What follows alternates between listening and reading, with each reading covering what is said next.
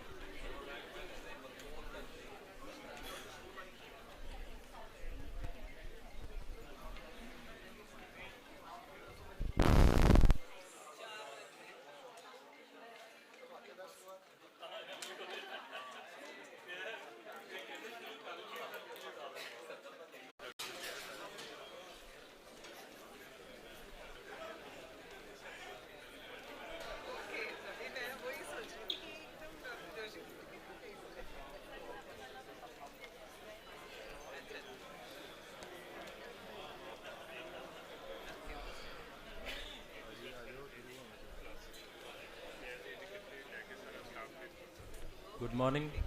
Good morning, ladies and gentlemen. I request you all to please be seated. We'll be starting very soon, probably another 5 minutes. We're waiting for a couple of dignitaries to reach. So I will request you all to please take your seats so that we can start the inauguration ceremony as early as possible. Thank you.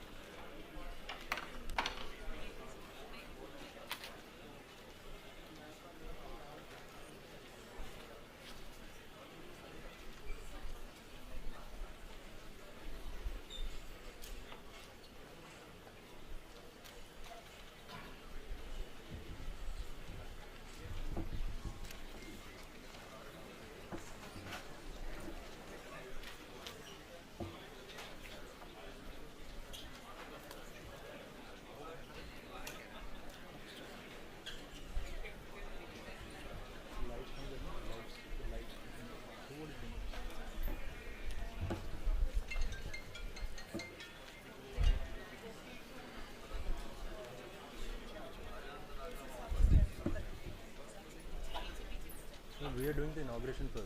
Richard, no idea. Good morning, everybody. It's an honor to have you all here today on behalf of Association of Healthcare Providers of India. I'll brief you in 2 sentences about Association of Healthcare Providers of India. It is a non-profit organization and advocates with the government, regulatory bodies and other stakeholders on issues which have been enabling its member organizations to deliver appropriate healthcare services to community at large. And under the able guidance of Dr. SUDHIR Varma, President, Association of Healthcare Providers of India, North Zone, and Dr. YASH Sharma, we are celebrating World Patient Safety Day here today. We have medical professionals from the government sector, the private sector, the members of the IMA Jalandhar, and the paramedics. So I welcome you all to this academic feast. I'll start with the decoration of the dais. I request the organizing secretary, Dr. YASH Sharma, Association of Healthcare Providers of India, North Zone, to be on the dais, sir. Can I have the round of applause, please?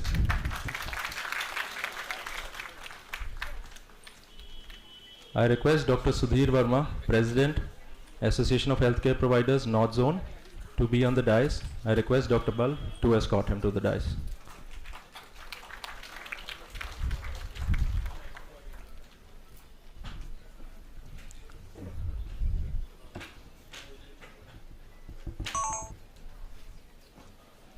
I request Dr. YOGESHWAR SOOD, President, Nursing Home Association, Jalandhar, to be on the dais. Dr. Sukriti, kindly escort him to the dais.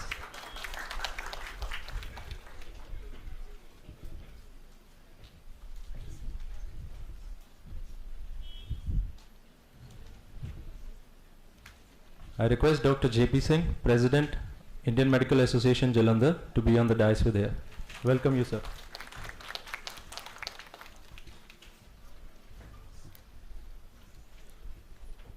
I request Dr. Bhagwant Singh, President, IMA Punjab, to be on the dais.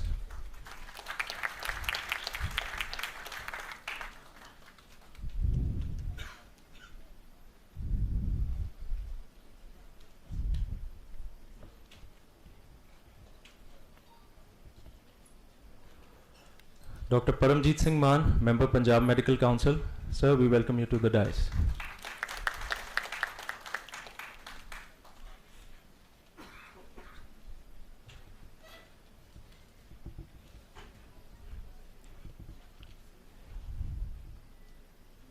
We have Director General, Association of Healthcare Providers of India with us here today, Dr. Girdhar Gyani.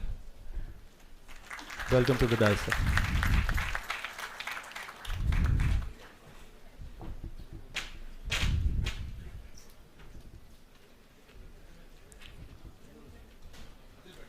I request Professor Dr. G.S. Wander, Chairman Board of Governors, Baba Farid University of Health Sciences, to be on the dais, please.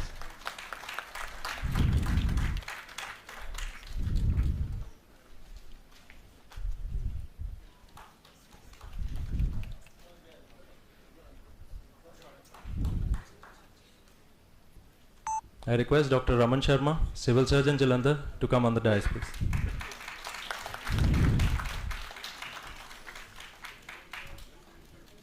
We are extremely privileged to have Padam Shri Vijay Chopra ji, Chief Editor, Hind Samachar Group, as the guest of honor of the day. Sir, please welcome to the dais. I request Dr. Amita Sharma to present a book and escort him to the dais.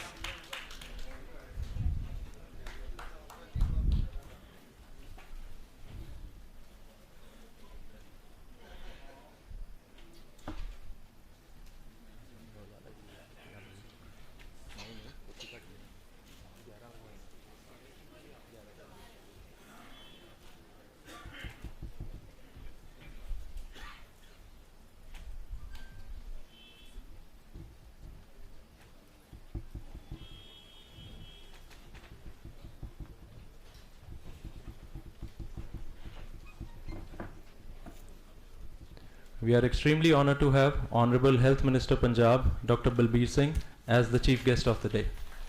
We welcome you, sir.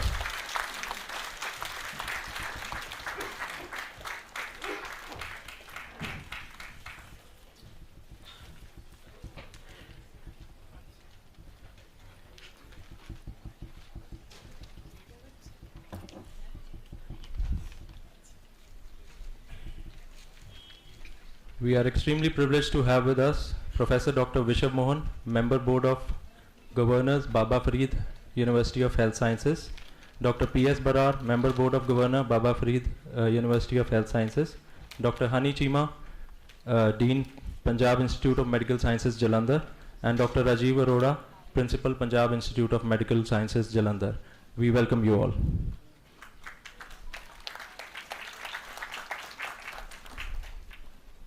I request Dr. Yash to say a few words.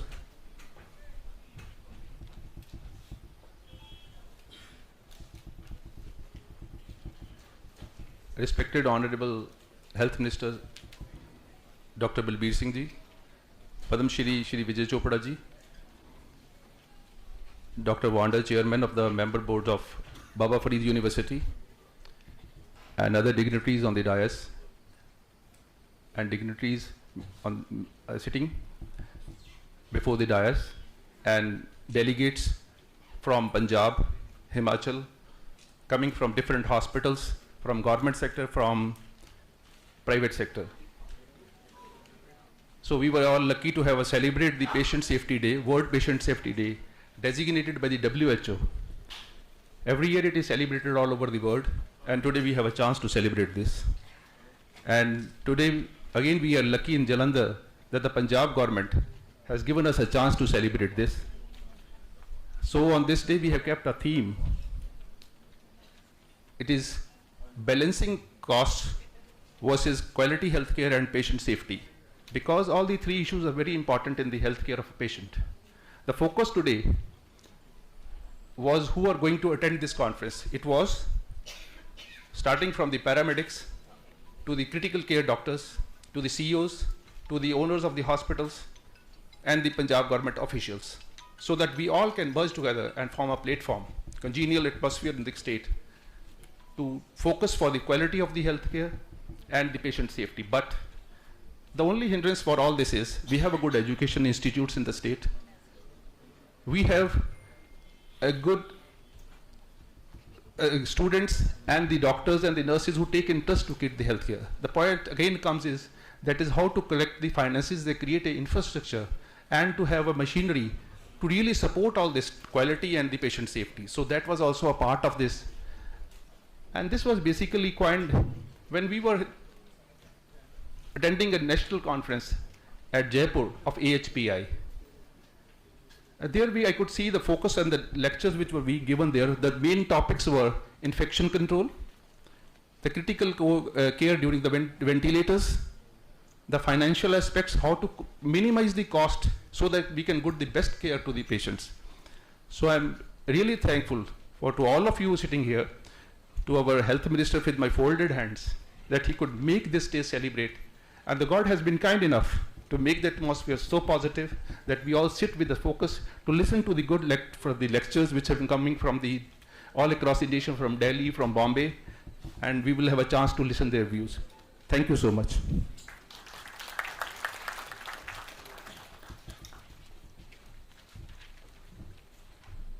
Before we go to the welcome address, I would request our fellow members to give a floral welcome to the dignitaries on the dais. I request Dr. Rakesh Vig and Dr. Grover to present a bouquet to our Health Minister, Honorable Health Minister, Dr. Balbir Singh.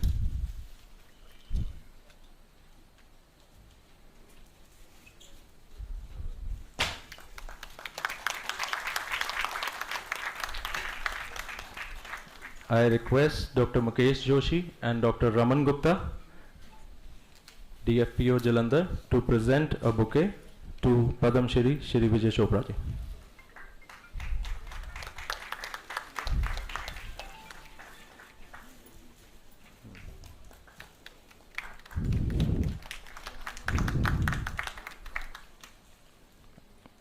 I request Dr. Amandeep and Dr.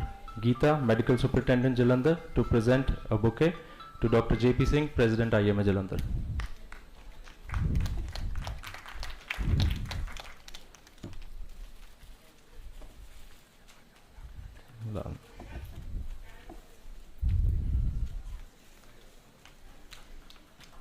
I request Dr. Vijay Mahajan and Dr. Sushma Chawla to present a bouquet to Dr. Bhagwant Singh, President IMA Jalandhar. Sorry, IMA Punjab.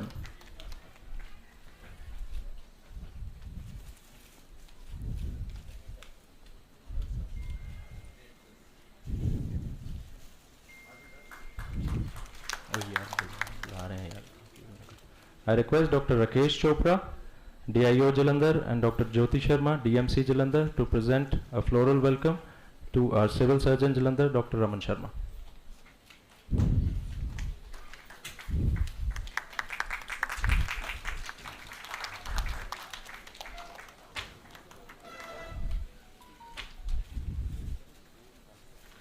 I request Dr. Rajiv Sood and Dr. Garima Arora to present a floral welcome to Dr. Paramjeet Singh Man, Punjab Medical Council member.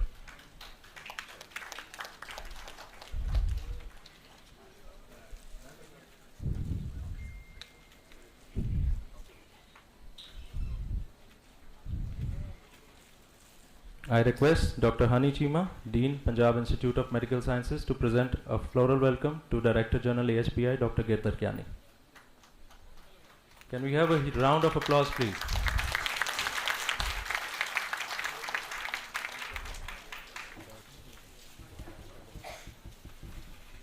I request Dr. Sukriti Sharma and Dr. Aparna Choda to present a floral welcome to Dr. Professor G.S. Wonder.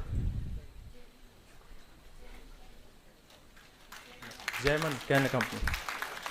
His mother wants him to come.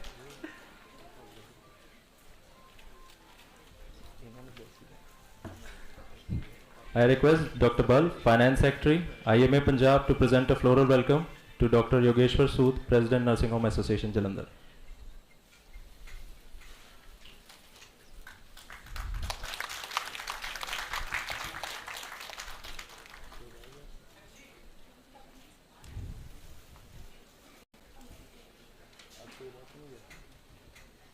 I request Dr. Ankush Bansal and Dr. Jaiman to present a floral welcome to Dr. Yash Sharma.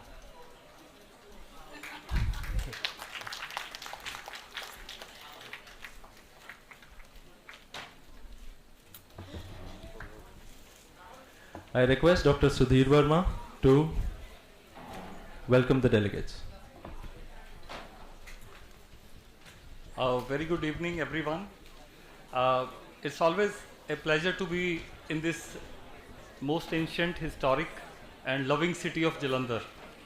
I am very proud to say that I got my grooming here and I always remember fondly those years. अगर जलंधर का जिक्र हुंदा तां मैं एक थोड़ा जिहा protocol तोड़ के डॉक्टर बलबीर जी तो माफ़ी मांग के पहला मैं विजय चोपड़ा जी जिहड़े साडे दिलां दे राजे ने जिहदे नाल जलंधर का इतिहास अगे वधिया उस ग्रुप के CEO ने इन्हां दी अगवाई हेठ प्रैस ने जो इंडिपेंडेंस तो बाद जो मुकाम हासिल किया है वो अनपैरेलल्ड है. So my tribute first goes to Shri Vijay Chopra who is also a Padma Shri. Dr. Balbir Singh, I have only one word reserved for him, that is the crusader. He is a person who means to transform the health services of Punjab, and at his heart he is an accidental health minister. He could have done all this without this rank, file, and with his motivation only. That's his beauty. So he's motivating the Punjab government institutes to run better for a safe environment, for an empathetic environment, and for building a bridge to life and death through state hospitals, and Jalandhar is also on his priority list. I'm very proud to say that. Dr. Balbir is a crusader because he's an environmentalist. He's a socialist at heart. He has worked for so many social events in his life, be it Kashmir catastrophe, be it Kisan Morcha. He spent so many months there despite his not very good health, I must say. I know him, how much he worked hard there to look after the health of our farmer brothers. AIDS research in truck drivers. Whenever the name comes, Dr. Balbir's name is taken on the forefront in the AIDS control activities of the country. We keep on discussing various things. The first and foremost on his mind is to build a kind of primary prevention strategy for the state of Punjab, which very shortly he'll unfold, and to build a 10-bed ICU program for 23 districts, which he'll unfold himself. We are proud to have him here, and we are proud to have him chairing this particular meeting. Dr. Girdhar Gyani ji, he is the forefather of quality control in India. First of all, he started his career in DRDO. He was an aeroplane scientist and building quality in aeroplanes for DRDO, where he got Lifetime Achievement Award later on. Then he bifurcated his skills to NABH as a founder CEO and built the culture of grading the hospitals and measurement of their performances. Dr. Girdhar has initiated this movement of AHPI, which is going to grow like anything. At our heart, we have this issue of universal health for all. It is the ultimate goal of any sustainable goal for any society. But where are we missing? We are missing on quality. And golden age of medicine notwithstanding, all the great discoveries notwithstanding, we are losing 8 million people in low middle income countries because of substandard care provided to the citizens and netizens of those areas. So let us all gear up for something which is very special. Let us all gear up for changing the quality, the way we push our services to people. I think the best guide, sir, Dr. Girdhar, I am nobody to say much about quality. The best guide to the quality of services being provided by a hospital is the smile of the patient who goes from there. The smile tells it all. And the person, when he says कि मैंने कुछ भी हो जाए मैं हस्पताल नहीं जाना, that just spoils the things. So let us all vow to change this milieu, whether we are in private sector or in government sector. How can we change it? I think there are so rapid strides in the field of computers, in the field of artificial intelligence and monitoring of the patients through digital technology. But one thing I would say, which so many of my dear friends who are now running beautiful nursing homes, small, medium and large, in the city of Jalandhar, which is a fortress for nursing homes. I must say, in the whole Punjab, there are not so many nursing homes as in Jalandhar. One vow we have to take in front of Dr. Balbir Singh is, each one of us should adopt a village. We have had lot of privileges. God has been kind to us. Our children have grown. We have seen them flourishing. We have seen our houses come up, our cars getting more flourishing. But can we not adopt a single village in this city of nursing homes where we can provide some inputs and bring a smile to the people?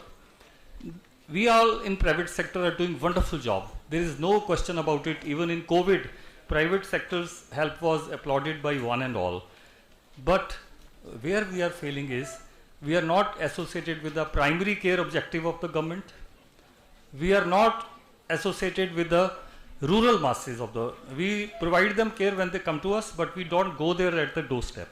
So with these few words, I also welcome very learned speakers from all over India, be it CEOs of Hinduja Hospital, sir, be it directors from AHPI, and a lot of people who have come from Lucknow all the way, and from Ludhiana and Chandigarh, Dr. Mandal is there, who's chief of ICU care in Fortis Mohali, which is a very well-established unit, and he has also agreed to give us ICU facilities for the state of Punjab.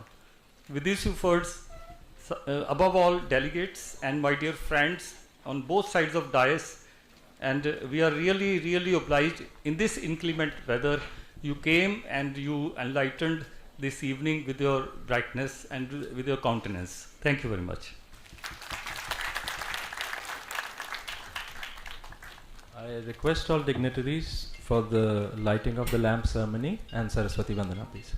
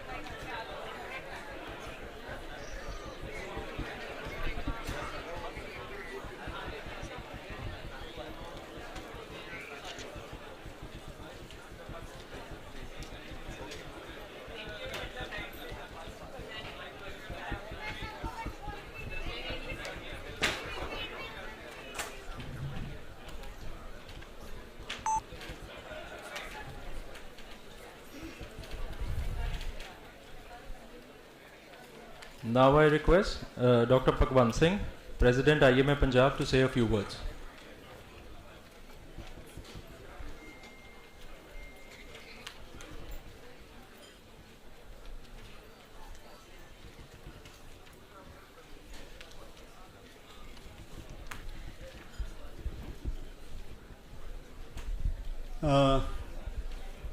Very respected our own Dr. Balbir Singh Ji, Health Minister Punjab,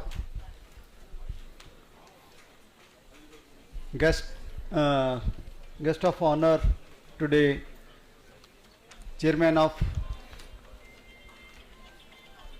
Hind Samachar, Bauji, everybody, respected person, all dignitaries on the dais and off the dais.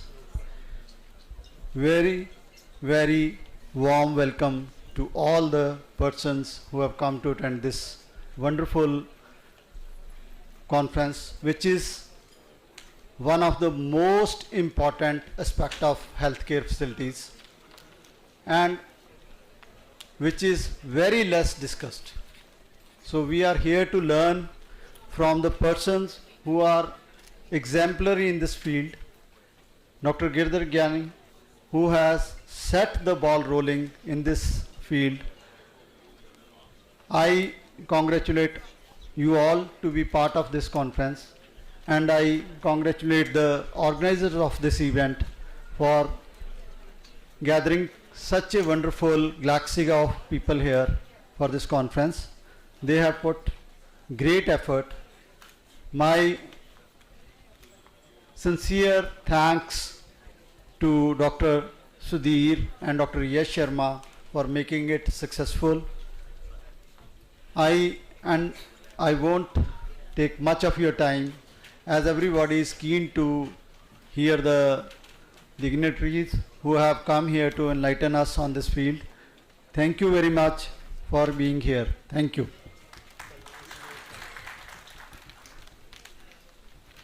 Extend a very warm welcome to Dr. Rajiv Sood Prasad. Please join on the dais. He is the Vice Chancellor of Baba Farid University. Dr. Mukesh Joshi and Dr. Vasudeva also please join. Dr. Mukesh Joshi happens to be the immediate past president, and I consider him as the life president of this organization for North Zone. Please, Dr. Mukesh and Dr. Vasudeva, please. Welcome the dignitary.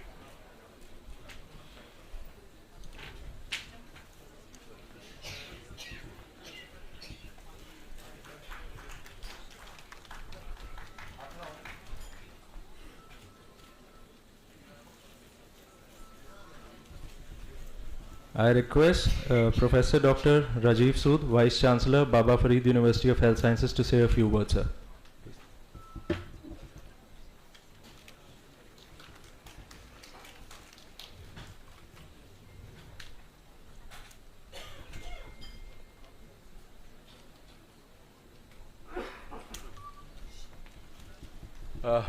Good morning, dignitaries, Dr. Our Health Minister Saab, Dr. Balbir ji, Dr. Vijay Chopra ji, all the dignitaries, organizers. I wish all the best for this deliberation which you are going to undertake here. The quality and in the healthcare and also the economy side which we are discussing here. This is a great discussion and much needed contemporary necessity, and here we are under the banner of Association of Healthcare Providers. I have attended earlier also the deliberations. Many of our colleagues, board of management members, Dr. Wander, Dr. Barar, all are here. So I am much delighted, and I will not take much time. Only I have come here to wish you all and participate in your deliberations. Thank you very much. I request Dr. Paramjit Man, Member PMC, to say a few words, sir.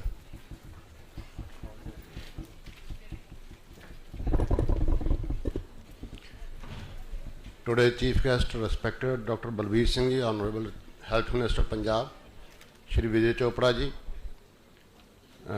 Vice Chancellor Dr. Rajiv Sood, dignitaries on the dais, off the dais. I am really feeling privileged to be part of this conference. Friends, this is for the very first time that we have got such a nice person as Health Minister of Punjab. Moreover, he is one of us.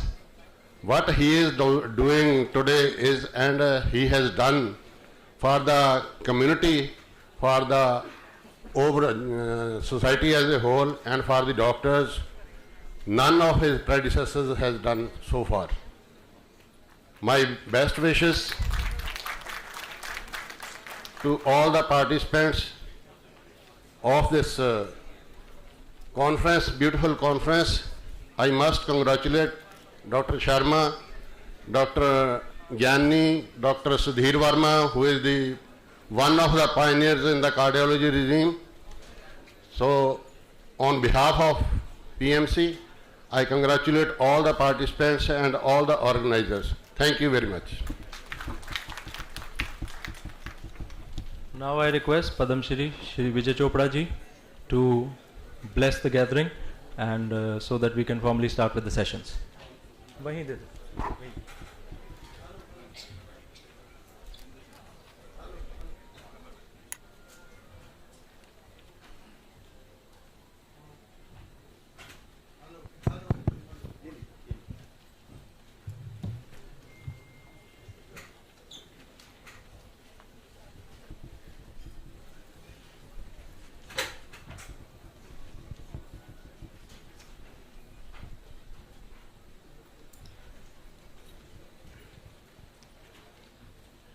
बहुत ही आदरणीय doctor Balbir Singh ji,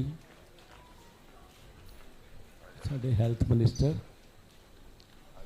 doctor wander जी, doctor Sudhir Verma जी, doctor यश Sharma ji, doctor Raman Sharma ji, doctor Girdhar जी, ते मंच ते उपस्थित सारे important doctors,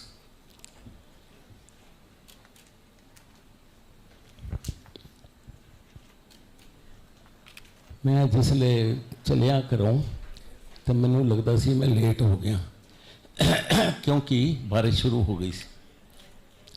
मेरा ख्याल सी हले डॉक्टर नहीं पहुँचे होंगे, लेकिन जिसले मैं अंदर दाखिल होया हाल भरिया सी। तो यदी मैं मुबारकबाद देना पंक्चुअलिटी दी।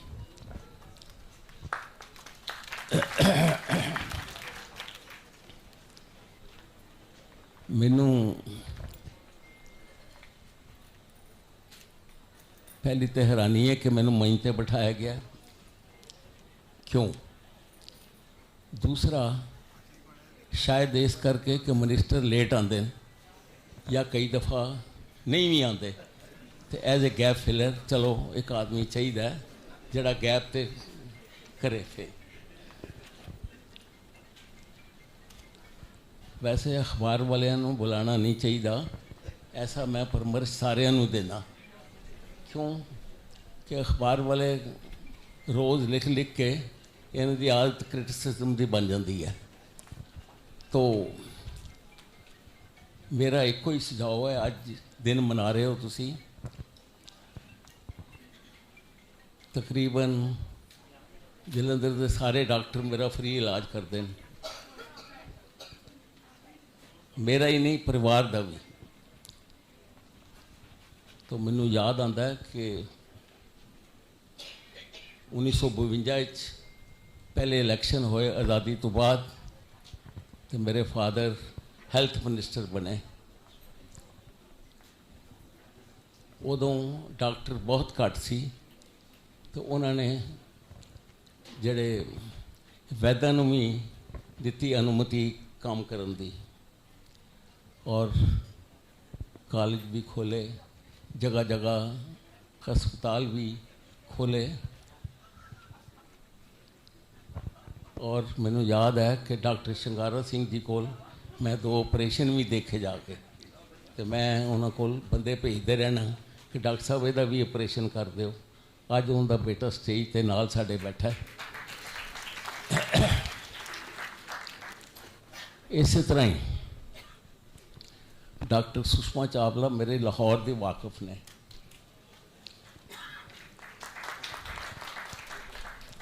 ਮੈਂ ਲਾਹੌਰ ਮੈਟ੍ਰਿਕ ਕੀਤੀ तो मेरे इन्हां दे माता जी और मेरी माता दोस्त सीगियां, तो इन्हां दे घर जाना छोटी सी, लेकिन इन्होंने अपना नाम पैदा किया है। मैं मुबारकबाद दिंदा।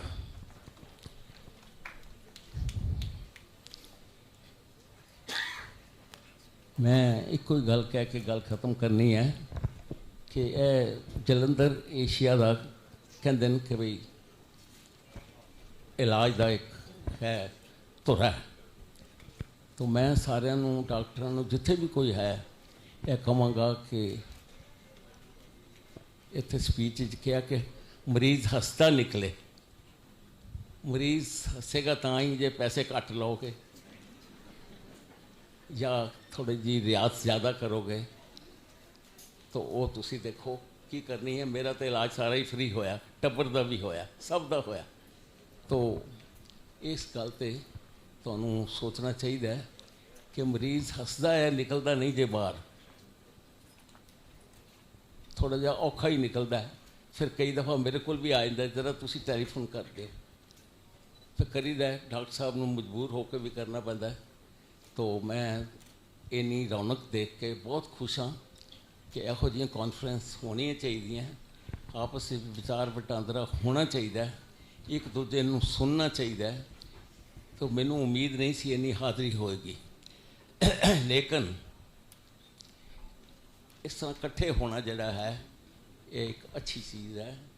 और इत्थे फरीदकोट दे भी आए, मैनू वो खबर भी याद है कि एक मिनिस्टर ने जाके कहा कि गंदा बिस्तर है ते लेटो।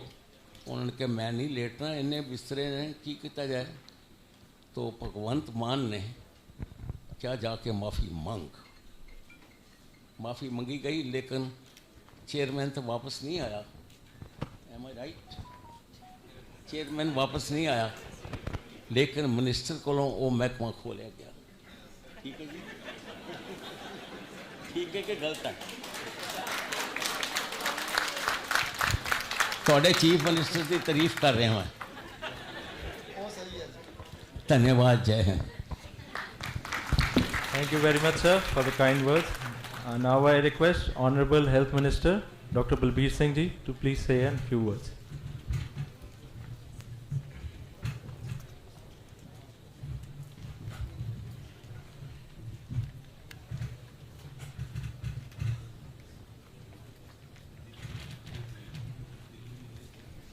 साडे बहुत ही सत्कारयोग पद्म श्री विजय चोपड़ा जी।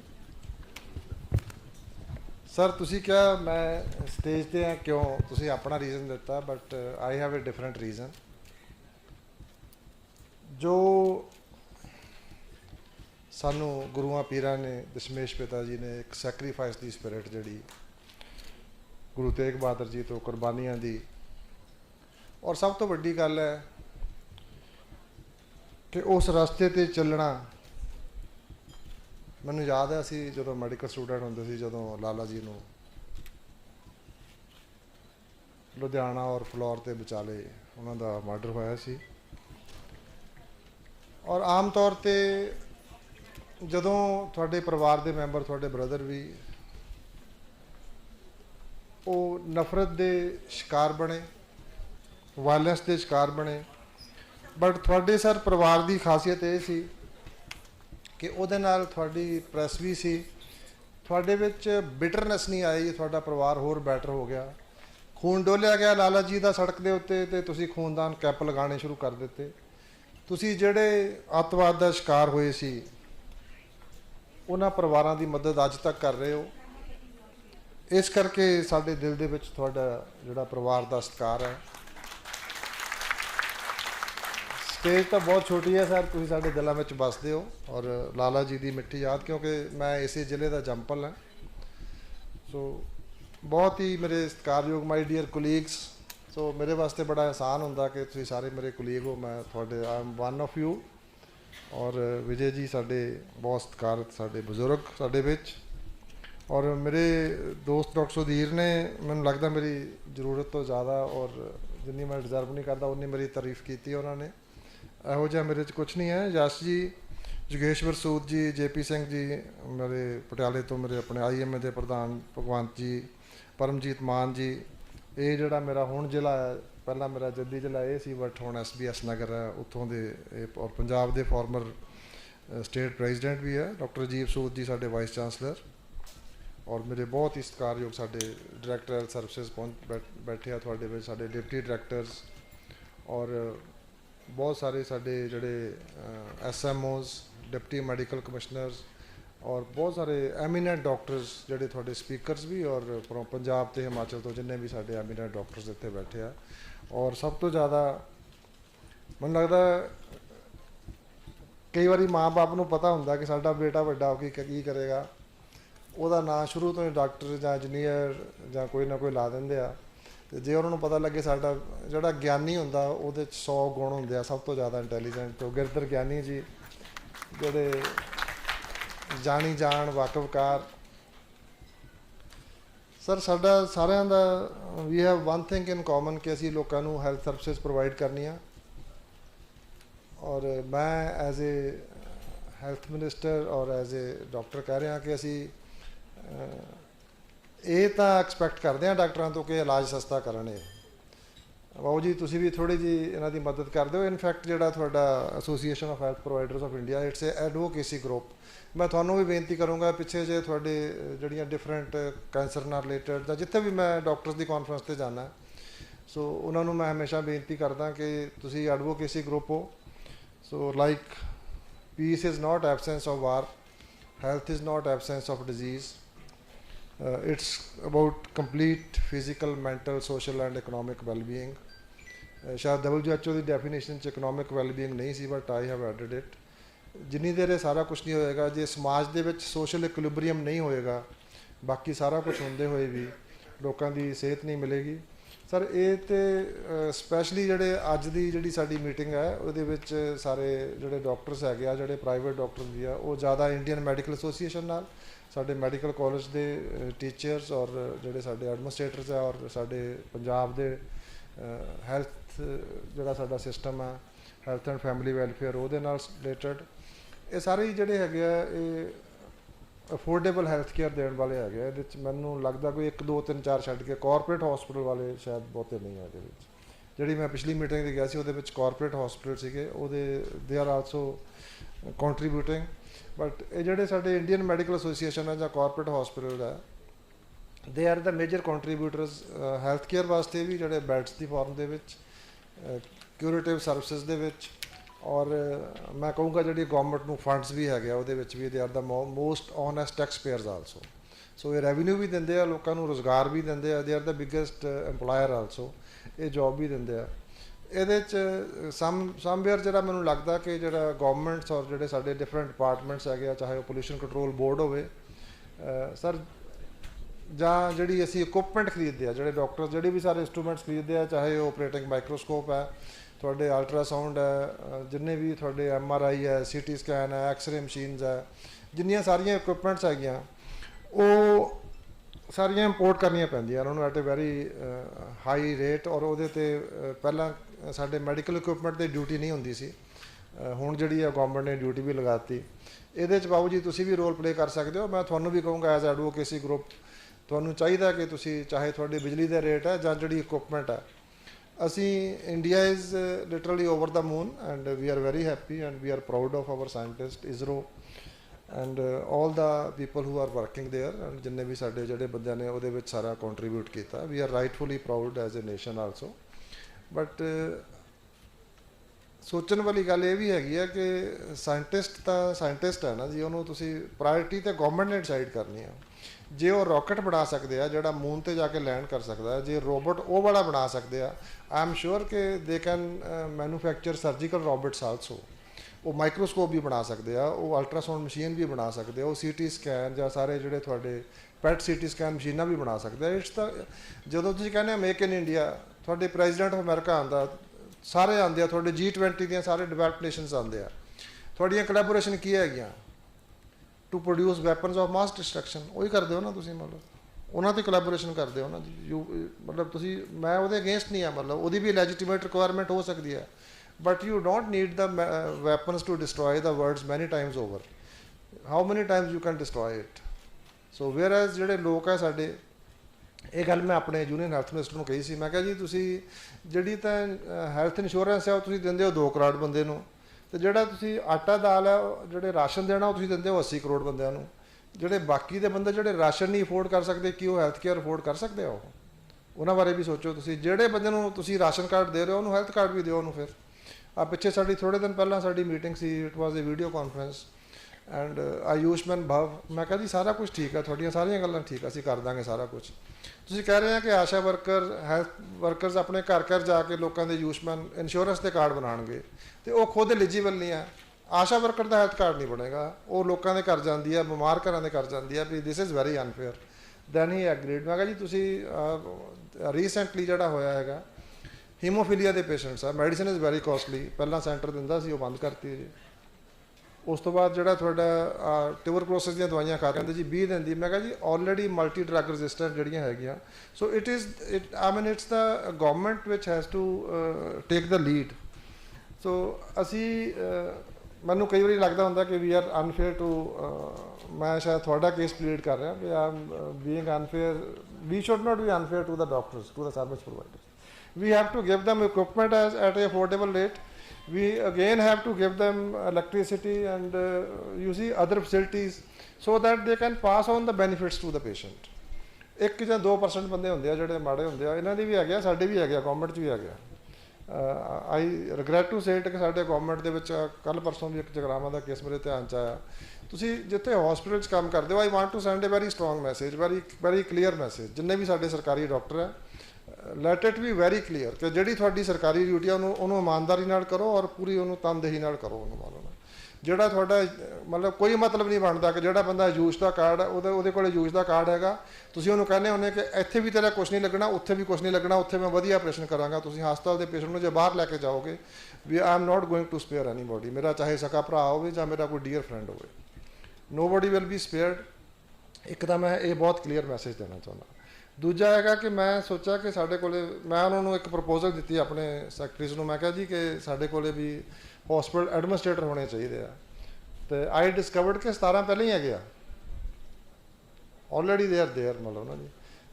ਤੇ ਜੇ ਸਾਡੇ ਕੋਲੇ ਹਸਪੀਟਲ ਐਡਮਿਨਿਸਟ੍ਰੇਟਰ ਹੈਗੇ ਆ, if we have the civil surgeons, if we have the deputy medical commissioner, ਜਿਨ੍ਹਾਂ ਦਾ ਕੰਮ ਹੀ ਇਹ ਹੈ, to the best of my knowledge, ਜਿਹੜੇ ਡਿਪਟੀ ਮੈਡੀਕਲ ਕਮਿਸ਼ਨਰ ਉਹਨਾਂ ਦਾ ਇਹੀ ਕੰਮ ਹੈ ਜੀ ਡਾਕਟਰ ਦੇ ਅੰਦਰ, ਕਿ ਉਹਨਾਂ ਨੇ ਜਾ ਕੇ ਹਸਪੀਟਲ ਚੈੱਕ ਕਰਨੇ ਆ, ਉਹਨਾਂ ਦੇ ਮਿਨੀਮਮ ਸਟੈਂਡਰਡਸ ਕਰਨੇ ਹੈਗੇ ਆ। ਤੇ ਮੈਂ ਜਿਹੜੇ ਇੱਥੇ ਆਏ ਉਹਨਾਂ ਨੂੰ ਮੈਂ ਬੇਨਤੀ ਵੀ ਕਰਦਾ ਕਿ ਤੁਸੀਂ ਅੱਜ ਸਾਰਾ ਦਿਨ, ਜਿਹੜੀ ਮੈਂ ਵੀ ਪਹਿਲੀ ਕਲਾਸ ਇਹਨਾਂ ਦੀ, ਮੈਂ ਵੀ ਡਾਕਟਰ ਗਿਰਧਰ ਗਿਆਨੀ ਜੀ ਦੀ ਅਟੈਂਡ ਕਰਾਂਗਾ। So as a student attend ਕਰੋ, take your notes and I expect a feedback. ਬੜੀ ਰੈਗੂਲਰਲੀ ਮੈਂ ਤੁਹਾਡੇ ਨਾਲ ਮੀਟਿੰਗਸ ਕਰਾਂਗੇ। ਸਾਡੀ ਇੰਡੀਅਨ ਮੈਡੀਕਲ ਐਸੋਸੀਏਸ਼ਨ ਦੇ ਨਾਲ, ਪ੍ਰਾਈਵੇਟ ਡਾਕਟਰਸ ਦੇ ਨਾਲ ਅਨਪ੍ਰੈਸੀਡੈਂਟਡ ਕੋਲੈਬੋਰੇਸ਼ਨ ਹੈ, ਔਰ ਸਾਨੂੰ ਅਨਪ੍ਰੈਸੀਡੈਂਟਡ ਸਪੋਰਟ ਮਿਲੀ ਇਹਨਾਂ ਕੋਲੋਂ ਡਿਊਰਿੰਗ ਰੀਸੈਂਟ ਫਲੱਡਸ। ਬਹੁਤ ਇਹਨਾਂ ਨੇ ਸਾਨੂੰ ambulances well equipped with HR, with medicines, everything, ਔਰ ਐਮਰਜੈਂਸੀ ਰਿਸਪੌਂਸ ਟੀਮਸ। ਔਰ ਸਾਡੇ ਨਵੇਂ ਸ਼ਹਿਰ ਦਾ ਹਸਪੀਟਲ ਜਿਹੜਾ ਸੀਗਾ, ਉਹਦਾ ਰਸਤਾ, ਮਤਲਬ ਹਸਪੀਟਲ ਬਚ ਗਿਆ ਸੀਗਾ, ਸਾਡੇ ਹਸਪੀਟਲ ਡੁੱਬ ਗਏ ਸੀ ਬਹੁਤ ਜਗ੍ਹਾ 'ਤੇ, ਬਲਾਚੌਰ ਦੇ ਵਿੱਚ, ਮੋਰਿੰਡੇ ਦੇ ਵਿੱਚ, ਬਾਅਦ ਵਿੱਚ ਆਪਣੇ ਪਠਾਨਕੋਟ ਦੇ ਵਿੱਚ।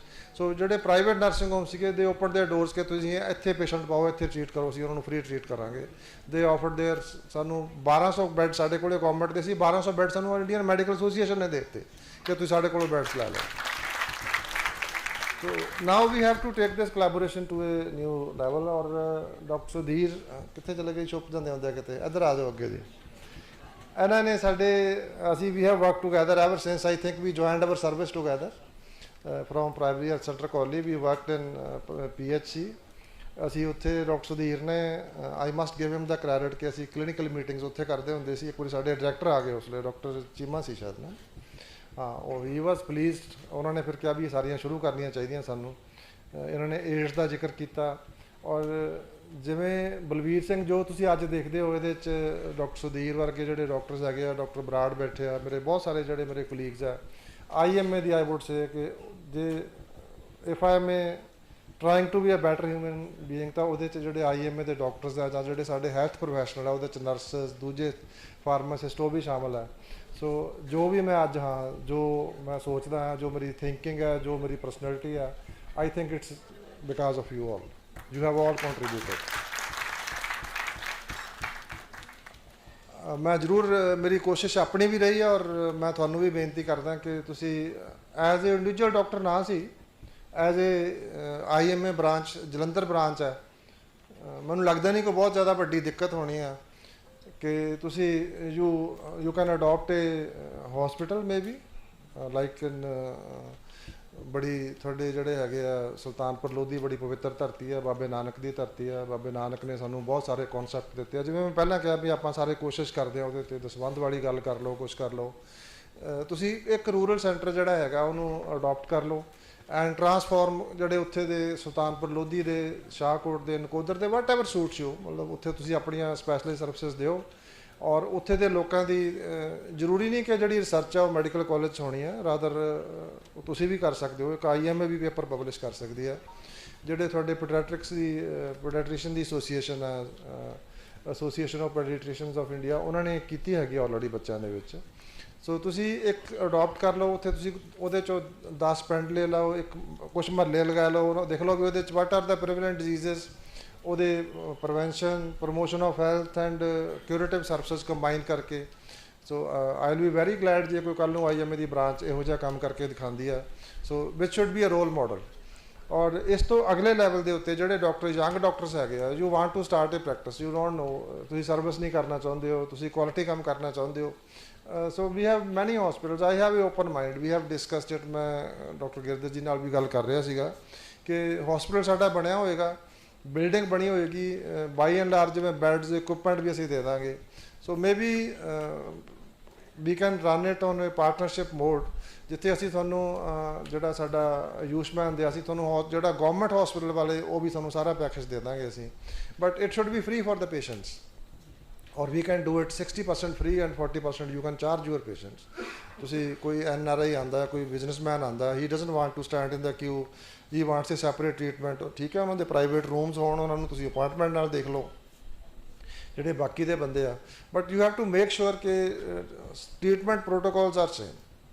So it's a idea that treatment should be same, medicine should be same, doctors ਮਤਲਬ ਜਿਵੇਂ ਆਲਰੇਡੀ ਜਿਹੜਾ ਸਾਡਾ ਬਾਬਾ ਕੈਂਸਰ ਹਸਪੀਟਲ ਹੈਗਾ ਸੰਗਰੂਰ ਦੇ ਵਿੱਚ, ਤੇ ਹੁਣ ਜਿਹੜਾ ਮੁੱਲਾਂਪੁਰ ਦੇ ਵਿੱਚ ਖੋਲਿਆ, ਉਹਨਾਂ ਦਾ ਇੱਦਾਂ ਹੀ ਹੈਗਾ। ਉਹਨਾਂ ਦੇ ਸਾਰੇ ਮਤਲਬ 2 ਐਂਟਰੀਜ਼ ਹੈਗੀਆਂ, ਇੱਕ ਪਾਸੇ ਪ੍ਰਾਈਵੇਟ ਪੇਸ਼ੈਂਟਸ ਆ, ਦੂਜੇ ਪਾਸੇ ਗਵਰਨਮੈਂਟ ਦੇ। Everything else is same, pharmacy, doctors, operation theatres, everything is same. ਹਾਂ, ਜਿਹੜਾ ਪ੍ਰਾਈਵੇਟ ਵਾਲਾ ਉਹਨੂੰ ਦਿਖਾਉਣ ਦੇ ਵਿੱਚ ਚੀਜ਼ ਹੋਏਗੀ, ਉਹਦੇ ਵਾਸਤੇ ਪ੍ਰਾਈਵੇਟ ਰੂਮ ਹੋਏਗਾ which is like a you can say hotel room. ਜਿਹੜਾ ਦੂਜਾ ਬੰਦਾ, ਉਹਨਾਂ ਦਾ ਵੀ ਜਿਹੜੇ ਬੈੱਡ, ਜਿਹੜੇ ਉਹਨਾਂ ਦਾ ਵਾਰਡ ਹੋਏਗਾ, ਉਹ ਵੀ ਨੀਟ ਐਂਡ ਕਲੀਨ ਹੋਏਗਾ, AC ਉੱਥੇ ਵੀ ਲੱਗੇ ਹੋਣਗੇ। This is what we have to do for all the government hospitals. So ਜਿੰਨੇ ਸਾਡੇ ਸਿਵਲ ਸਰਜਨਸ ਆ ਔਰ ਜਿੰਨੇ ਸਾਡੇ DMCs ਹੈਗੇ ਆ ਔਰ ਅਸਿਸਟੈਂਟ ਹੈਲਥ ਐਡਮਿਨਿਸਟ੍ਰੇਟਰ ਆ, ਇਹਨਾਂ ਨੂੰ ਬੱਚੇ ਆ ਜ਼ਿਆਦਾ ਜਿਹੜੇ ਅਸਿਸਟੈਂਟ ਹੈਲਥ ਐਡਮਿਨਿਸਟ੍ਰੇਟਰ ਆ, ਮੈਨੂੰ ਲੱਗਦਾ ਇਹਨਾਂ ਨੂੰ ਮੇਲੇ ਵਗੈਰਾ ਜਾਂ ਹੋਰ ਦੂਜੇ ਕਰਾਉਣ ਲਈ ਯੂਜ਼ ਕਰਦੇ ਆ। ਦੇ ਡੋਂਟ ਯੂਜ਼ ਇਟ ਕਿ ਜਿਹੜੇ ਹਸਪੀਟਲ ਜਦੋਂ ਪੇਸ਼ੈਂਟ ਆਉਂਦਾ ਹੈਗਾ, healing does not take place only with medicines ਨਾ ਜੀ। ਬਹੁਤ ਸਾਰੀਆਂ ਐਂਟੀਬਾਇਓਟਿਕ ਤੁਸੀਂ ਜਾਂ ਜਿਹੜੀਆਂ ਕੋਈ ਹੋਰ ਯੂਜ਼ ਕਰਦੇ ਹੋ, ਐਂਟੀ ਫੰਗਲ ਜਾਂ ਹੋਰ ਜਿਹੜੀਆਂ medicine, they are either bacteriostatic or fungistatic. Ultimately your body has to you see overcome it. ਉਹਦੇ ਸਭ ਤੋਂ ਵੱਡੀ ਗੱਲ ਇਹ ਹੈ ਕਿ ਹੋਪ, ਉਮੀਦ, ਫੇਥ। ਲੋਕ ਬਾਬਿਆਂ ਕੋਲ ਕਿਉਂ ਜਾਂਦੇ ਆ? They are faith healers and I would say to a large extent doctor is also a faith healer. ਜੇ ਪੇਸ਼ੈਂਟ ਨੂੰ ਯਕੀਨ ਹੈ ਡਾਕਟਰ ਦੇ ਉੱਤੇ ਕਿ ਮੈਨੂੰ ਇਹਦੇ ਕੋਲ ਆਰਾਮ ਆ ਜਾਏਗਾ, ਤਾਂ ਉਹਨੂੰ ਆ ਜਾਏਗਾ। ਅਤੇ ਜੇ ਉਹਦੀਆਂ ਡਾਕਟਰ ਦੀਆਂ ਵਾਈਵਸ ਠੀਕ ਨਹੀਂ ਹੈ, ਉਹਨੂੰ ਮਤਲਬ ਹੀ ਔਰ ਸ਼ੀ ਡਜ਼ਨਟ ਵੈਲਕਮ ਪੇਸ਼ੈਂਟ, ਉਹਨੂੰ ਲੱਗਦਾ ਨਹੀਂ ਵੀ ਮੇਰੀ ਇਹਨੇ ਗੱਲ ਹੀ ਨਹੀਂ ਸੁਣੀ, ਮੇਰੀ ਇਹਨੇ, ਜਾਂ ਮੈਨੂੰ ਠੀਕ ਤਰ੍ਹਾਂ ਐਗਜ਼ਾਮਨ ਨਹੀਂ ਕੀਤਾ, ਜਾਂ ਮਤਲਬ if the patient is not satisfied with your approach, ਤਾਂ ਉਹ patient is unlikely to respond to your treatment with chemical chemotherapeutic agents. ਕਿਉਂਕਿ ਕੀਮੋਥੈਰੇਪਿਕ ਏਜੰਟ ਦਾ ਹੈਗਾ ਕਿ there is a, as American said, there is a pill for every ill, but then there is a ill for every pill. So ਸਾਡੇ ਮਾਨਯੋਗ ਮੁੱਖ ਮੰਤਰੀ ਸਾਹਿਬ ਪੰਜਾਬ ਨੂੰ ਜਿਹੜਾ ਰੰਗਲਾ ਪੰਜਾਬ ਬਣਾਉਣਾ ਚਾਹੁੰਦੇ ਆ, ਔਰ ਮੈਂ ਆਪਣੇ ਮੁੱਖ ਮੰਤਰੀ ਭਗਵੰਤ ਮਾਨ ਜੀ ਦਾ ਔਰ ਸ਼੍ਰੀ ਅਰਵਿੰਦ ਕੇਜਰੀਵਾਲ ਜੀ ਦਾ ਧੰਨਵਾਦ ਵੀ ਕਰਦਾ ਕਿ ਉਹਨਾਂ ਨੇ ਸਾਡੇ ਜਿਹੜੀਆਂ ਜਦੋਂ ਪਹਿਲਾਂ ਇਲੈਕਸ਼ਨਸ ਹੁੰਦੀਆਂ ਸੀ, ਮੈਂ ਕਦੇ ਨਹੀਂ ਸੁਣਿਆ ਸੀਗਾ ਕਿ ਉਹਦੇ ਵਿੱਚ ਸਿਹਤ ਦੀ ਗੱਲ ਹੋ ਰਹੀ ਆ, ਸਿੱਖਿਆ ਦੀ ਗੱਲ ਹੋ ਰਹੀ ਆ, ਉਹਦੇ 'ਚ ਇੰਪਲੋਇਮੈਂਟ ਦੀ ਗੱਲ ਹੋ ਰਹੀ ਆ, ਜਿਵੇਂ ਮੈਂ ਜਿਹੜੇ ਇਕਨੋਮਿਕ ਵੈਲਬੀਇੰਗ ਦੀ ਗੱਲ ਵੀ ਇਸੇ ਵਾਸਤੇ ਕੀਤੀ ਆ, ਜਾਂ ਸੋਸ਼ਲ ਵੈਲਬੀਇੰਗ ਦੀ, ਸੋਸ਼ਲ ਇਕੁਇਲਿਬਰੀਅਮ ਦੀ ਗੱਲ ਹੋ ਰਹੀ ਆ। ਸੋ ਇਹ ਜਿਹੜੇ ਇਸ਼ੂ ਸੀਗੇ ਇਹਨਾਂ ਨੂੰ they brought it to the centre stage, like ਉਹਦੇ ਨਾਲ they not only brought it to the centre stage, they led by example. ਉਹਨਾਂ ਨੇ ਇੱਕ ਮਾਡਲ ਕ੍ਰੀਏਟ ਕੀਤਾ ਦਿੱਲੀ ਦੇ ਵਿੱਚ, ਔਰ ਜਿੱਦਾਂ ਹਮੇਸ਼ਾ ਹੁੰਦਾ ਆਇਆ ਕਿ ਜਿਹੜੇ ਬੰਦਿਆਂ ਨੇ ਚੰਗਾ ਕੰਮ ਕੀਤਾ, ਉਹ ਚਾਹੇ ਇਕਲਵਿਆ ਦੀ ਗੱਲ ਹੋਵੇ ਕਿ ਉਹਨੂੰ ਆਪਣਾ ਅੰਗੂਠਾ ਦੇਣਾ ਪਿਆ, ਔਰ ਜਾਂ ਹੋਰ ਵੀ ਜਿੰਨੇ ਆਪਣੇ ਜਿਹੜੇ ਬੰਦੇ ਨੇ ਗਲੇਲੀਓ ਦੀ ਗੱਲ ਕਰ ਲਓ, ਦੇ ਪੇਡ ਏ ਵੈਰੀ ਹੈਵੀ ਪ੍ਰਾਈਸ। ਸੋ ਜਿਹੜੇ ਬੰਦਿਆਂ ਨੇ ਇੱਕ ਹੈਲਥ ਦਾ ਨਵਾਂ ਮਾਡਲ ਦਿੱਤਾ, ਜਿਨ੍ਹਾਂ ਨੇ ਇੱਕ ਐਜੂਕੇਸ਼ਨ ਦਾ ਨਵਾਂ ਮਾਡਲ ਦਿੱਤਾ, where they become job providers not job seekers, so they are also paying a very heavy price. They are behind the bars for a long time, and it's very unfortunate. And ਉਹ ਜਿੱਦਾਂ ਸ਼ਹੀਦ ਆਜ਼ਮ ਭਗਤ ਸਿੰਘ ਜੀ ਨੇ ਕਿਹਾ ਸੀ ਕਿ ਤੁਸੀਂ ਕਿਸੇ ਬੰਦੇ ਨੂੰ ਤਾਂ ਕੈਦ ਕਰ ਸਕਦੇ ਹੋ, ਬਟ ਉਹਨੂੰ ਮਾਰ ਸਕਦੇ ਹੋ ਤੁਸੀਂ। ਜਿਹੜੀ ਉਹਦੇ ਆਈਡੀਆਜ਼ ਹੈਗੇ ਆ, ਉਹਦੀ ਆਈਡੀਓਲੋਜੀ ਹੈਗੀ ਆ, ਉਹ ਨਾ ਗੁਰੂਆਂ ਪੀਰਾਂ ਦੀ, ਨਾ ਸ਼ਹੀਦ ਆਜ਼ਮ ਦੀ, ਨਾ ਕਿਸੇ ਜਿਹੜਾ ਵੀ ਬੰਦਾ ਚੰਗਾ ਕੰਮ ਕਰਦਾ ਉਹਦੇ ਚੰਗੇ ਆਈਡੀਆਜ਼ ਨੂੰ ਤੁਸੀਂ ਕਿਲ ਨਹੀਂ ਕਰ ਸਕਦੇ, ਉਹ ਤਾਂ ਪ੍ਰੋਪੇਗੇਟ ਹੋਣਗੇ। So we are determined to work together, and I am looking forward to listen to very eminent Gyani ji and all the other guest speakers, and ਮੇਰੇ ਜਿੰਨੇ ਵੀ ਮੇਰੇ ਟੀਮ ਦੇ ਸਾਰੇ ਮੈਂਬਰ ਮੇਰੇ ਹੈਲਥ ਡਿਪਾਰਟਮੈਂਟ ਤੋਂ ਜਿਹੜੇ ਆਏ ਆ, ਮੈਡੀਕਲ ਐਜੂਕੇਸ਼ਨ ਤੋਂ ਆਏ ਆ, they R here for education, ਤੇ ਅਸੀਂ ਉਹਨੂੰ ਜਾ ਕੇ ਟਰਾਂਸਫਾਰਮ ਕਰਨਾ। ਤੇ ਮੈਨੂੰ ਬੜੀ ਖੁਸ਼ੀ ਹੋਏਗੀ ਕਿ ਅਸੀਂ ਜਿਸ ਤਰ੍ਹਾਂ ਡਾਕਟਰ ਸੁਧੀਰ ਕੰਮ ਕਰ ਰਹੇ ਆ ਜੀ ਇਸ ਝੀਲ ਦੇ ਨਾਲ, ਹਰ ਡਿਸਟ੍ਰਿਕਟ ਦੇ ਵਿੱਚ ਸਾਨੂੰ ਇੱਕ ਪ੍ਰਾਈਵੇਟ ਡਾਕਟਰ ਵੀ ਸਾਨੂੰ ਇਹੋ ਜਿਹਾ, ਇਫ ਯੂ ਕਮ ਫਾਰਵਰਡ, ਅਸੀਂ ਉਹਨੂੰ ਵੈਲਕਮ ਕਰਾਂਗੇ। ਸਗੋਂ ਜਦੋਂ ਤੁਸੀਂ ਇੱਕ ਤਾਂ ਹੋਏਗਾ ਕਿ ਤੁਸੀਂ ਕੋਈ ਧਰਨਾ ਦਿਓ, ਪ੍ਰਦਰਸ਼ਨ ਦਿਓ, ਮੈਮੋਰੈਂਡਮ ਦਿਓ, ਤੁਸੀਂ ਸਾਨੂੰ ਇਹ ਚਾਹੀਦਾ, ਇਹ ਚਾਹੀਦਾ, ਇਹ ਚਾਹੀਦਾ, ਤੁਹਾਨੂੰ ਕੁਛ ਨਹੀਂ ਕਰਨਾ ਪਏਗਾ। ਦੈਟ ਇਜ਼ ਸਾਡੀ ਰਿਸਪੋਂਸੀਬਿਲਿਟੀ, ਅਸੀਂ ਕਰਾਂਗੇ ਜੀ ਉਹ। ਨਾ ਪੋਲਿਊਸ਼ਨ ਕੰਟਰੋਲ ਬੋਰਡ ਨੂੰ, ਨਾ ਕਿਸੇ ਹੋਰ ਡਿਪਾਰਟਮੈਂਟ ਨੂੰ ਤੁਹਾਨੂੰ ਹਰਾਸ ਕਰਨ ਦਿਆਂਗੇ। ਜਿੰਨੇ ਵੀ ਤੁਹਾਡੇ ਇਸ਼ੂ ਹੈਗੇ ਆ, ਚਾਹੇ ਉਹ safety and security of doctors ਹੈਗਾ, ਵਾਇਲੈਂਸ ਅਗੇਂਸਟ ਡਾਕਟਰਸ ਹੈ, we will not let anybody harass you, ਜਾਂ ਕੋਈ ਗਵਰਨਮੈਂਟ ਦੇ ਡਿਪਾਰਟਮੈਂਟਸ ਹੈਗੇ ਆ, ਚਾਹੇ ਜਿਹੜਾ ਵੀ ਡਿਪਾਰਟਮੈਂਟ ਹੈ, ਉਹਨਾਂ ਨੂੰ ਤੁਹਾਨੂੰ ਅਸੀਂ ਹਰਾਸ ਨਹੀਂ ਕਰਨ ਦਿਆਂਗੇ। So we will sit together, work together, and I think we are bound to succeed. So ਇਹਨਾਂ ਸ਼ਬਦਾਂ ਨਾਲ I wish you very good deliberations. ਔਰ ਮੈਨੂੰ ਖੁਸ਼ੀ ਹੈ ਕਿ ਮੈਂ ਪਹਿਲੀ ਵਾਰੀ ਦੇਖ ਰਿਹਾ ਕਿ ਦਿਸ ਕਾਨਫਰੰਸ ਜਿਹੜੀ ਕਿ ਇੱਕ ਹੈਲਥ ਪ੍ਰੋਵਾਈਡਰਸ ਬਾਰੇ ਆ, ਇੱਕ ਜਿਹਨੂੰ ਆਪਾਂ ਇੱਕ ਆਫ ਬੀਟ ਫਿਲਮ ਕਹਿ ਦਿੰਦੇ ਹੁੰਦੇ, ਉਹਦੀ ਤਰ੍ਹਾਂ ਹੈਗੀ ਆ। ਉਹਦੇ 'ਚ ਸਟੈਂਪਿਡ ਹੈਗੀ ਆ ਕਿ ਡਾਕਟਰਸ ਨੂੰ ਖੜਨਾ ਪੈ ਰਿਹਾ, ਉਹਨਾਂ ਨੂੰ ਬਹਿਣ ਦੀ ਜਗ੍ਹਾ ਨਹੀਂ ਮਿਲ ਰਹੀ। So I compliment doctor Sudhir, doctor Yash, doctor Girdhar, and all their colleagues, and wish you all the best, and thank you very much. Thank you, sir, for a very fine deliberation. It has definitely boosted the morale of doctors in the private as well as in the government sector. We acknowledge the presence of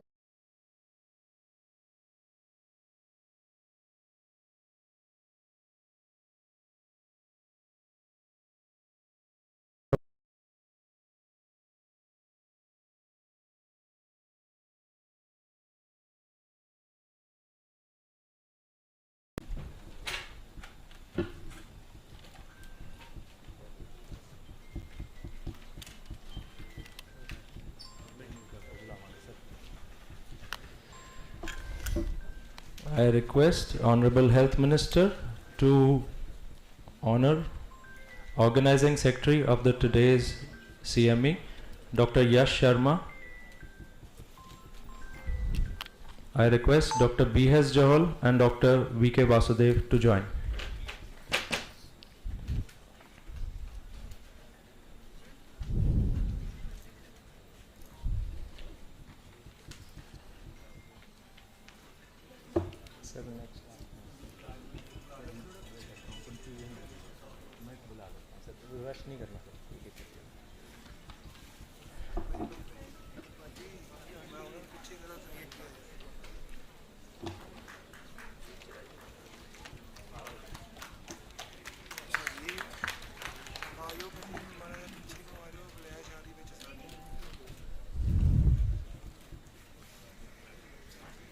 Dr. Sudhir Verma, President, Association of Healthcare Providers. I request Dr. J.S. Thind and Dr. Ravi Mahindra to please come.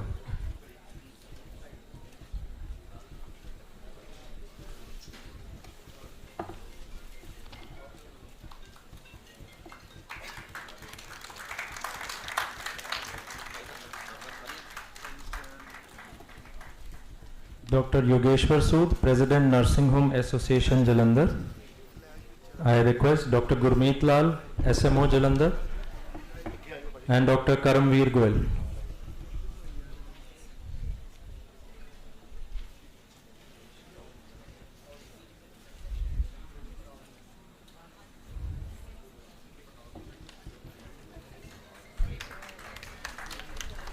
Dr. J.P. Singh, President, IMA, Jalandhar.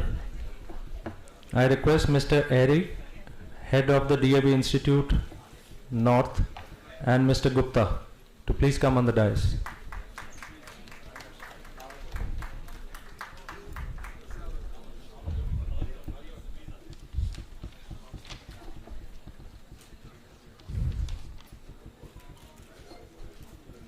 Dr. Bhagwant Singh, President, IMA, Punjab. Sir, please come on the dais. I request Dr. Raghuvinder Singh and Dr. V.P. Sharma.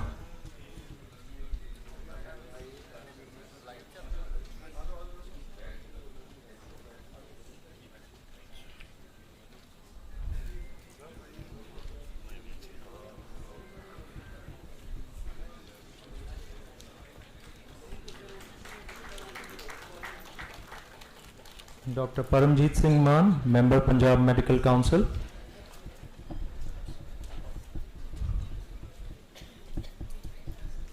I request Dr. Ankush Bansal, Dr. Sukriti Sharma to honor Dr. Paramjeet Singh Maan.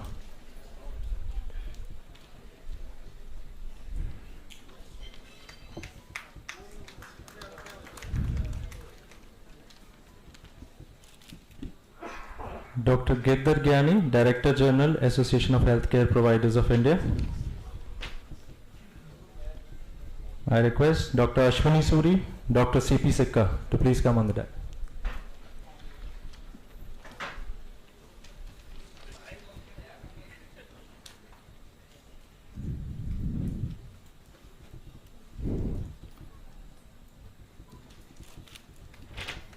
Professor Dr. Rajiv Sood, Vice Chancellor, Baba Farid University of Health Sciences. I request Dr. Rajiv Sood and Dr. Rakesh Vik. Dr. Ravinder Singh Bal to join, please.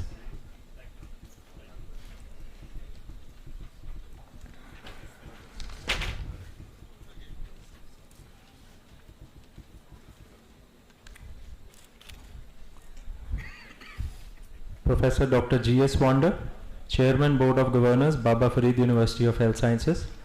I request Dr. Gurpreet and Dr. Meenakshi Anand to present the memento.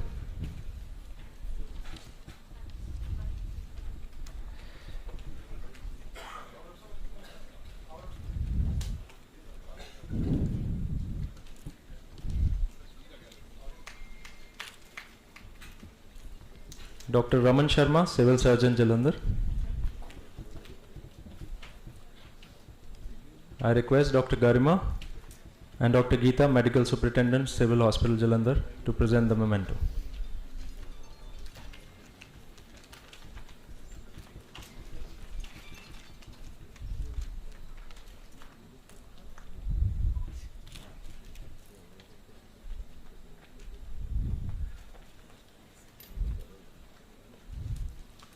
Professor Vishab Mohan, Member, Board of Governor, Baba Farid University of Health Sciences. I request Dr. Yash and Dr. Sudhir Verma to present the memento. Professor Vishab Mohan.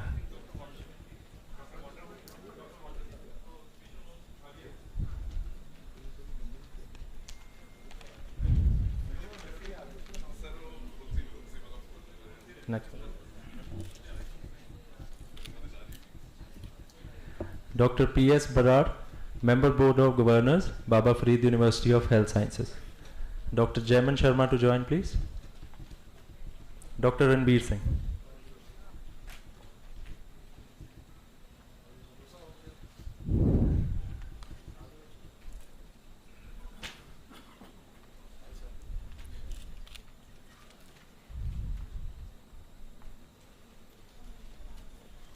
Dr. Hani Chima, Dean, Punjab Institute of Medical Sciences, Jalandhar. I request Dr. Deepak Chawla, President-elect IMA Jalandhar, and Dr. Arpana Chota.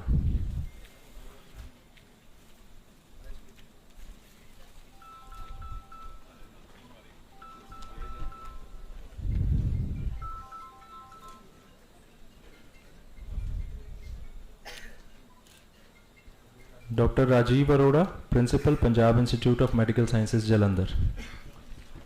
I would request Dr. Amita Sharma to present the memento.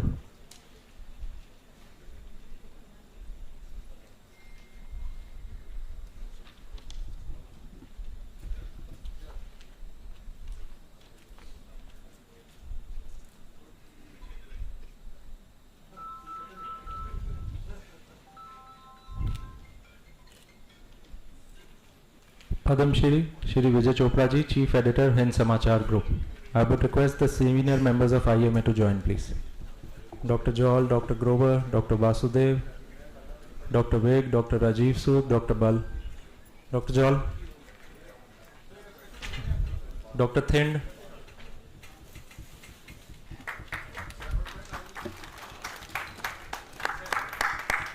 a big round of applause, please.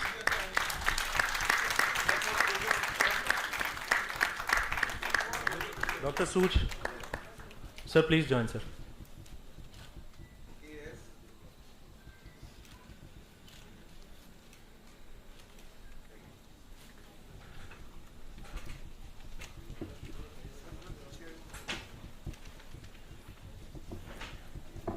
I request Dr. Sood, Dr. Amita Sharma to honor our Honorable Health Minister, Dr. Balbir Singh ji.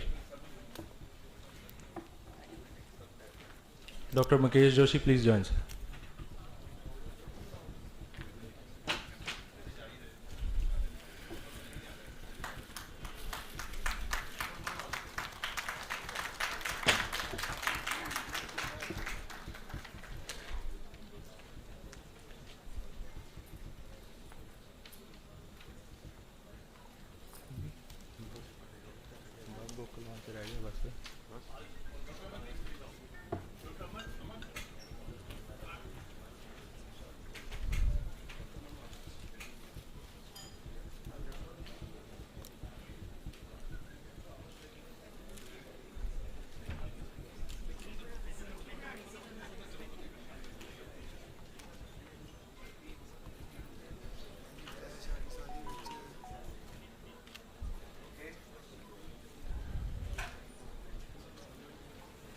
Before we wrap up this inauguration ceremony, we'll just take 5 more minutes. I want to talk about Dr. R.K. Goria. He has been working since last 21 years to establish forensic nursing science. Due to his efforts, forensic nursing science has been incorporated into the curriculum of BSc Nursing all over India. PG courses have also started due to his efforts at National Forensic Science University, Gujarat. From his efforts, he has been awarded title of Father of Forensic Nursing Science. His book, Basic of Forensic Nursing Science, will be released by the Honorable Health Minister, Dr. Balbir Singh ji, today.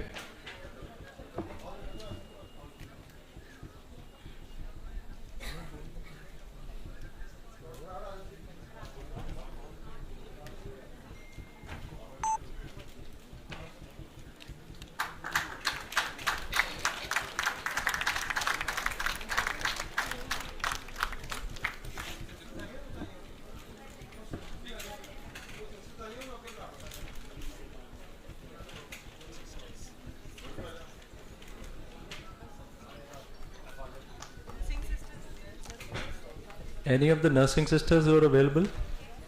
Principal of a nursing college. Ma'am, please join us. Ma'am, please. Ma'am, again.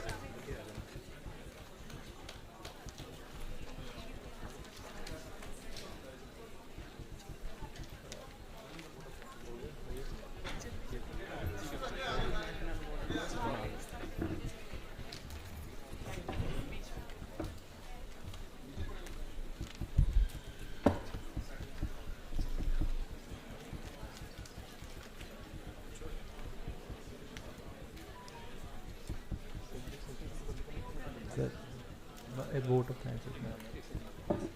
We request Dr. Hitendra Kaur Clare, please join here. She's recently been promoted as Director Health and Family Welfare Punjab. We're really honored to have you. Upar आइए madam, please come. आइए please.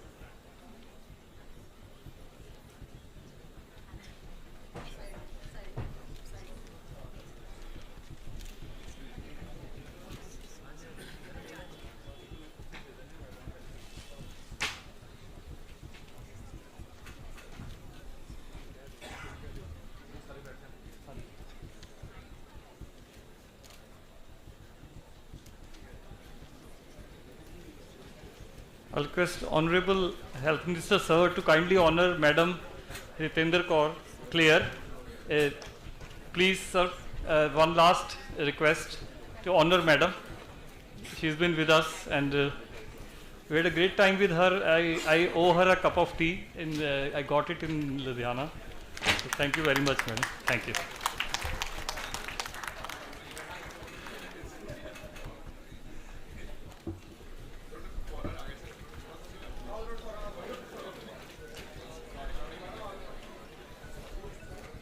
We welcome Dr. Balbir Singh Paura and Dr. Pushpinder Paura.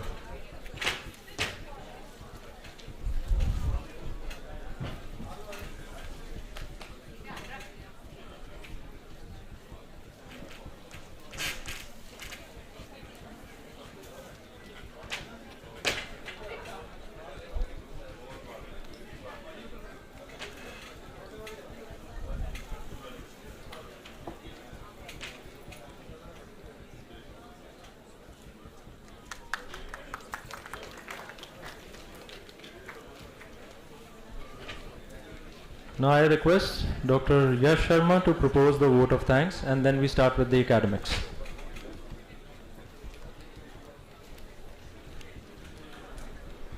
Respected Honorable Health Minister Sardar Balbir Singh Ji, dignitaries on the dais, we as AHPI North Zone, IMA Punjab Jalandhar, Nursing Home Association Jalandhar, the leaders, the members and the executive members and the Civil Hospital Jalandhar team, I'm highly thankful on the behalf of the associations to thank you all to be present here on a very touching topic which could grasp perceive the perception of what we want to do, for what we are all gathered here. The purpose was to listen to the lectures from the national reputed doctors, speakers who have the experience for a very long experience. Dr. Gyani ji has been mentioned many times, but there's one more word which is being joined with his name he's called Chanakya of quality. He has been into this profession. He was one of the 2 or 3 founder members of the NABH. So I'm very thankful that all the speakers have spared their valuable time to come here. All the delegates, we are thankful to the companies and above all, our Health Minister and Shri Vijay ji. Thank you so much for this time. Thank you, sir.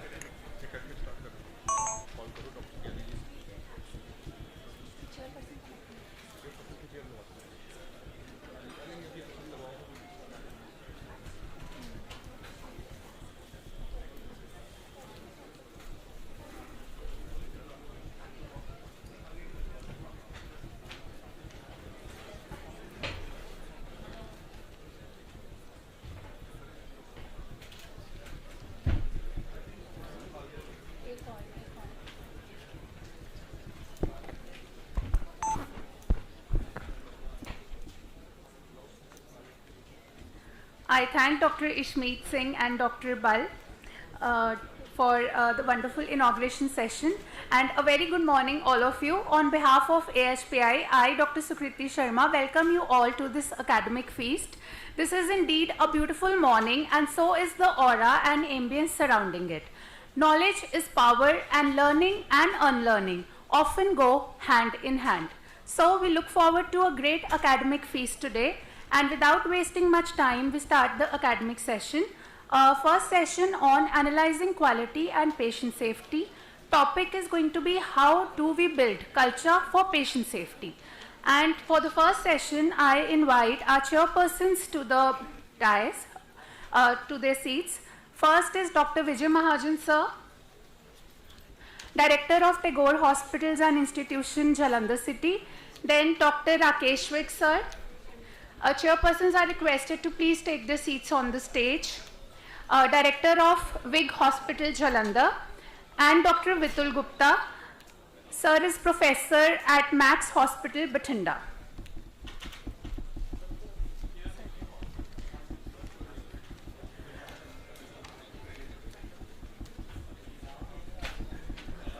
I request our chairperson, Dr. Rakesh Wick, to please introduce our first speaker. As everyone knows him already, he doesn't need an elaborate introduction. Dr. Girdhar Gyani, sir.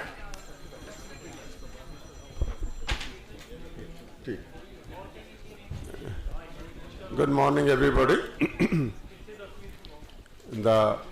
When we start the academics, and to start the academics with an eminent speaker, you can say called Sone Pe Suhaga.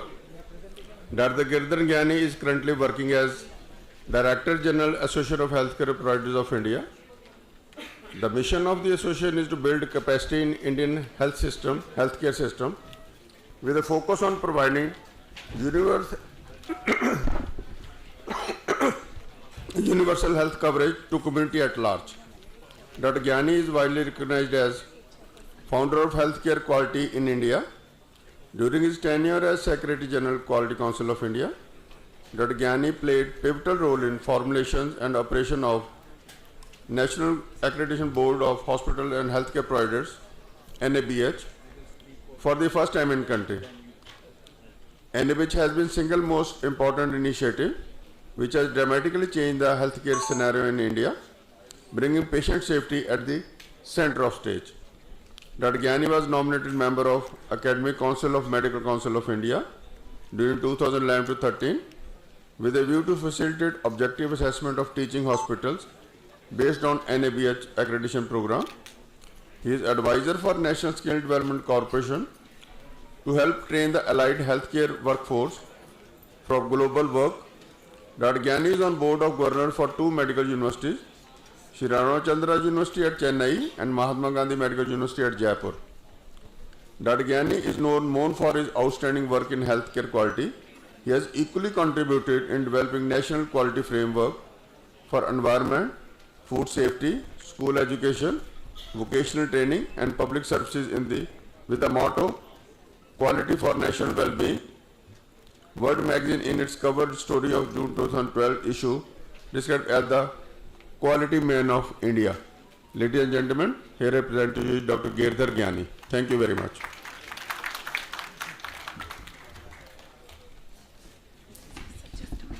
I'll just take a minute to invite Dr. Sunil Katyal as chairperson. Sir is a professor from Apollo Hospital, Delhi. Good morning, everybody. As you know, maintenance of quality in medical services and safety in patient care are two very important aspects of treatment of our patients. In this digital world, technology is going to play a great role in improving both these aspects in healthcare system. So we have a very learned speaker today, Gyani by name, and I'm sure you are all going to benefit. One point I would like to also say, let's also learn to respect our Indian doctors and paramedical staff. Usually we are clustered all over the country, and you would be surprised to note that 80% of the doctors have one or the other stage been abused by the public. And the lifespan of a doctor in India is 60 years, whereas that of the general public is 73 years. We work day in and day out. You go to any corner of the world, if you have to get examined, you will get at least 2 to 3 months time to get examined. Here, you are available 24 hours. So my humble request to you all is, let us also try to respect our doctors and paramedical staff. Thank you so much.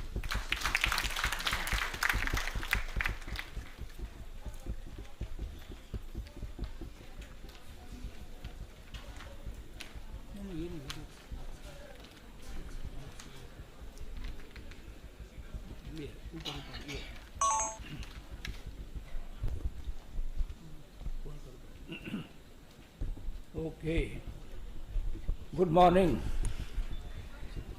मैं actually पहले एक बात मुझे कहनी है कि this conference is being organised by AHPI with the full support from Indian medical association, and I could see that the president of the association in Punjab और north zone, I call it, doctor Sudhir Verma, मैं उनको देख रहा हूँ कि वो as a humble जो एक डॉक्टर में होना चाहिए, empathy and humble, he standing here trying to accommodate people who are coming, which is very rare. Normally I would have seen him sitting along with the Honorable Minister, but this is one thing I observed. YASH, of course, has been the workaholic, I call him, जो सारा आप देख रहे हैं, और मैं इसके लिए ये कहूँगा कि I think they have underestimated their own strength. And they also did not know that when Dr. Balbir Singh comes for the function, they should have double the size of this hall.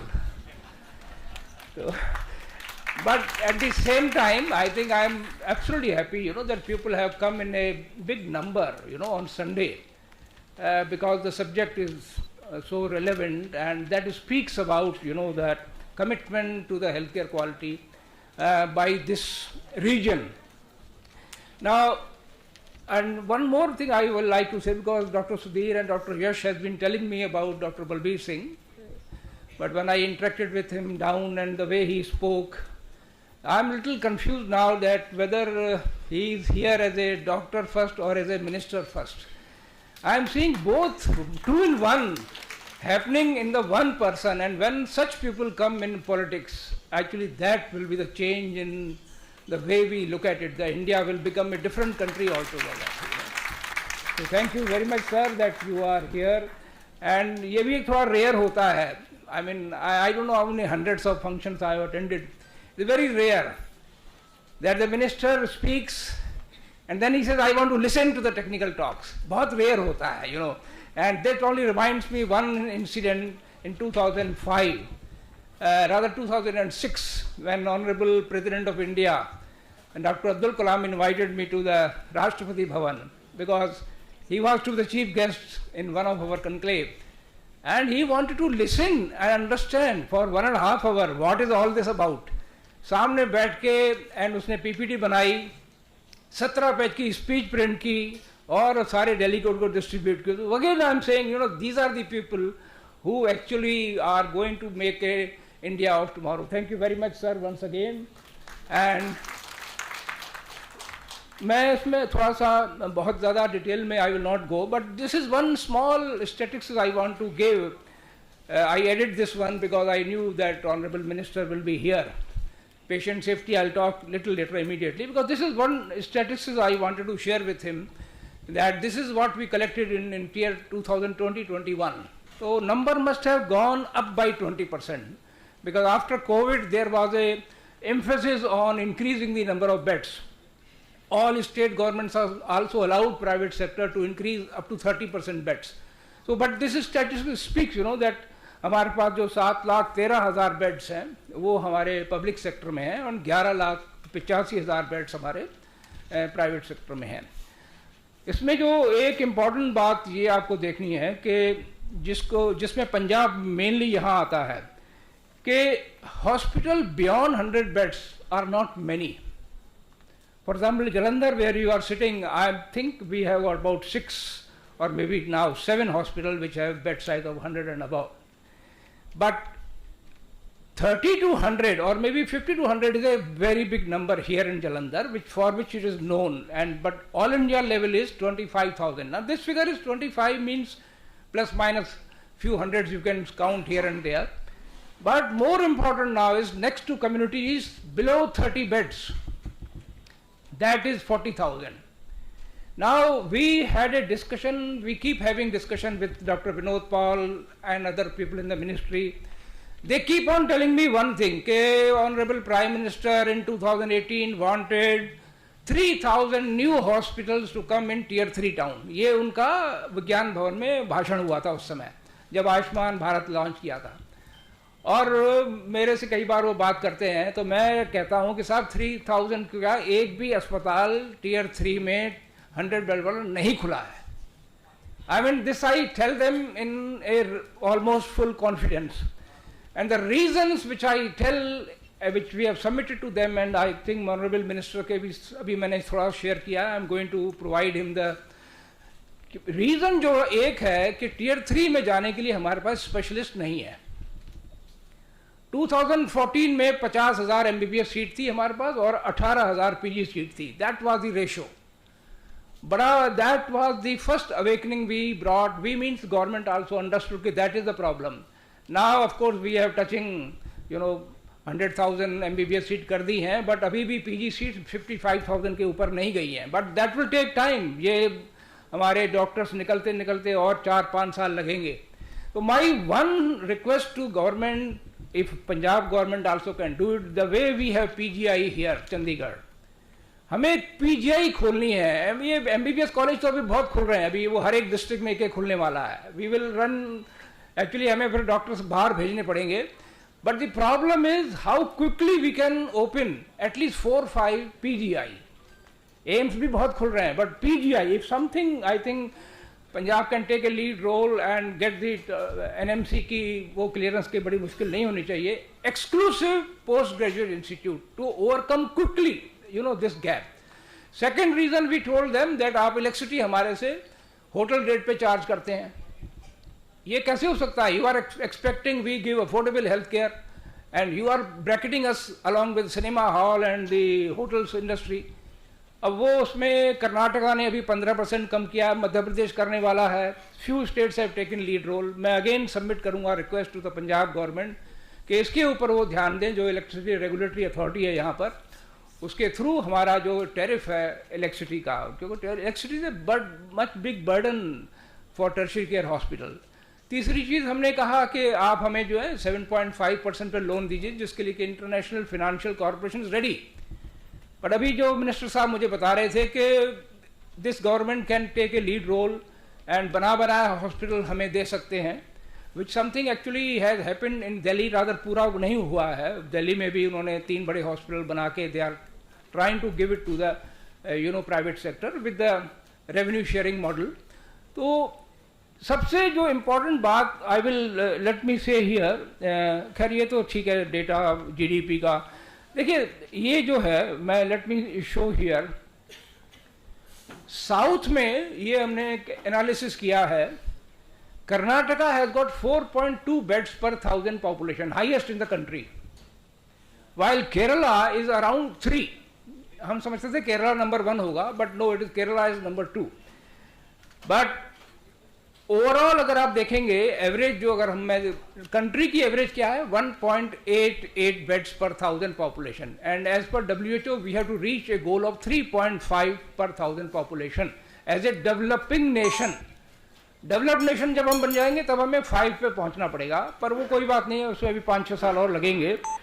अब इसमें आप देखिए कि मैंने ये north का थोड़ा सा डेटा आपके सामने दिखा रहा हूँ. And I am happy actually, I didn't know it actually when we were working out on this detail, that Punjab is number 1 state in number of beds per 1000 population already. आप देखिए इसमें हमारे पास 17,000 bed तो हैं public sector में and 43,000 है हमारे private sector में. पॉपुलेशन आपकी हमारी करीब 3 करोड़ के आसपास है. तो रेशो 2.19 आता है आपका, which is a good ratio. Now what we need to do, I think our own association in Punjab here has to work out कि ये फिगर डिस्ट्रिक्ट वाइज कैसा है. क्योंकि आप देखेंगे एक डिस्ट्रिक्ट में हो सकता है ये रेशो 3.5 हो, जलंधर में हो सकता है 3.5 हो, और जो पेरिफेरियल डिस्ट्रिक्ट है उसमें हो सकता है 1 हो.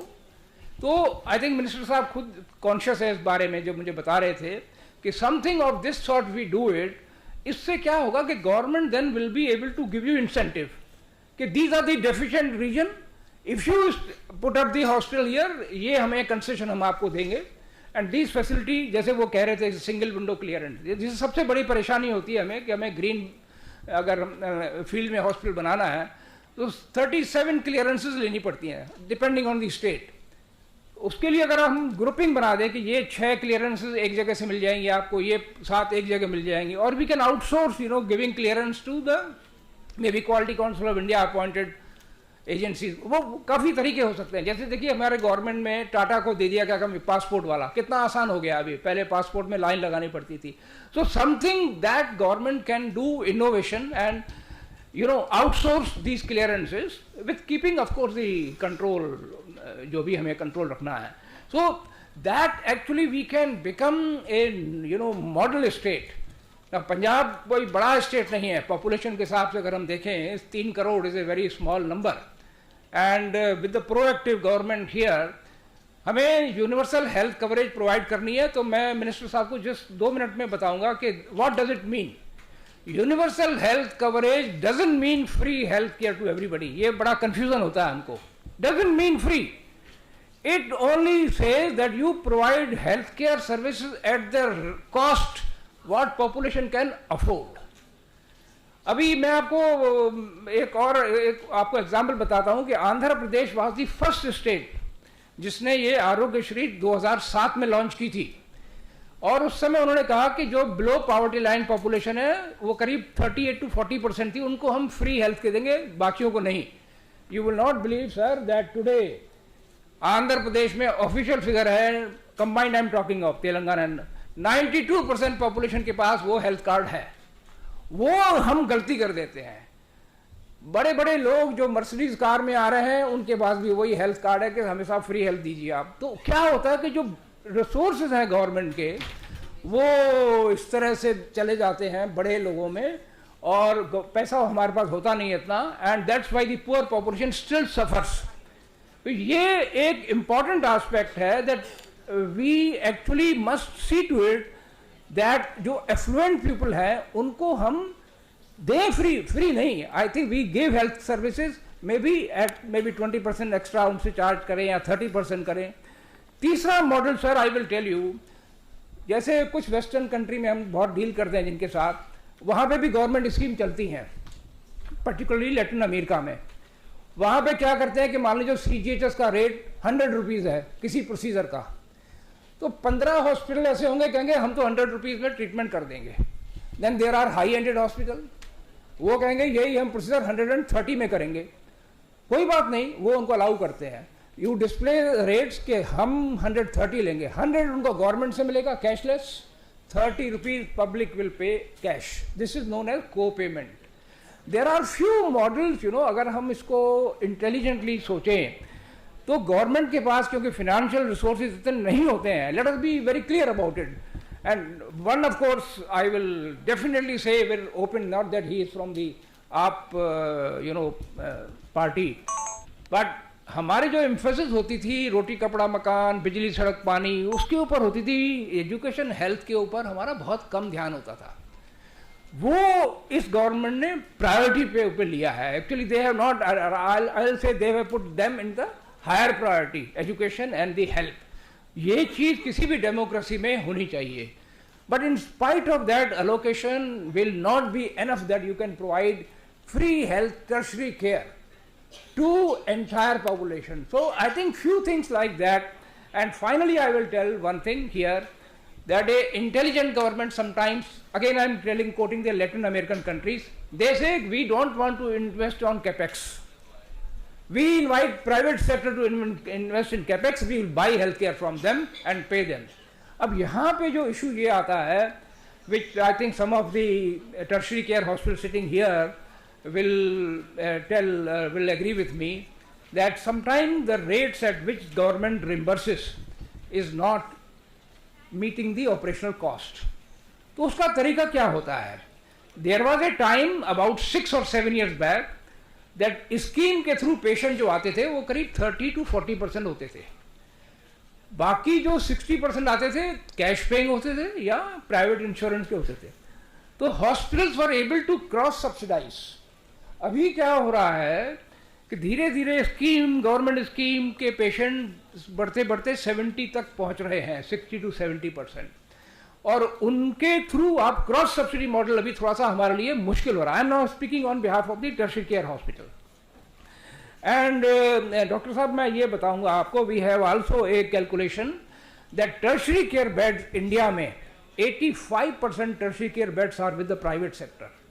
पहले 90 थे, अब धीरे धीरे क्यों गवर्नमेंट बढ़ा रही है अपने bed, 85% tertiary care beds are with the private sector. तो government has to provide subsidized services to the population, poor population from the private hospitals, and that is where I think one good जो मुझे अभी feeling मिल रही है यहाँ पे बैठने में, the way he was speaking, the way he was saying, actually he is speaking, sometimes I feel he is speaking on behalf of the private hospitals, the way he spoke today, that is the one good point, that he doesn't differentiate। वो कह रहे हैं हमारे minister साहब कि चाहे आप private हो चाहे पब्लिक हो, you are provider। I think that is the beginning. So yes, I think, sir, this was my little background on what I wanted to say here. But otherwise, जो ये challenges हैं, which again I will not spend much time, except one, first one, negative perception. In public and community, there is a growing negative perception about the private sector. मैं हालांकि 35 years मेरे government में ही थे, लेकिन जो भी मैं अभी देख रहा हूँ, एग्जैक्टली 12 साल से मैं आपके साथ काम कर रहा हूँ, ये हमने कोशिश नहीं की है कि इसको ओवरकम कैसे करें। तो मैं अगेन मिनिस्टर साहब को एक सुझाव दूंगा, बहुत simple. I did study in the Delhi hospital along with Satyendra Jain, हमारे जो ऑनरेबल मिनिस्टर हैं वहाँ पे। डिस्ट्रिक्ट हॉस्पिटल का हमने बजट लिया, सबका नहीं, 5-6 हॉस्पिटल पिकअप किए। उस बजट का 70% एलोकेशन मैंने आईपीडी के लिए लिया और 30% ओपीडी में, और उसको डिवाइड कर दिया नंबर ऑफ बेड से। बहुत सिंपल कैलकुलेशन है, कोई बड़ा काम नहीं है। तो ये पर बेड जो मेंटेनेंस हमारी गवर्नमेंट करती है, it coming 7,500 to 8,500 for district hospital. I think we can do something similar in Punjab. You will find maybe similar figure coming in. So one of the function में we were sharing the dais, और मैंने जैन साहब को बताया कि देखिए इतना खर्चा आप करते हैं, वो डेंगू का ज़माना था, वो उस समय डेंगू का ज़माना था। तो ही वाज सेइंग कि आपके प्राइवेट हॉस्पिटल आगे बढ़ के नहीं आ रहे हैं। मैंने कहा साहब आप ऐसा करिए, आप इस रेट पे रिम्बर्स करते रहिए जितने भी दिन पेशेंट रहेगा। तो वो कहते हैं कि इतना तो हो ही नहीं सकता, 7,500 हो ही नहीं सकता, आप गलत कर रहे हैं। कुछ दिन के बाद उन्होंने वो दोबारा से अपने डिपार्टमेंट से पता किया, and next time he says you are right. तो मेरा सुझाव आपसे ये है ना, I am coming to this point, कि sir you are providing free health care services to the from the district hospital, community health centre. आप average cost निकाल लीजिए, जो भी मान लीजिए 7,000 आती है। अगली बार जब पेशेंट कोई आता है, respective of the procedure, let us not get into detail, 3 days stay करता है, बिल आएगा 21,000। That means government is spending 21,000। आप उसको बिल बनाइए, 21,000 subsidy, 21,000 net payable 0। Now what will happen, I tell you, इसमें 2 इसके फायदे हैं। एक फायदा ये है कि public will realise the importance of the free health. इस समय क्या होता है, वो जाते हैं अपना दवाइयाँ लेते हैं, फेंक देते हैं, कैजुअली ले लेते हैं चीज़ों को। No, oh no, 21,000 government has spent on me. Second, जो नेगेटिव परसेप्शन हो रही है प्राइवेट सेक्टर के लिए, वो इसलिए हो रही है कि they feel that private sector is looting, commercialising, ये वो जो भी है। नाउ दे विल रियलाइज कि मान लीजिए अमनदीप यहाँ बैठी हैं डॉक्टर, सपोज इनके हॉस्पिटल में बिल आता है, मान लीजिए 24,000 आता है या 26,000 आता है, तो लोग कहेंगे ठीक है यार, गवर्नमेंट में भी 21,000 लगते हैं, यहाँ 24,000 लगते हैं, प्राइवेट है, नर्सेज ज़्यादा हैं, जो भी कुछ है। We will gradually started realising. तो ये सर आप करने में कोई मुश्किल नहीं होनी चाहिए, आप एवरेज निकाल के आप शुरू करिए, it will really make a big difference. Now बाकी चीज़ तो ठीक है, सब ये जो हमारे हैं ये सब ठीक है। ये खैर क्योंकि हम WHO के आज पेशेंट सेफ्टी डे मना रहे हैं, तो these are what they have given, that these are the points should be considered by all our doctors and all our nurses, that these are the burden of the harm, and patient safety is nothing but making sure that we have a system in the place, we have the SOP driven in the place, we have ownership by the doctor, nurses and paramedics on these issues, so that automatically, आपको याद होगा आज से करीब 6 साल पहले doctor AK Jha ने एक रिपोर्ट पब्लिश की थी, ही इज इन हार्वर्ड, कि 5.2 मेडिकल एरर्स इंडिया में होती हैं एनुअली, 5.2 मिलियन, 52 लाख। तो हमने उससे संपर्क किया था झा साहब से, मैंने कहा भाई आपने ये निकाला कैसे है इतना बड़ा data? Then he told us actually this, फिर अखबारों ने इसमें क्या निकाला आपने देखा होगा, 5.2 million people die in the India every year. Actually it was about the medical errors, and that too he did a sample survey करके, छोटी मोटी एरर हुई, पेशेंट फॉल हो गया या जो भी छोटी छोटी, उसको उसने करके फिर इंडिया पॉपुलेशन पे मल्टीप्लाई किया। बट एग्रीड, मेडिकल एरर्स होती हैं, there is no way that you can totally eliminate medical errors. Our aim is that how do we make sure, and that is where we have system called NABH. After all, NABH है क्या? कुछ भी नहीं है। NABH is the quality, you see, the governance model of the hospital, keeping patient safety at the focal point. तो इसको हम कहते हैं quality governance of A hospital. जो भी आप गवर्नेंस है आपके हॉस्पिटल में, that should have focus on quality. Otherwise many people, of course my 2 other colleagues will be talking on this subject later on, that how do we implement NABH in a very simplistic manner. कई बार हम कहते हैं कि हमारे hospital NABH के हिसाब से चल रहा है, नहीं, गलत है ये। आप कहेंगे मेरा हॉस्पिटल मेरे सिस्टम से चल रहा है, लेकिन मैंने उसमें NABH के पॉइंट्स डाल दिए हैं। That is the way, correct way of putting it. You have incorporated NABH guidelines into our system, because no two hospital will work similar way. Two NABH accredited hospital also work differently. So basic system is your own culture, your own legacy, जो चली आ रही है। But उसके अंदर when you incorporate the NABH guideline, you become a safe hospital. So this is ये ठीक है, इसको मैं स्किप करूंगा। Now this is 1-2 slides I will show very quickly. Health care quality, by the way, जैसे हमारे सुधीर वर्मा ने कहा कि ये एक्सीडेंटल हेल्थ मिनिस्टर हैं आपके मैं भी एक्सीडेंटल हेल्थ केयर में आया हूँ 92 में, जब मुझे गवर्नमेंट ने भेजा यूके में to get train on TQM, तो I was one who opted for health care. हम करीब 26 लोग थे टोटल, इंडिया से गए थे, लंबी ट्रेनिंग थी।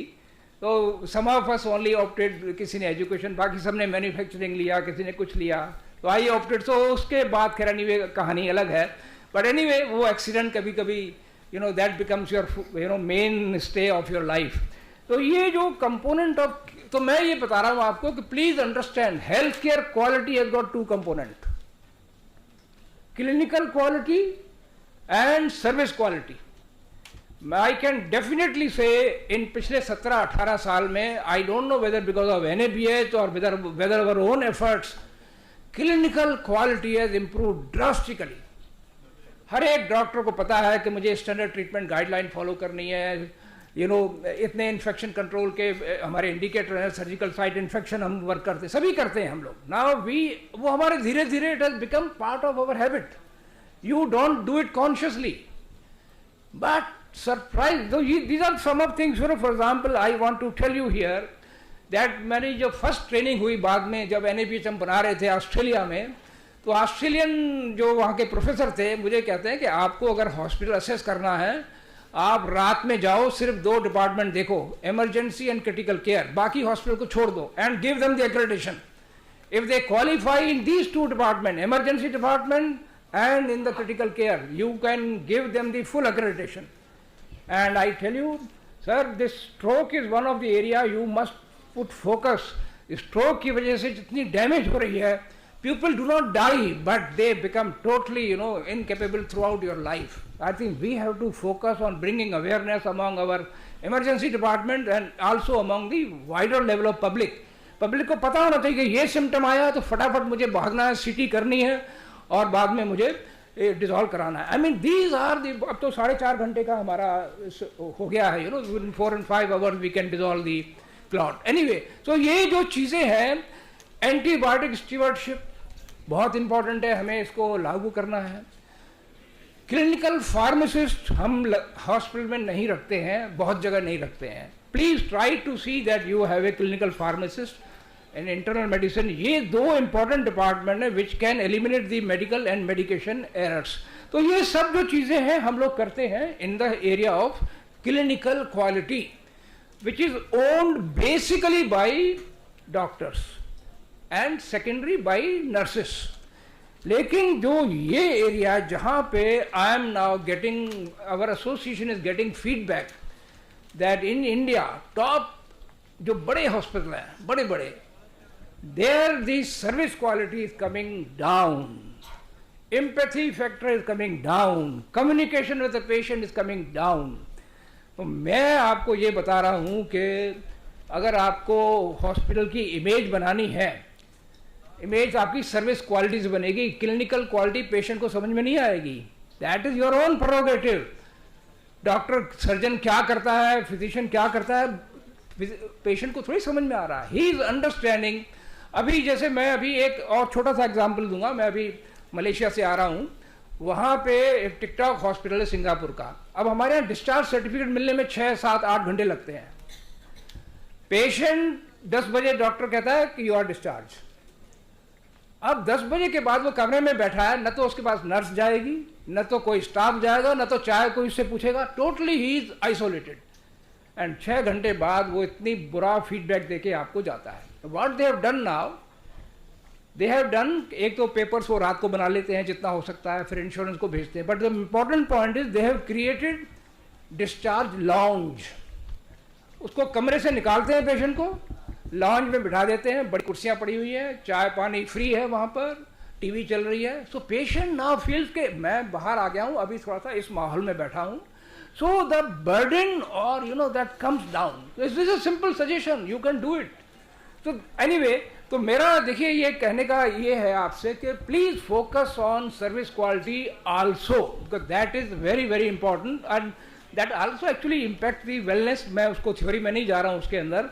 So this is the one feedback I want to give you. This is of course okay.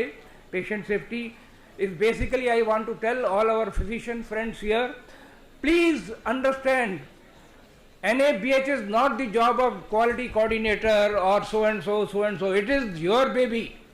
Surgeon and physicians are custodian of the patient safety, supported by nurses, paramedics, logistics, than management. तो ये सब जो चीज़ें हैं बहुत important है. लेकिन luckily मैं ये भी कहूँगा, when we started NABH in 2005 and 6, doctors were not really coming forward. But आज के टाइम ऐसा है, every doctors understand, every doctor follows, you know, the, ये खैर स्टैंडर्ड हमारा है, ठीक है. देखिए कल्चर की बात जब हो रही है, when you want to set up the quality culture, you understand in one line one thing, quality will not come by implementing NABH. That is a good found करता है, इट इज ए फाउंडेशन. लेकिन अगर आपको culture बनाना है, every one in the hospital has to take ownership. और उसका simple formula ये है, I can ask anybody in your hospital, अगर वो क्लियर है 4 बातों में, what is to be done, by whom it is to be done, how it is to be done and on what basis it is to be done. अगर ये 4 सवाल आपके लोग जवाब देते हैं, दैट मीन्स आपका हॉस्पिटल सिस्टम से चल रहा है. ये नहीं होना चाहिए कि ये हॉस्पिटल डॉक्टर सुधीर वर्मा के हिसाब से चल रहा है. Sudhir Verma is leader, that's all. But चल किसकी वजह से रहा है? नर्सिस ने और पैरामेडिक्स ने ओनरशिप ले रखी है, तब वो हॉस्पिटल चलेगा. इसके लिए आपको मेहनत करनी पड़ेगी. Let me tell you, it is not very easy to set up the culture. And इसका बहुत ही जल्दी, क्योंकि मैं somehow I am very conscious about the time, minister साहब बैठे हैं यहाँ पर, ये देखिए एनीवे ये एक लाइन सिर्फ मैं आपको दिखाना चाहता हूँ क्योंकि he is very you know, मैं इनको बड़ा अपना बहुत बड़ा गुरु मानता हूँ और भी लोग मानते होंगे अब्दुल कलाम जी को. ही told us leader is the one who creates leaders. And then after some time he added another line. A good leader is the one whose followers outshine him.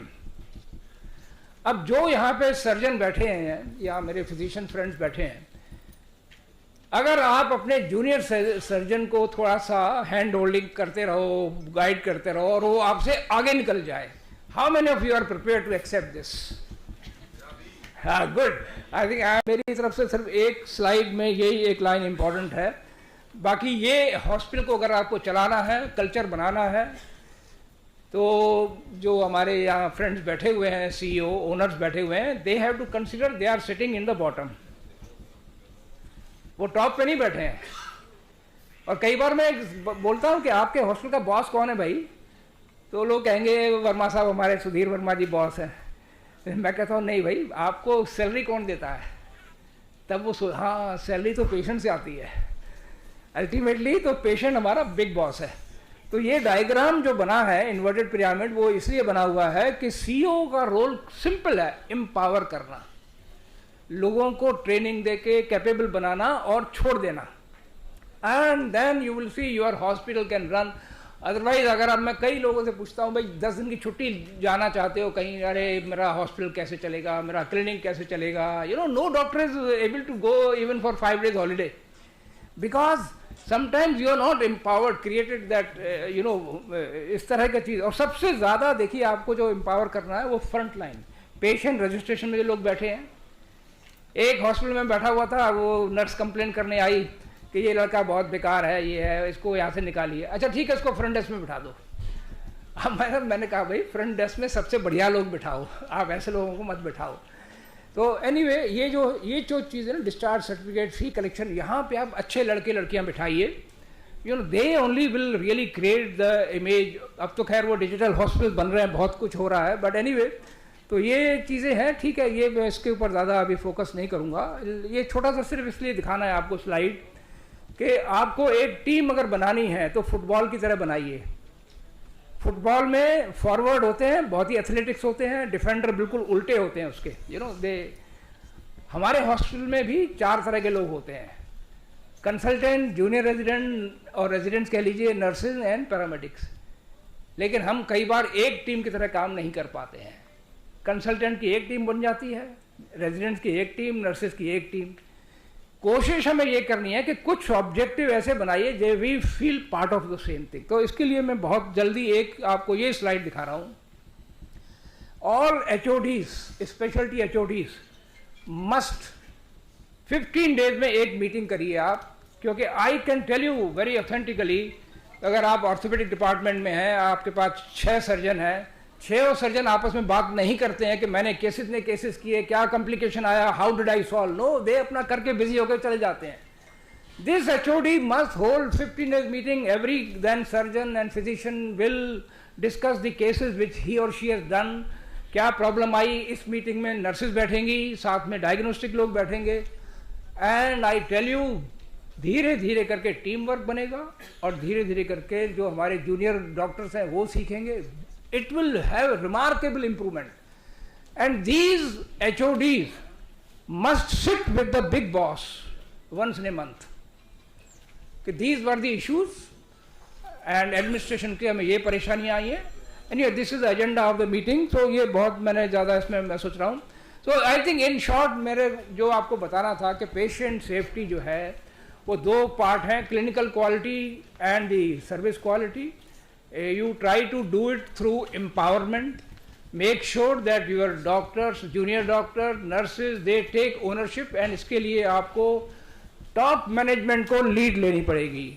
Quality कभी नहीं आएगी अगर जो CMO बैठा है वो कहेगा हाँ मैंने quality एक बंदे को अपॉइंट किया हुआ है वो देखता है. That means he is not serious about the quality. He should say I am leading the quality and I have appointed a coordinator. तब तो ठीक है. So it has to be led at the top level, and ultimately it will come through the culture, which will take few years, by the way. It will not take immediately एक हफ्ते में आपको NEB जो आपको मिल गया आपको culture बन जाएगा. I think with that, तो बाकी चीज़ें सर मैं आपसे अलग से share करूँगा कभी, but this was on the occasion. Thank you very much.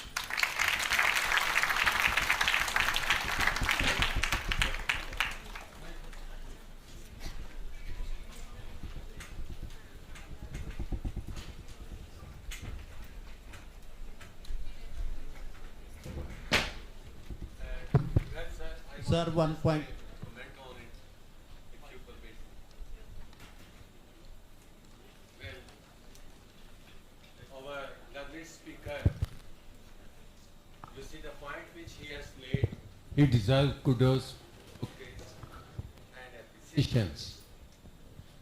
Well, जो पॉइंट्स आपने उठाए हैं बहुत अच्छे पॉइंट्स उठाए हैं.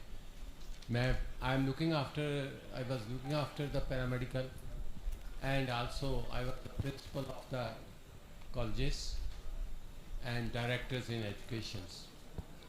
Well, Dr. साहब जो आपने लॉन्च का पॉइंट्स दिया है ना, that's a very good point and marvelous point.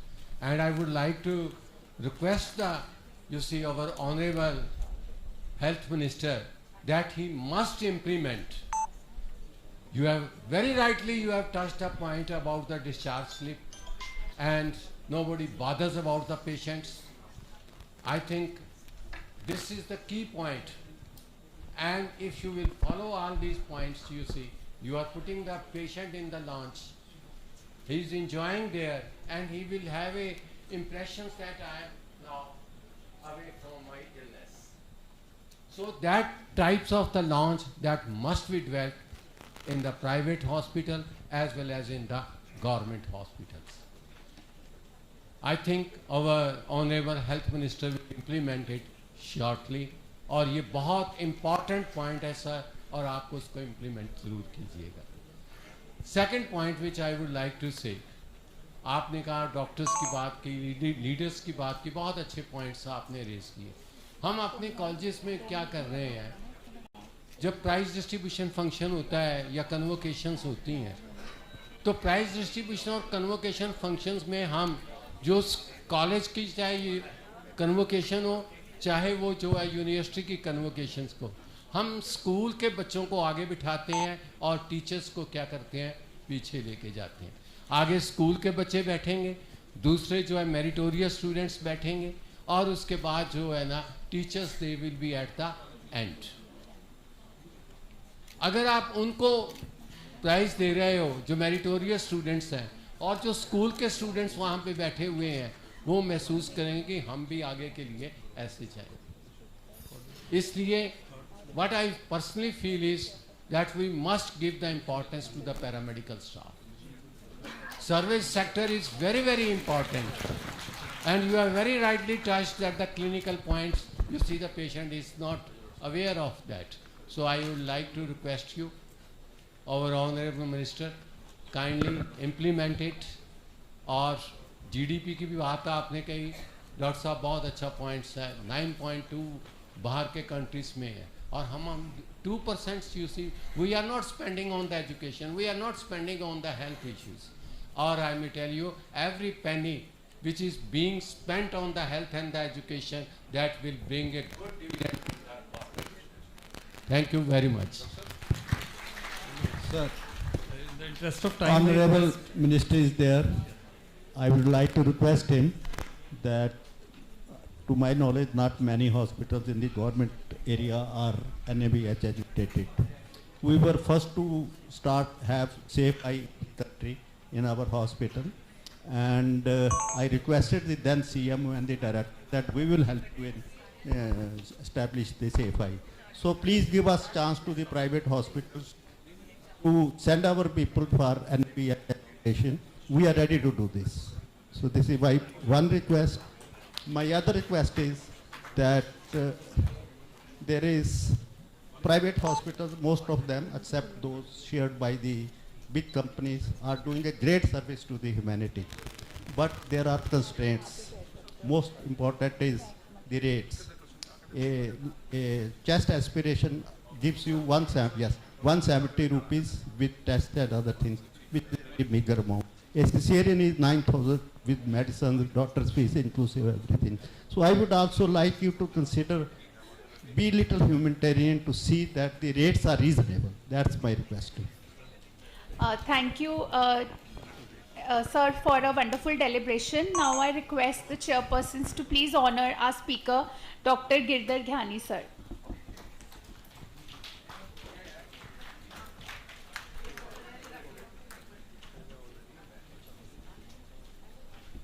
Already done.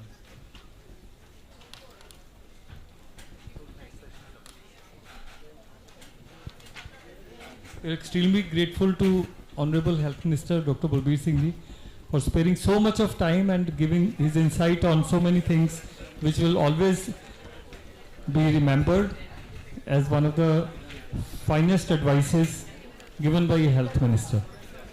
Due to paucity of time and his schedule, he'll be going, but the session is going to continue with our next session lecture, and I'll request the host to kindly take over.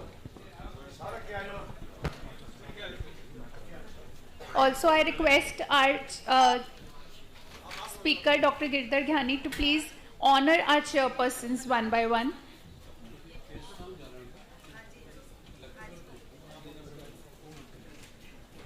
Dr. Vijay Mahajan, sir. Dr. Rakesh Vig, sir. Dr. Sunil Katyal. Dr. Vitul Gupta, sir.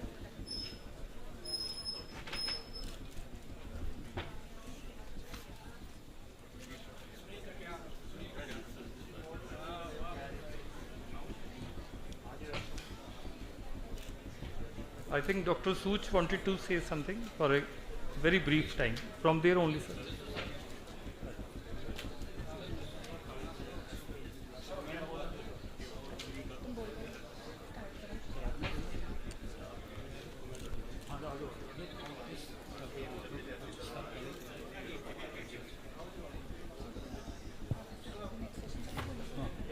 On behalf of AHPI, I, Dr. Ankush Bansal, now will take you to the next session, which is how to implement.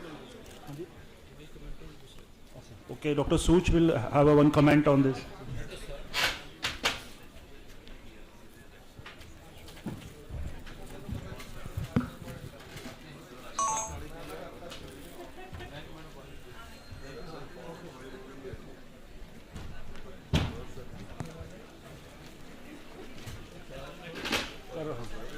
So the next topic is how to implement and sustain quality in small hospitals.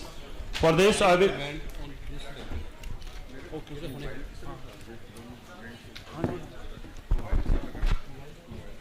Hello.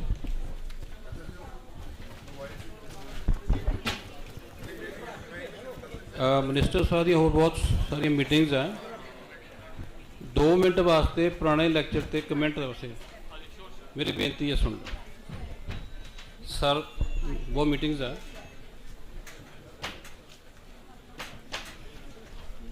Please सारे बेनती 2 minute comment जो lecture होनी है उत्ते मैं देनी चाहना please एक कमेंट देना चाहना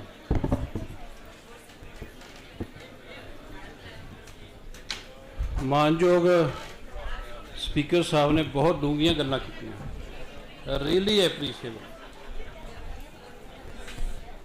मैं जट बुट बंदा ते जट बुट ही गल करदा ते अज भी जट बुट ही गल करनी सर 2 मिनट सुन लो सर गल मैं ये करनी है पंजाबी च पंजाबी आपां पंजाबी बोलीए प्रमोट करिए सो इस करके मैं पंजाबी च गल करूँगा कमेंट मैं ये देना चाहना तो बाद में तुसीं मैनूं पता कि तुसीं मैनूं फड़ लेना तू साडा दुश्मन है तुसीं सारे मैनूं फड़ लेना कि तू साडा सब तो बड़ा दुश्मन है कोई नहीं मैनूं मंजूर देखो जी, मैं ये समझदा कॉस्ट कटने की गल कर, डॉक्टर उन्होंने बनना चाहिए जिहदे दिल च दया होवे। जे दिल च दया नहीं हैगी तो डॉक्टर लिए क्वालीफाई नहीं करता। जिहदे दिल च दया आ गई, जिन्नी कॉस्ट वो कट कर सकता उन्नी कोई नहीं कर सकता। दूजी गल, जिन्हें बेसिक नॉलेज, जिन्हें इन डेप्थ नॉलेज सब्जेक्ट की पा ली, जिन्नी कॉस्ट कट वो कर सकता उन्नी कोई नहीं कर सकता। I challenge it. तीजी गल, आपां गल्लां करदे अगे दियां, मैं चलना 2 स्टैप पिछे। मैं 2 स्टैप चलना पिछे। पहले तुहानूं एग्जाम्पल दे रहा मैं, हुण दे लिया डेंगू इस वेले लोग तरा तरा कर रहे और सारे हस्पताल भरे पे। जे सानू इहदी पैथोफिजियोलॉजी नहीं समझ तो असी कॉस्ट कट कॉस्ट नहीं कर सकते। मैं दिना एग्जाम्पल, मेरे को इस वेले 22 पेशेंट दाखिल होणगे, मेरी कैपेसिटी सारी 35-40 बैड की। तो मैनू ये है मुश्किल कि मेरे को दूजे क्रिटिकल पेशेंट कित्थे पावां। तो मैं की करदा, इलाज मैं की करदा, मैं पहले अगले नूं बेनती करदा कि देखो जी, काउंसलिंग सब तो इंपॉर्टेंट पार्ट। मैं ये कहना, बुखार चढ़िया इन्हें 5 दिन रहना, ना तो मैं कट कर सकदा ना कोई कट सकदा, रहना है। दूजी गल, मैं ये कहना भी 5 दिन तो बाद जां इहदे दौरान वो तुहाडा ब्लड प्रेशर भी घटना, तुहाडे सैल भी घटने आ, चिट्टे भी घटने, तो प्लेटलेट भी घटने। This is very sure, right. तीजी गल, मैं ये कहना भी 8वें दिन जाके 9वें खारिश भी होनी है। तो जिस दिन खारिश होनी ना, मैं तुहानूं कहना बधाइयां, मैं कहना बधाइयां, क्यों दिस इज साइन कि हुण 3rd स्टेज आ गई है, ये रिकवरी स्टेज आ गया बंदा। ये 3 गल्लां पहले समझाना। चौथी गल मैं ये समझाना, प्लीज़ ये समझाना भी भरावो, इस बीमारी का एक ते ओनली एक इलाज, पानी पानी ते पानी। इस तो बिना दूजा इलाज नहीं हैगा। जे कोई मेरे नाल डिसएग्री करता होवे, I am ready to debate. दूजा लूण, फ्लूड ते नमक, 2 चीज़ां। इस तो तीजी चीज़ मैं नहीं करनी। जे मैनूं कहे भी बुखार बहुत ज़्यादा, मैं कहना आपां ठंडे पानी दीयां पट्टियां करांगे, दवाई नहीं देनी। मैं दवाई नहीं देनी। तुहानूं गल्लां अजीब लग रही मेरियां, इस करके कोई जिल्ला तुहानूं पैथोफिजियोलॉजी बीमारी की समझ आ गई तो काम तो बहुत ही सौखा। पेशेंट होना की आ, हाई फीवर नाल की होना, डिहाइड्रेशन नंबर 1। नंबर 2 डिहाइड्रेशन एक तो होनी आ बुखार करके, दूजी होनी जिन्हें डोलो की गोली दे दी, पसीना आ गया, उन्हें वाटर लॉस होर हो गया है ना। तो उहदे बजाए क्यों गोली ते पैसे खर्चते हैं, ठंडियां पट्टियां कर लो, बर्फ दी पट्टियां इत्थे रख लो, इत्थे रख लो, तो बुखार थल्ले ले आओ। डिहाइड्रेशन क्यों करते हैं? अगला स्पीकर वेट कर, 2 मिनट लेने। तीजी गल इस तो अगे स्टेज जी असली आनी है, वो आनी है जदों तुहाडी एंडोथीलियल लीकेज होनी पानी की, तुहाडी इंटरनल डिहाइड्रेशन होनी है ना। तो मैं की करना, मैं तुहानूं पानी पियो, पानी पियो, पानी पियो। तो जिल्ला वो ना होया, तो जिल्ला इंटरनल डिहाइड्रेशन से पानी देता ना होर, तो उन्हें तुहाडे पानी ना मरना, राइट। फिर उत्थे तुहानूं नॉर एड्रेनलिन नहीं अस बचाउणा। जे डोपामीन लाता, उन्हें वेज़ोकंस्ट्रिक्शन करनी है, हीमोकंस्ट्रिक्शन ऑलरेडी हुई पई है, तो that will kill the person, right. So इन्नी सीधी सीधी तो गल है। ਫਿਰ ਪਾਣੀ ਪੀ ਲਓ ਵੀ ਰੱਜ ਕੇ ਪੀ ਲਓ, ਨਹੀਂ ਪੀਣਾ ਤੇ ਫਿਰ ਤੁਸੀਂ ਪਲੇਟਲੈਟ ਤੋਂ ਡਰਦੇ ਹੋ।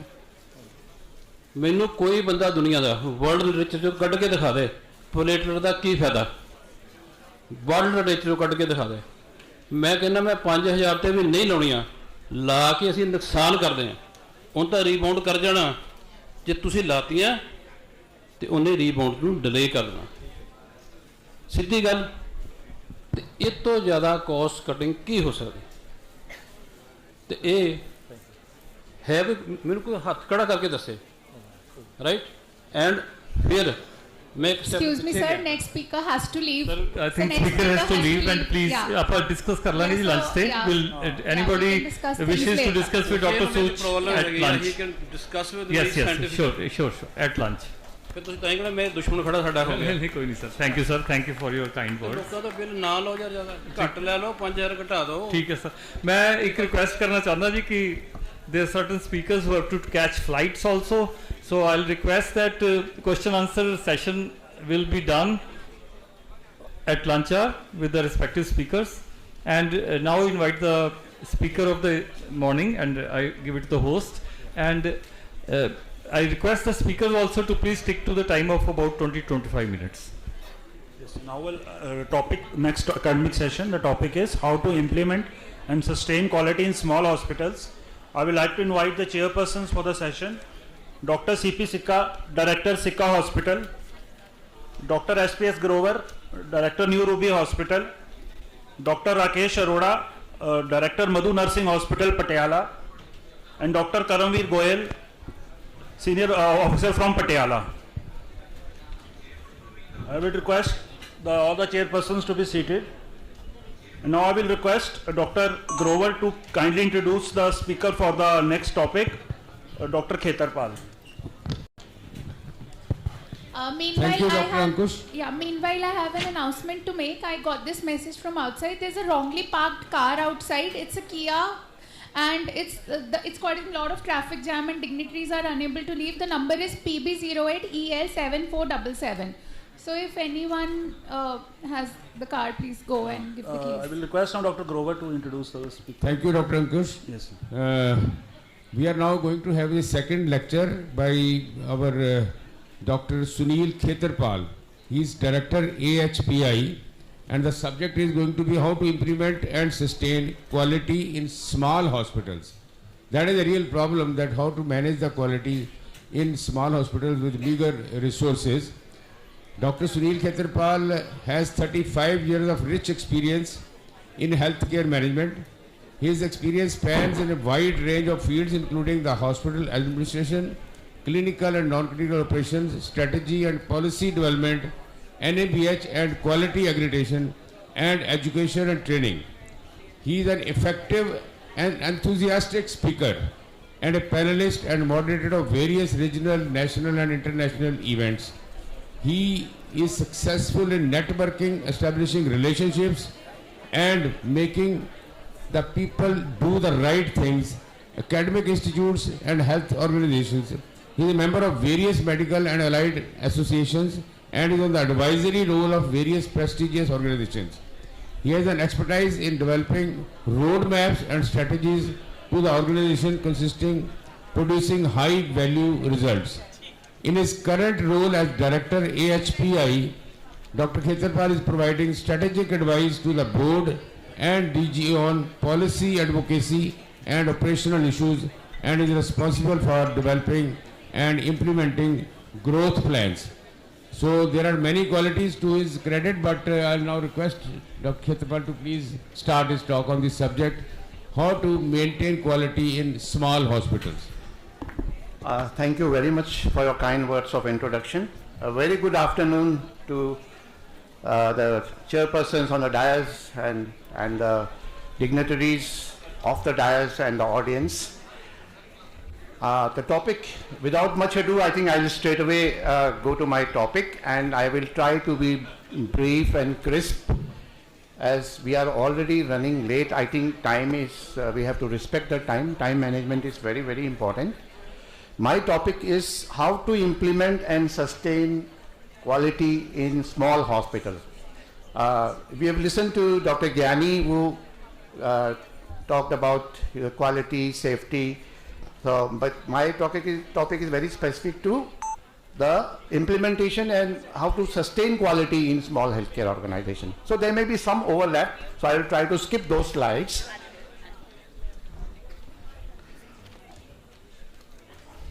Now, just I will take 1 minute to introduce my organization. I think AHPI is Association of Healthcare Providers India.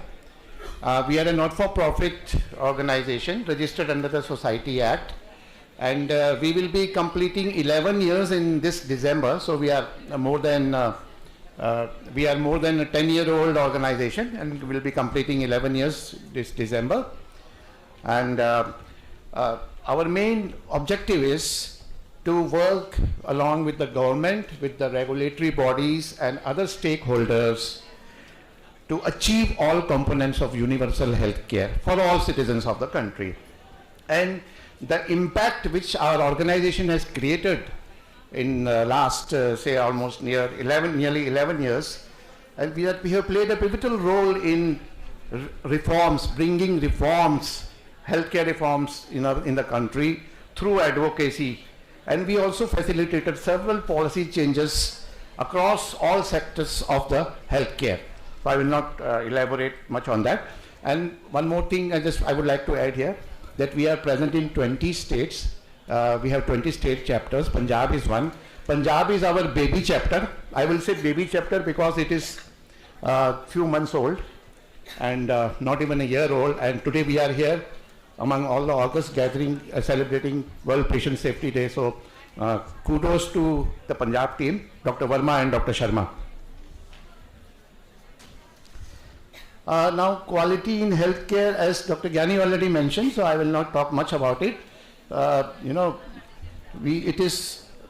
two dimensions, of course: service quality, clinical quality. Clinical quality, we all know that doctors, they try to give their best to the patient, the treatment part. So medical excellence and service excellence, these are the two components of quality in healthcare. Service excellence, of course, your attitude, your behavior, your communication with the patient, your empathy, how much is your waiting time, how much, what is the TAT of the investigation results. These are all related to service quality.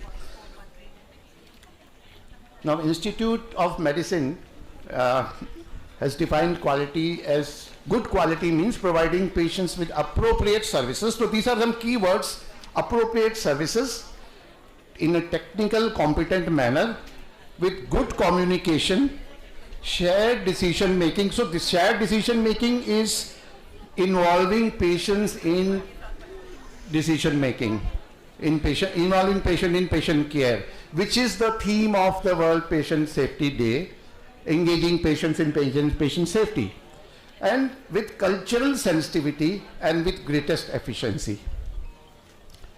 This is just a report by IOM, that error, of course, no organization is error free, and no one is immune, no organization is immune to error. Error is bound to happen, but our aim is to identify that error, do the root cause analysis, and try to reduce the error and see that there is no harm to the patients. That patient safety and reducing medical errors can be done by establishing focus on leadership, that is a good governance, research, tools and protocols about safety, mandatory and voluntary reporting of errors. This is very important because most of the errors they go unreported. This is the problem in our country. That's why we don't have enough data or enough studies on the errors or adverse events which happen, because we don't report. We have a fear of reporting. या मैं report करूंगा कि मेरे से गलती होगी, मेरे से नीडल प्रिक हो गया, मेरे को नीडल प्रिक हो गया तो मुझे सजा दी जाएगी. So it is not a punitive thing, or it's not that you are not to be blamed. It's not a blame game, but idea is to improve. Until unless we report the error, we will never improve.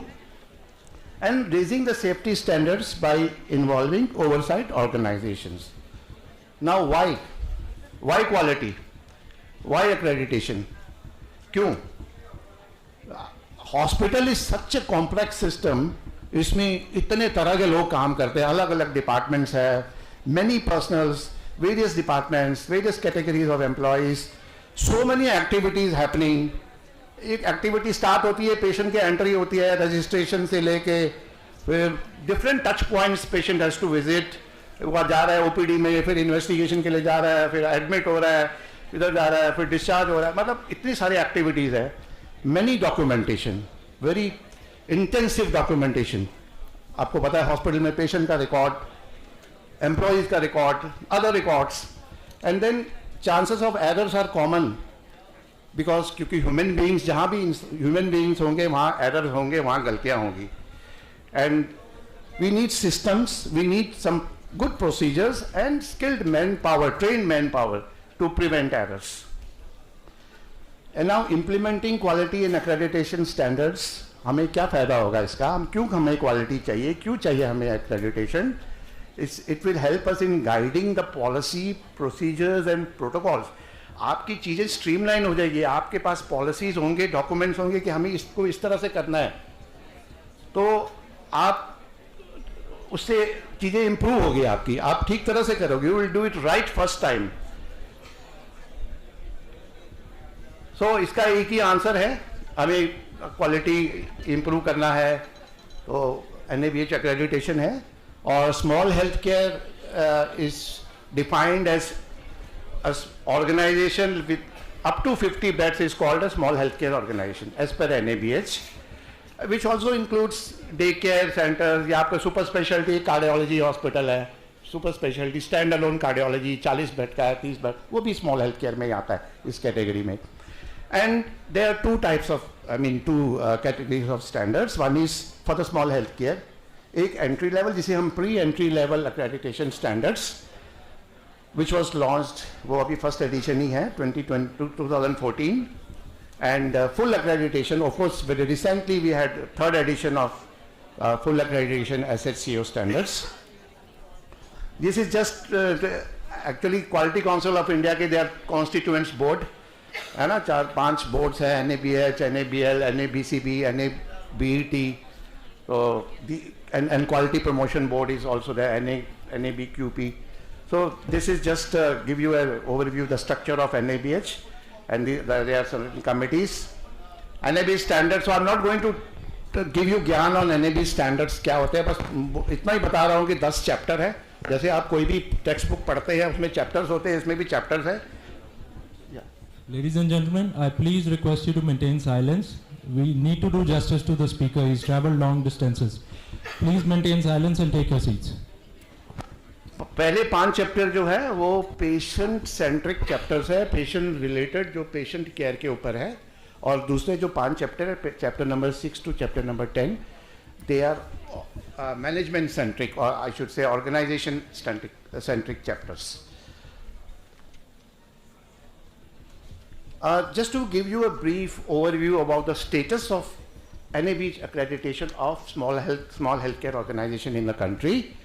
पूरे national level पे हमारे अभी even 1000 भी नहीं है, 800 के आसपास hospital है जो फुल एक्रेडिटेशन है स्मॉल हेल्थ केयर, छोटे वाले जो 50 बेड तक है. पंजाब का मैंने डाटा देखा है उसमें, तो out of 161 which is a very good number, क्योंकि पंजाब में स्मॉल हेल्थ केयर बहुत है वैसे भी, because this may be one reason कि बहुत सारे हॉस्पिटल छोटे छोटे हैं. तो पंजाब में आउट ऑफ कंट्री का 1816 and 161 is Punjab. Then entry level में टोटल 1500 के आसपास है, और ये बहुत कम है पंजाब में एंट्री लेवल, जिसमें 100 भी नहीं है एंट्री लेवल पंजाब में. तो हमें ध्यान इस पे देना है कि अगर हम जो नहीं है NABH हॉस्पिटल जिनको एक्रेडिटेशन हमने की एक्रेडिटेशन पे में जाना चाहिए, क्वालिटी उसकी journey, they should start their quality journey. At least to start with entry level से शुरू करिए, आप एक बेसिक शुरुआत तो करिए, एक start your quality journey at least. This is, I think, I will not stress much on it. Your topic say we just to healthcare delivery overall. I think Gyani sir has already talked about it. So बस इतना है कि private sector में हमारा OPD का contribution 80% है, और total this is countries data, पूरा इंडिया में जो जितनी OPDs होती है उसमें 80% प्राइवेट हेल्थ केयर प्रोवाइड करता है, और 63% IPDs are catered by the private. This also, I think, sir has already spoken, so I will not talk. This is about it. And Punjab में सर ने भी बताया 60,000 से ऊपर है और हॉस्पिटल्स है जिसमें प्राइवेट का कंट्रीब्यूशन 43, 44 अब 45 के आसपास है आउट ऑफ दिस। तो काफ़ी कंट्रीब्यूशन है जिसमें से only 20,000 nearly 20,000 is public and 65,000 total आपके हॉस्पिटल्स है पंजाब में। और Jalandhar has emerged as Asia's biggest medicine hub, एक Medicare hub with over 800 hospitals, healthcare establishments. The largest on per capita basis also as compared to any other city of Asia. अब ये मैं आपको थोड़ा सा जो स्मॉल हेल्थ केयर या छोटे हॉस्पिटल्स है उनको क्या क्या चैलेंजेस फेस करने पड़ते हैं। तो I am sure many of you are from small health care and you must be facing this challenges and under utilisation of service का मेरा कहने का मतलब ये है कि आपके पास सर्विसेज है, आप सेकेंडरी केयर, प्राइमरी सेकेंडरी तो है ही है, कुछ छोटे हॉस्पिटल्स भी हैं जो थोड़े टर्शरी केयर भी कर रहे हैं। तो लेकिन अंडर यूटिलाइज इसलिए है कि मैं एज ए पेशेंट मेरी ये सोच है कि मैं अगर मेरे को कैथ लैब में जाना है या मुझे कोई कार्डियोलॉजी का प्रोसीजर कराना है तो मैं इस वाले में क्यों जाऊँ, मैं क्यों ना बड़े हॉस्पिटल में जाऊँ या दूसरे मेट्रो सिटी में जाऊँ या तो उसी सिटी में जो बड़ा हॉस्पिटल है, मैं छोटे में क्यों आऊँ। तो आपकी utilisation of services under utilised. दूसरा है आप पता ही है मैन पावर के मतलब doctors, specialist, super specialist small health care में मुश्किल से मिलते हैं, आप फुल टाइम अफोर्ड भी नहीं कर सकते and then they are on call basis, they are on कहते हैं ऑनरी कंसल्टेंट्स कहते हो आप, विजिटिंग कंसल्टेंट्स कहते हो, या मिलते ही नहीं है सुपर स्पेशलिस्ट। और tertiary care of course is lacking in small health care में, आप नहीं देखेंगे टर्शरी केयर हर स्मॉल हेल्थ केयर में नहीं होगा। डॉक्टर पेशेंट रेशियो आपने बताया कि वही सब भागते हैं। डॉक्टर्स भी चाहता है कि अगर मैं यहाँ का कार्डियोलॉजिस्ट हूँ, मेरे बेटे ने अगर उसने अभी एमडी कर लिया, डीएम कर लिया, तो वो बेटा बोलेगा मेरे को तो मेदांता जाना है, मेरे को तो दिल्ली जाना है, मेरे को बड़े शहर में जाना है। तो ये इस तरह की प्रॉब्लम्स भी है। छोटे शहर में लोग वहाँ अपॉर्चुनिटीज़ ज़्यादा है, लोग सोचते हैं हम बड़े शहरों में जाएं, और तो ये भी एक प्रॉब्लम है। सब भागते हैं बड़े शहर की तरफ। शेयर्ड रिसोर्सेज एक चैलेंज है कि जैसे शेयर्ड रिसोर्सेज का मतलब एक कंसल्टेंट यहाँ भी जाएगा, वहाँ भी जाएगा, 3-4 जगह जाएगा, विजिटिंग होगा। इवन कई बार मैंने देखा है वो अपना कोई इक्विपमेंट लेके जाएगा, इक्विपमेंट भी sharing resources of man power, doctors and sharing of equipments also. छोटे जगह पे ये होता है। एंड एंसिलरी स्टाफ, जैसे अभी एक जेंटलमैन पैरामेडिकल स्टाफ के बारे में बोल रहे थे, आपको trend paramedic staff ancillary staff में बहुत कुछ आ जाते हैं। एक बायोमेडिकल इंजीनियर है, एक फार्मासिस्ट है, और आपका हाउस कीपिंग स्टाफ है, आपका पैरामेडिकल स्टाफ है, टेक्निकल स्टाफ, टेक्नीशियंस हैं। तो ये ट्रेन स्टाफ की प्रॉब्लम है। कई जगह पे मैं जब NABH असेसमेंट के लिए विजिट करता तो ये भी देखा है कि वो OT में वो जी 20 साल से काम कर रहा है, he is only 10th pass but he is OT technician, but he is doing well. आप समझिए वो क्वालिफाइड नहीं है, पर NABH देखता है क्वालिफिकेशन को। You have to have appropriate qualification for that job, but that person is not qualified. मतलब ट्रेंड क्वालिफाइड स्टाफ वो भी प्रॉब्लम है। Technology, advance medical equipments small hospitals में ये बहुत बड़ा चैलेंज है। आपको कॉस्ट रिकवर नहीं होगी। आप बोलोगे कि मैं क्यों लगाऊं पेट CT, मैं क्यों लगाऊं एक MRI की मशीन, मैं क्यों लगाऊं इतने करोड़, मैं क्यों खर्चूं, मेरे को ROI नहीं होगा। So all these issues are रहे, चैलेंजेस आर रहे। बेसिक डायग्नोस्टिक फैसिलिटीज़ कहीं स्पेशली इन Tier 3 सिटीज़ तो वो भी नहीं होते हैं, और standardised care, lack of training, ये सारे इश्यूज हैं। और एक बहुत बड़ा जो चैलेंज है कि प्रिवेलेंस ऑफ अनरजिस्टर्ड डॉक्टर्स या क्वैक्स हम जिसे कहते हैं, वो तो खैर सब जगह की प्रॉब्लम है। आई एम श्योर यहाँ भी होंगे। जो आपके पास कोई कंपाउंडर रहा होगा, उसने अपनी क्लिनिक खोल ली होगी, क्वैक ही हो गया। तो ऐसे भी इश्यूज हैं बहुत सारे, मतलब चैलेंजेस हैं। ये छोटे शहर के चैलेंजेस मैंने बताए हैं स्मॉल हेल्थ केयर के लिए। अब नाउ मेन मुद्दा जो जिस टॉपिक है मेरा कि how to implement quality in small health care organisation. सबसे पहली चीज़, अगर मेरे को क्वालिटी अपने ऑर्गेनाइजेशन में लाना है, मैं as a promoter of the hospital, as a owner of the hospital, as a CEO of the hospital, सबसे पहले कमिटमेंट मेरे पास होनी चाहिए, मेरे को होनी चाहिए कमिटमेंट। मैं अगर कमिटेड नहीं हूं तो आप भूल जाओ, आप बाकियों से कुछ उम्मीद मत रखिए, आप कोई कुछ नहीं करेगा। सबसे पहले commitment has to come from the top. Then it trickles down to all the levels of employee. Commitment is the first thing. Then sir has mentioned, Dr. Gyani, about the culture of quality. वो एक create करना पड़ेगा, सबकी involvement होगी उसमें, और एक dedicated quality team चाहिए. NABH के standard में भी लिखा हुआ है कि आपके पास dedicated quality के जो लोग quality के ही काम करें. स्टार्ट विथ, अगर आपका 50 बेड का एक से शुरू करिए आप. हम नहीं कहते कि आपको टीम क्वालिटी के 4 लोग आप, you can't afford that. Have 1 person, उसको अगर थोड़ी ट्रेनिंग भी दे दीजिए. आजकल लोग MHA करके यंग बच्चे होते हैं, उनको आप एम्प्लॉय करिए. They will look after that your that department. They will coordinate with other departments to implement quality. एक कोर ग्रुप बनाना पड़ेगा जिसमें मैनेजमेंट के भी हो, clinicians, nurses, paramedic, ancillary staff. मतलब मैं धीरे धीरे उस लेवल पे, आप पहले तो क्वालिटी, फिर कोर ग्रुप बनाया आपने, फिर आपके लीगल कंप्लायंसेस को आपको बहुत ध्यान देना है. उसके बिना NABH नहीं मिलेगा. It has to be 100%.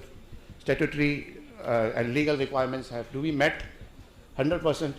फिर आप एक एटलीस्ट कि आपको चलो NABH के लिए जाना है या क्वालिटी इंप्लीमेंट करना है, एक NABH के स्टैंडर्ड की कॉपी आप ऑनलाइन भी मिल जाती है. आप एक वो ले लीजिए, स्टैंडर्ड को पढ़िए, पढ़ने की कोशिश करिए, इंटरप्रेट करिए, और गैप आइडेंटिफाई किए कि इसका ये स्टैंड ये लिखा है और मेरे हॉस्पिटल में ये चीज़ उस हिसाब से हो रही है नहीं हो रही है.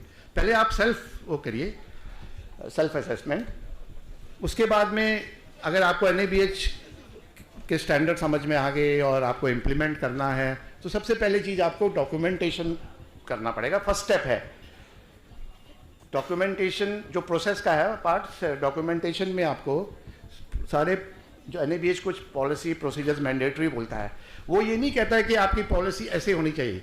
अब वो प्रिस्क्रिप्टिव है, और sorry it is not, it is descriptive, कि वो प्रिस्क्राइब नहीं करता कि ये चीज़ें.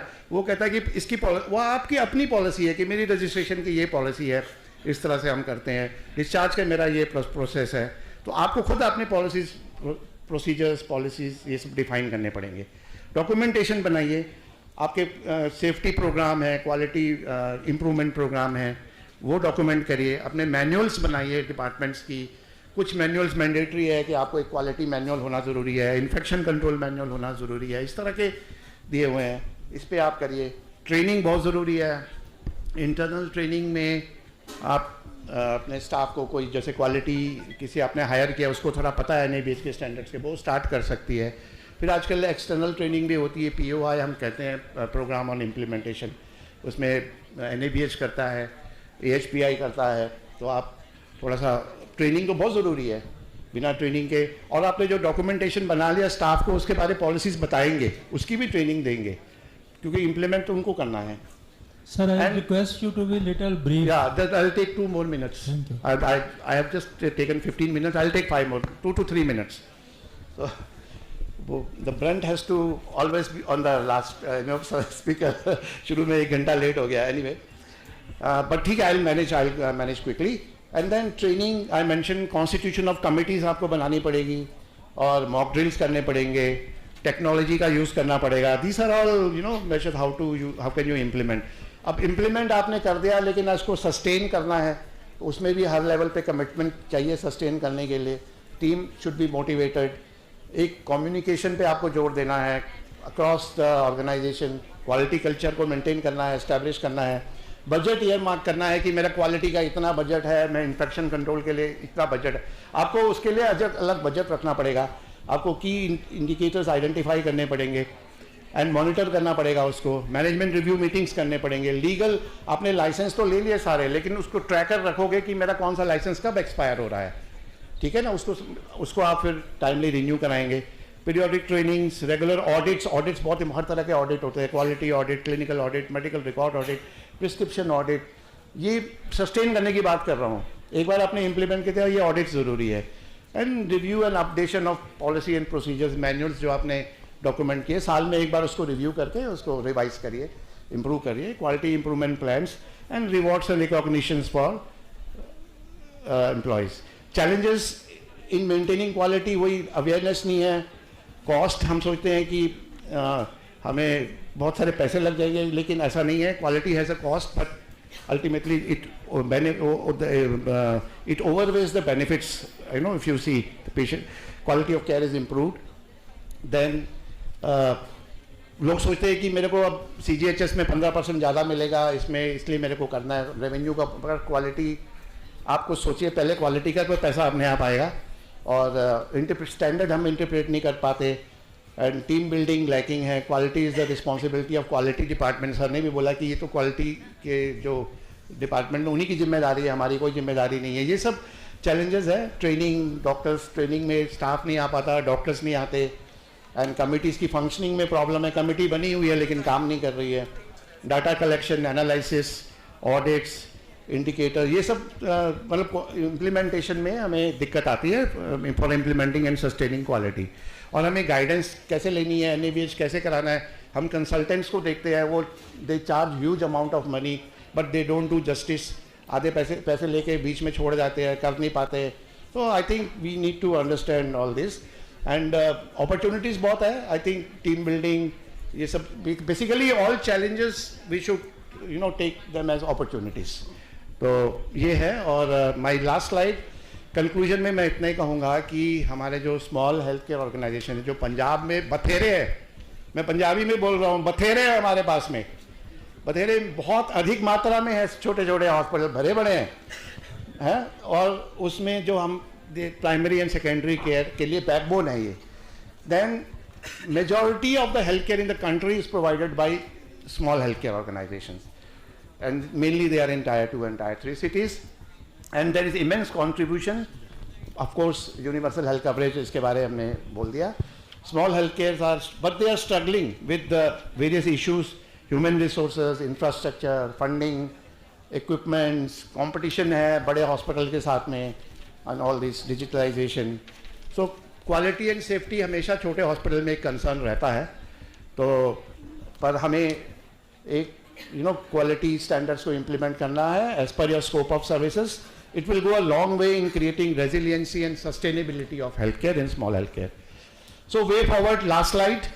ये कहूँगा कि as a AHPI representative, as a AHPI person, I would recommend to all the small healthcare organizations in the North chapter, including Punjab, Jammu Kashmir and Himachal Pradesh, to be certified at least with entry level NABH standards, at least by 2024. अब मोदी जी ने एक target दे दिया कि national TB elimination programme, हम tuberculosis को 2025 में, हालांकि global target WHO का 2030 है, लेकिन मोदी जी कहते नहीं 2025 में। हम भी उसमें, AHPI भी उसमें काम कर रहा है, हम भी सपोर्ट कर रहे हैं through our member hospitals government को, इस इनिशिएटिव को। तो ऐसी कुछ हम एक टारगेट रखे इनिशिएटिव कि हम सारे हॉस्पिटल्स को 2024 एंड मिलते मिलते प्रिपेयर करते करते प्रोसेस में आपको 8-9 महीने 10 महीने साल लग जाता है। तो by 2024 we should target and we should be able to achieve NABH accreditation, and we are willing to provide you support and guidance training में, प्रिपेयर करने में, एक्रेडिटेशन में। और कंसल्टेंट्स को आप भूल जाइए, they charge enough money, but we have some mechanism. हमारे टेक्नोलॉजी पार्टनर भी है, बहुत नॉमिनल अमाउंट चार्ज करता है, आपको 4 महीने में तैयार करा देंगे, हमारा AHPI के साथ है। आपको ट्रेनिंग दी जाएगी, जो NABH की रिक्वायरमेंट है पूरी आपको बता दी जाएगी, समझा दिया जाएगा, आप उसको करिए।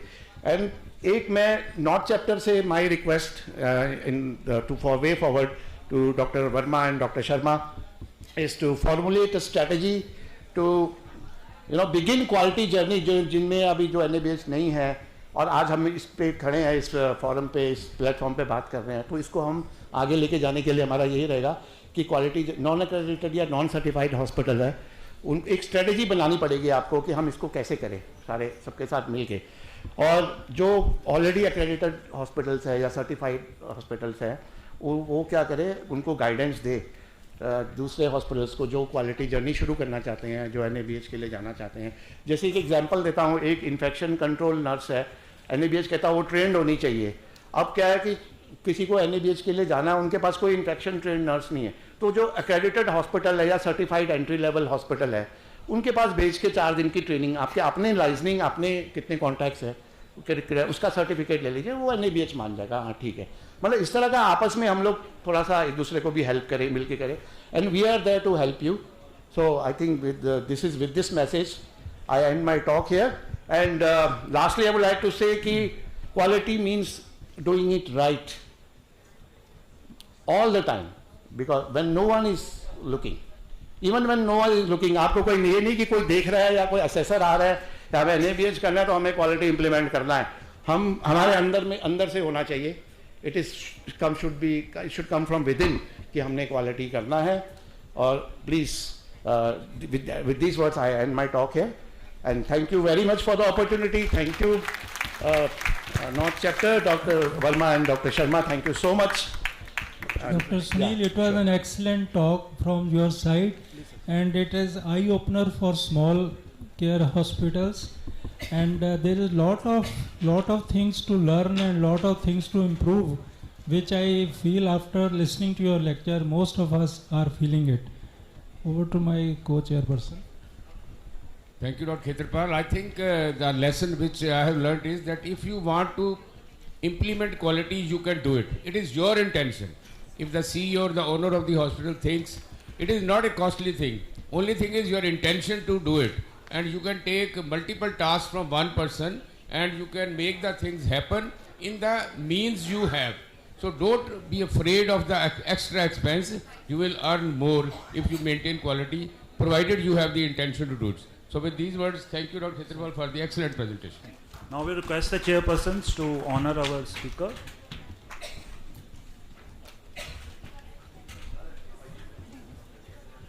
And honor our speaker first. Chairpersons to honor our speaker.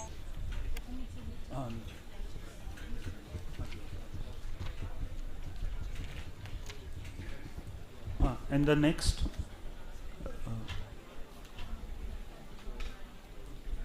I will request now.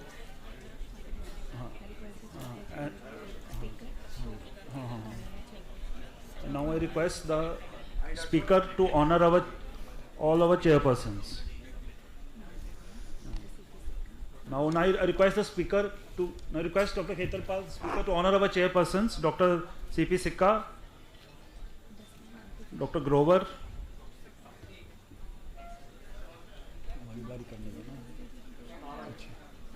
C.P. Sikka, Dr. Grover, Dr. Goyal and Dr. Arora.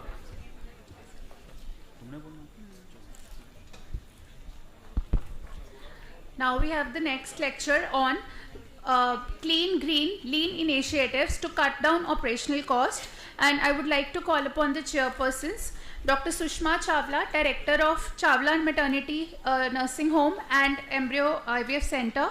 We welcome you, ma'am. Dr. H.S. Maan, Director of Maan Scanning Center, Jalandhar, Dr. Shubha Sharma and Dr. Deepak Puri to kindly take their seats on the stage.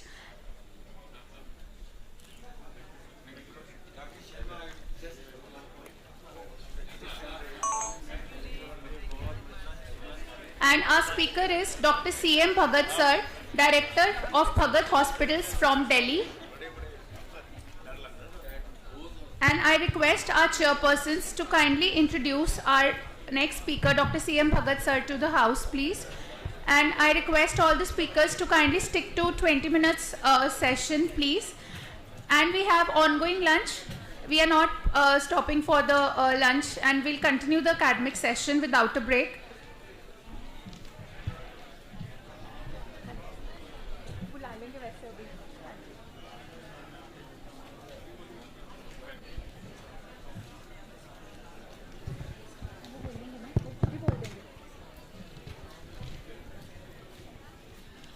A very good afternoon to one and all. So first of all, I thank the organizers for inviting us as a chairperson, Dr. Sharma and myself. And I invite Dr. C.M. Bhagat. Yes. Welcome, sir, to Jalandhar city. So he is MBBS from Delhi, MD in anesthesia from AIMS, Director Bhagat Hospital Private Limited. He's worked with IMA and many other organizations. And he's keen on environmental conservation, agriculture, energy conservation and recycling.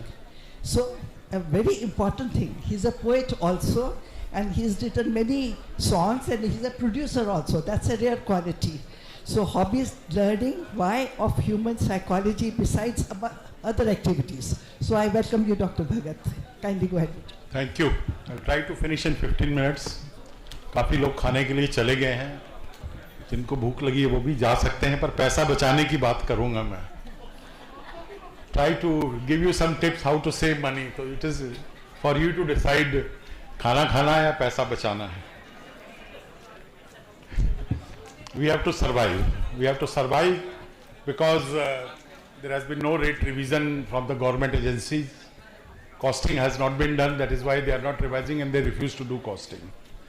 Dr. Gyani is very much involved in this process. I was involved. But after holding at least 20-25 meetings, they refuse to give results of costing. Salaries we have to increase because minimum wages, government orders, they keep on increasing and we have to do that. Health has become a political tool. You can see that. It has become a political tool because every agency wants to push healthcare to provide more to their voters, and we have to provide. They don't have to provide. Patient expectations are rising. Competition is also rising, so we have to do something about it. All three topics, clean, green and lean initiatives, they are related. That is why they have been given to me, because I have been working on environment conservation, and we have received as a hospital, we have received awards at international platforms on energy conservation and green hospital. Green does not mean a green coated hospital. Green means that you have to save energy, you have to give more comfort to the patient and aid in recovery. Clean, of course, is going to promote your business. You cannot expect a dirty hospital and patients coming to that. It helps in cutting operational cost also, because if it is a dirty hospital, infections are more and you have to use more antibiotics, higher grades of antibiotics, which increases your running cost. Lean initiatives, as I said, how to cut down on operational cost, पैसा बचाना. कंजूसी की बात करेंगे थोड़ी सी. You can't run a dirty hospital, I said, by design. You have to design your hospital in such a way, and that is by your own initiatives or with the help of a consultant, how to design a hospital which can be kept clean, and that is your own attitude. But there are technical experts who can provide these things, and your human resources, they have to maintain this clean hospital. Now when we talk of cleaning, we have four aspects of that. There should be a visual impact. देखने में सब अच्छा लगना चाहिए. It should look clean. You have to plan circulation of the patient in such a way that place does not become dirty. That is why I said you have to design the hospital in such a way, your working has to be designed in such a way that it looks clean.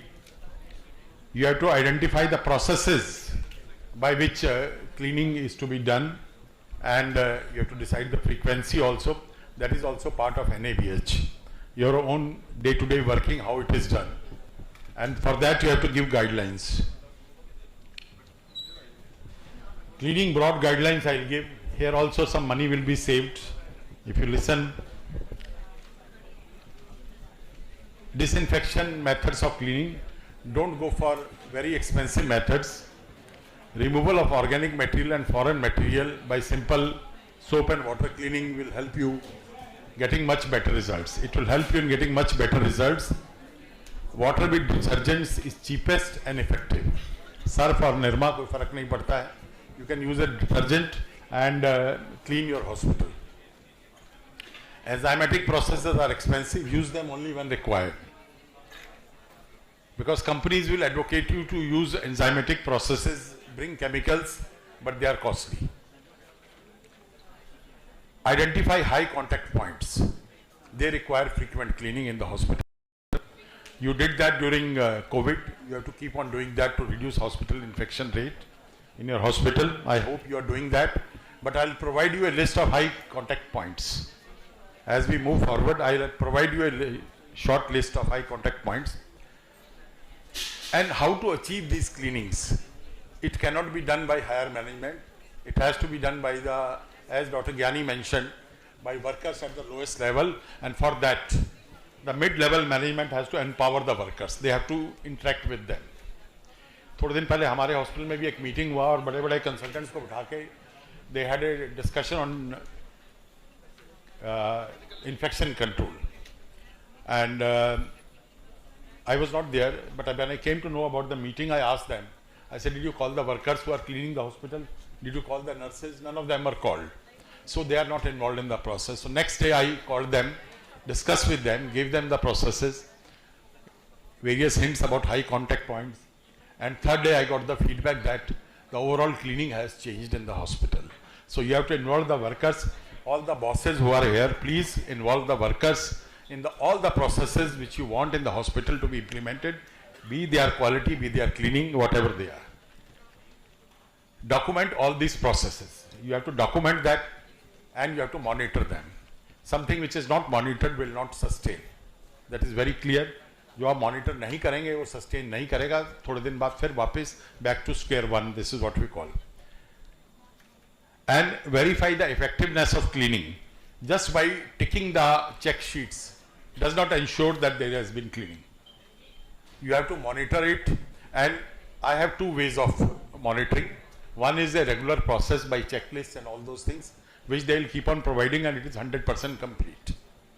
Same is all those hospitals who are NABH accredited here, they will know that hand wash, how it is documented. Somebody observes that proper hand wash is done. My hospital, the same thing was happening in the first assessment. I was watching that and I was quite upset. So I asked the infection control nurse, I said, all those who are into patient care, please take their hand culture. You see, whatever was 100% effective, when we did this hand culture of these 300 staff, 20 we got methicillin resistant infection, and 6 of them were operating surgeons. So operating surgeons who were washing their hands daily. We asked them to wash their hands properly, did a repeat culture, 5 were still positive. Now this was a dilemma how to sort it out. I had quoted this many times, and this is going to suggest you also. उन surgeons को मैंने बैठाया, उनको बोला आप एक काम करो, घर जाओ, बाल्टी में कपड़े डालो, सर्फ डालो और खुद धो उनको. नेक्स्ट टाइम जब हमने कल्चर लिया था, it was negative. So Surf and water was very effective. Use that in your hospital, that will cut down the cost.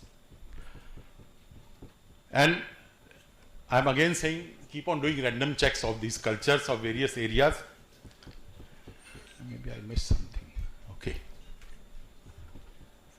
Cleaning, apply the principle of FMEA, failure mode effect analysis, that whatever you are doing these processes, this is a highly technical word, but it has to be applied to cleaning processes also. Some common areas are rinsing and diluting fluids. I am again warning you, in infection control, there was a case from Canada where the gynecologist managed to pass on hepatitis C infection to many ladies, in which she was doing this radiological investigation. The reason was the diluting fluid which she was using again and again, that was contaminated by the first patient.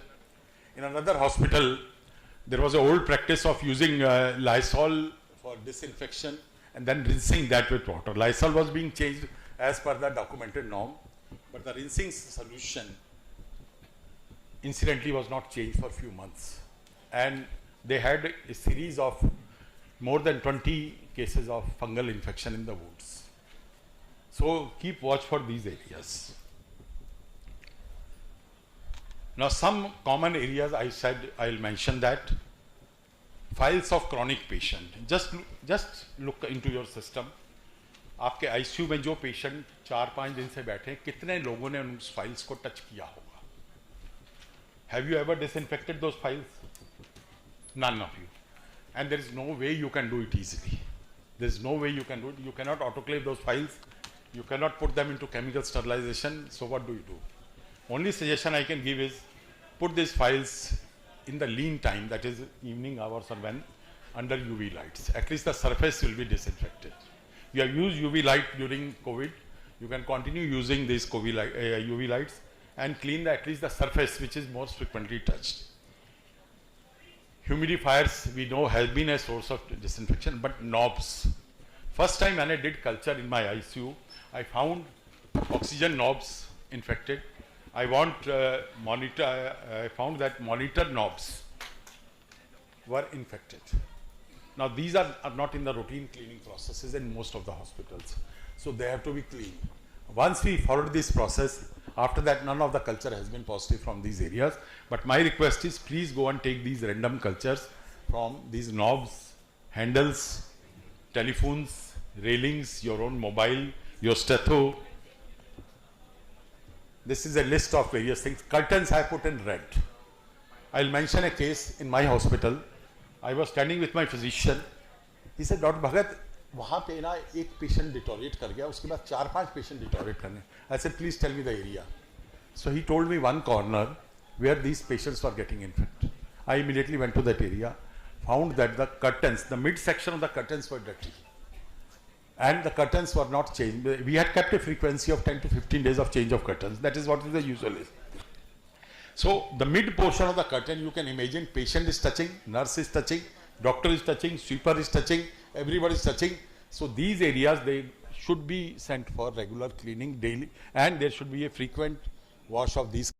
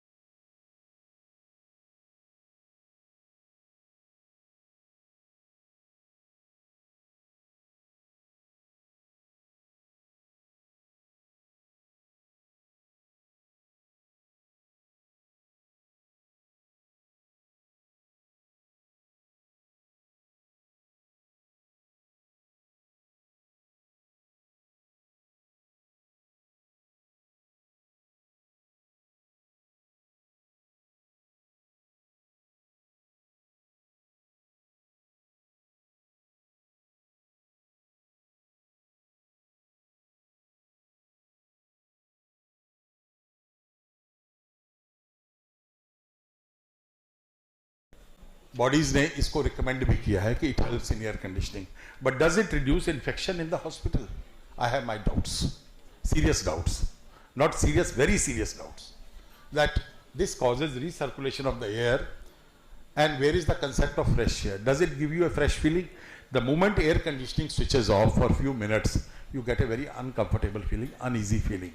So there has to be a circulation of the fresh air. See that in the hospital is designed in such a way that there is circulation of the air and there should be some natural sunlight coming into the hospital. I have used these things myself, that is why I am saying I have fresh circulation. Use natural resources, recycle waste where feasible, environment friendly. Become an environment friendly. Less energy, less waste and a segregation of waste, low cost cleaning, infection control I mentioned. Efficient workforce, you have to make it yourself.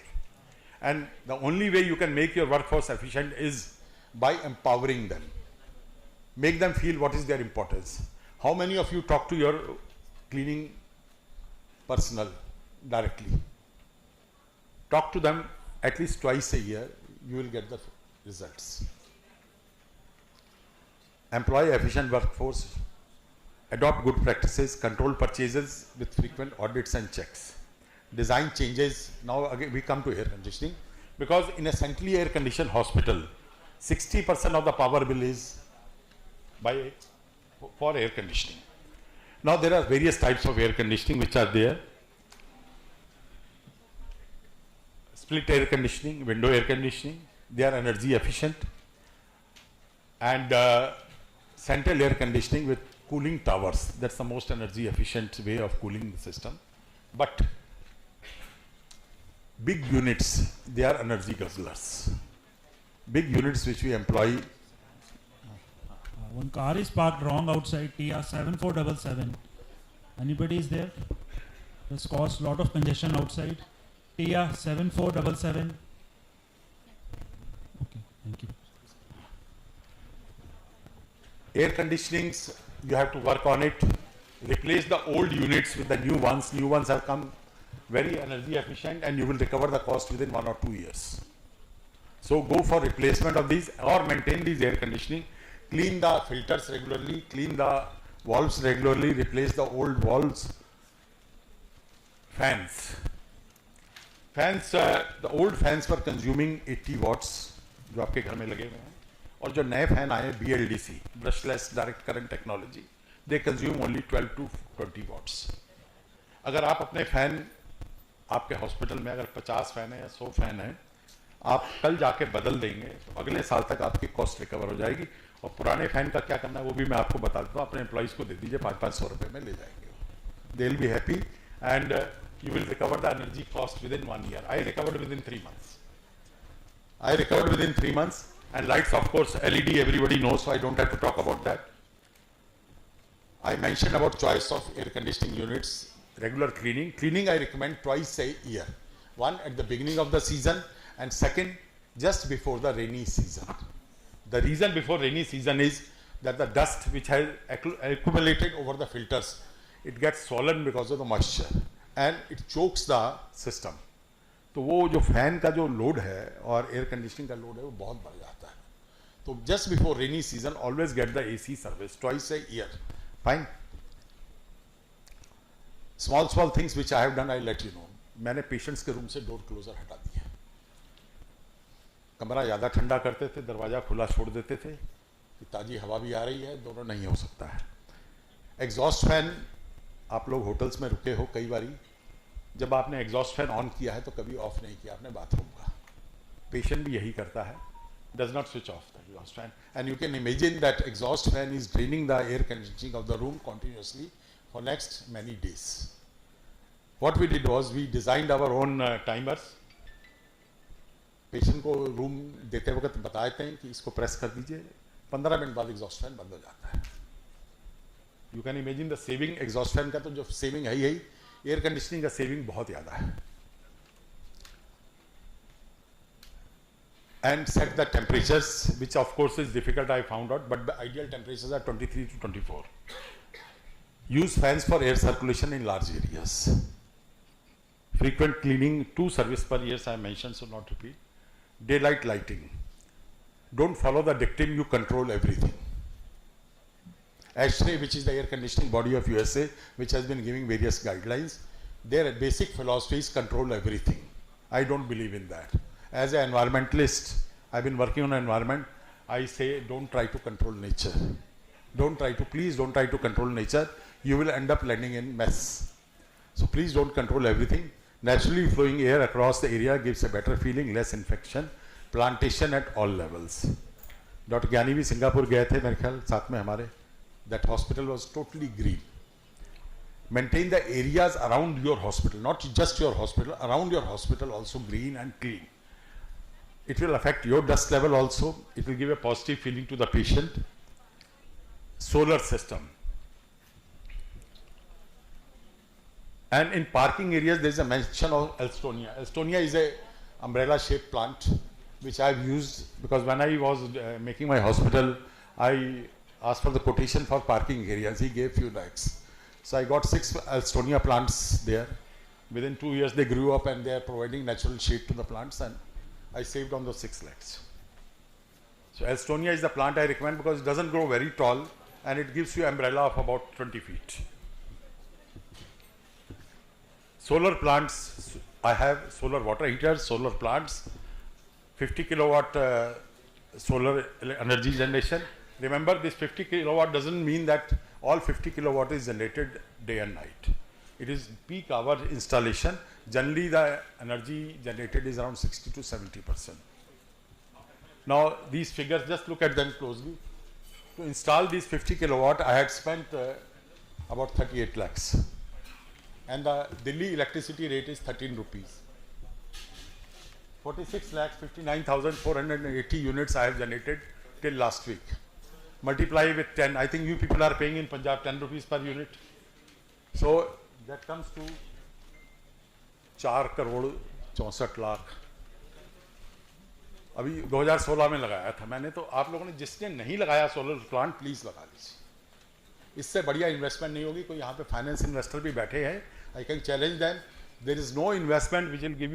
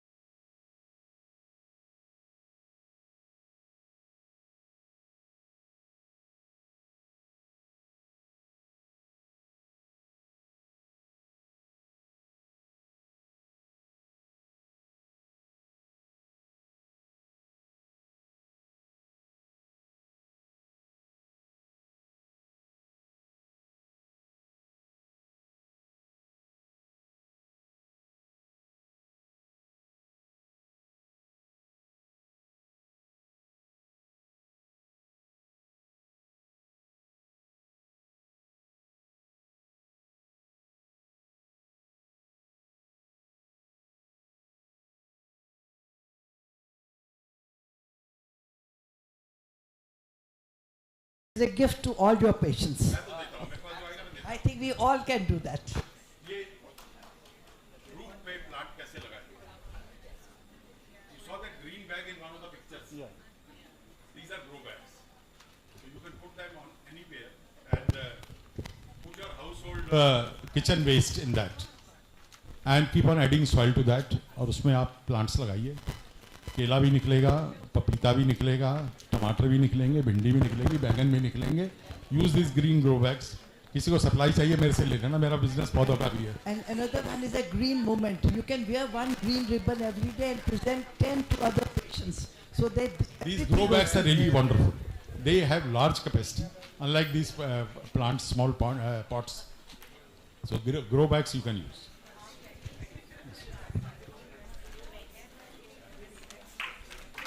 Now I request the speaker to kindly honor the chairpersons also. Speaker Dr. Bhagat sir, chairpersons Dr. Shushma and Dr. Shubha.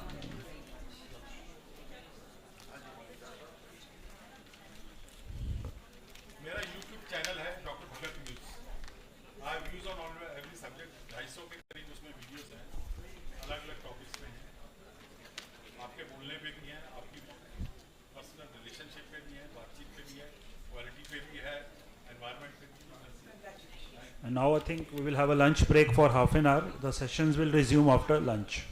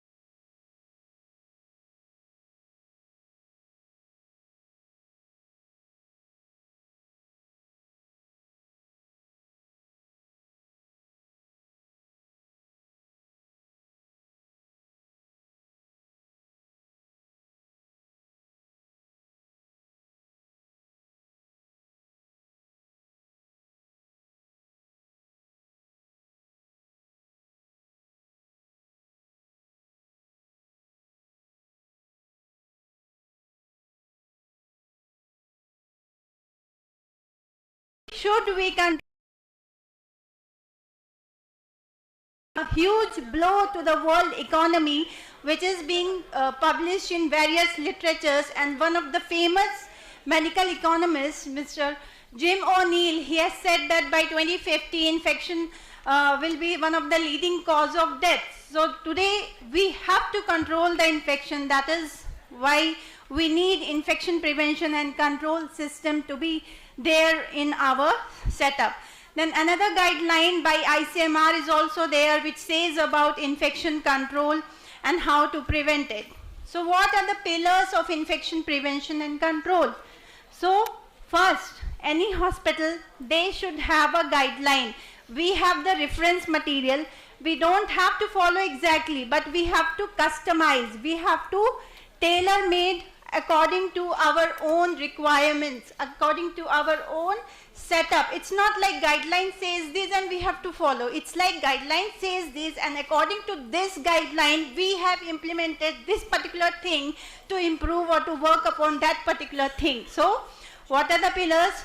First is the guideline. Guideline in any healthcare setup is the first thing, the policy and the procedure, which is to be laid by the healthcare organization for their healthcare workers to follow. First, guideline is being done. Then we need to train our staff. What we want to be implemented, we should train our healthcare workers that these are the policies of our hospital and we want you to follow this. So education and training is the second most important thing.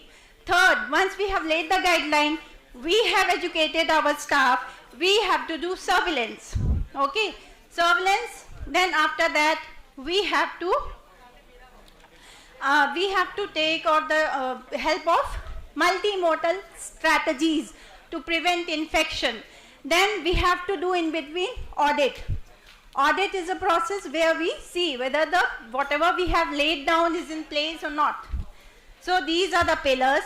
And also when we come to practice, we say that standard precaution is the gist of infection control. It has some 10 to 11 points which says everything. So standard precaution, and in some places we need to apply additional precautions. So when any healthcare organization, when it does these two precautions, standard precautions along with additional precautions wherever needed, what we are doing, we are trying to combat healthcare associated infection.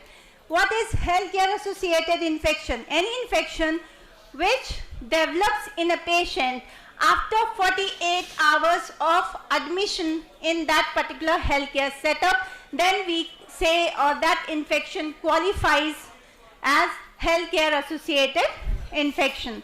So we have to work upon this.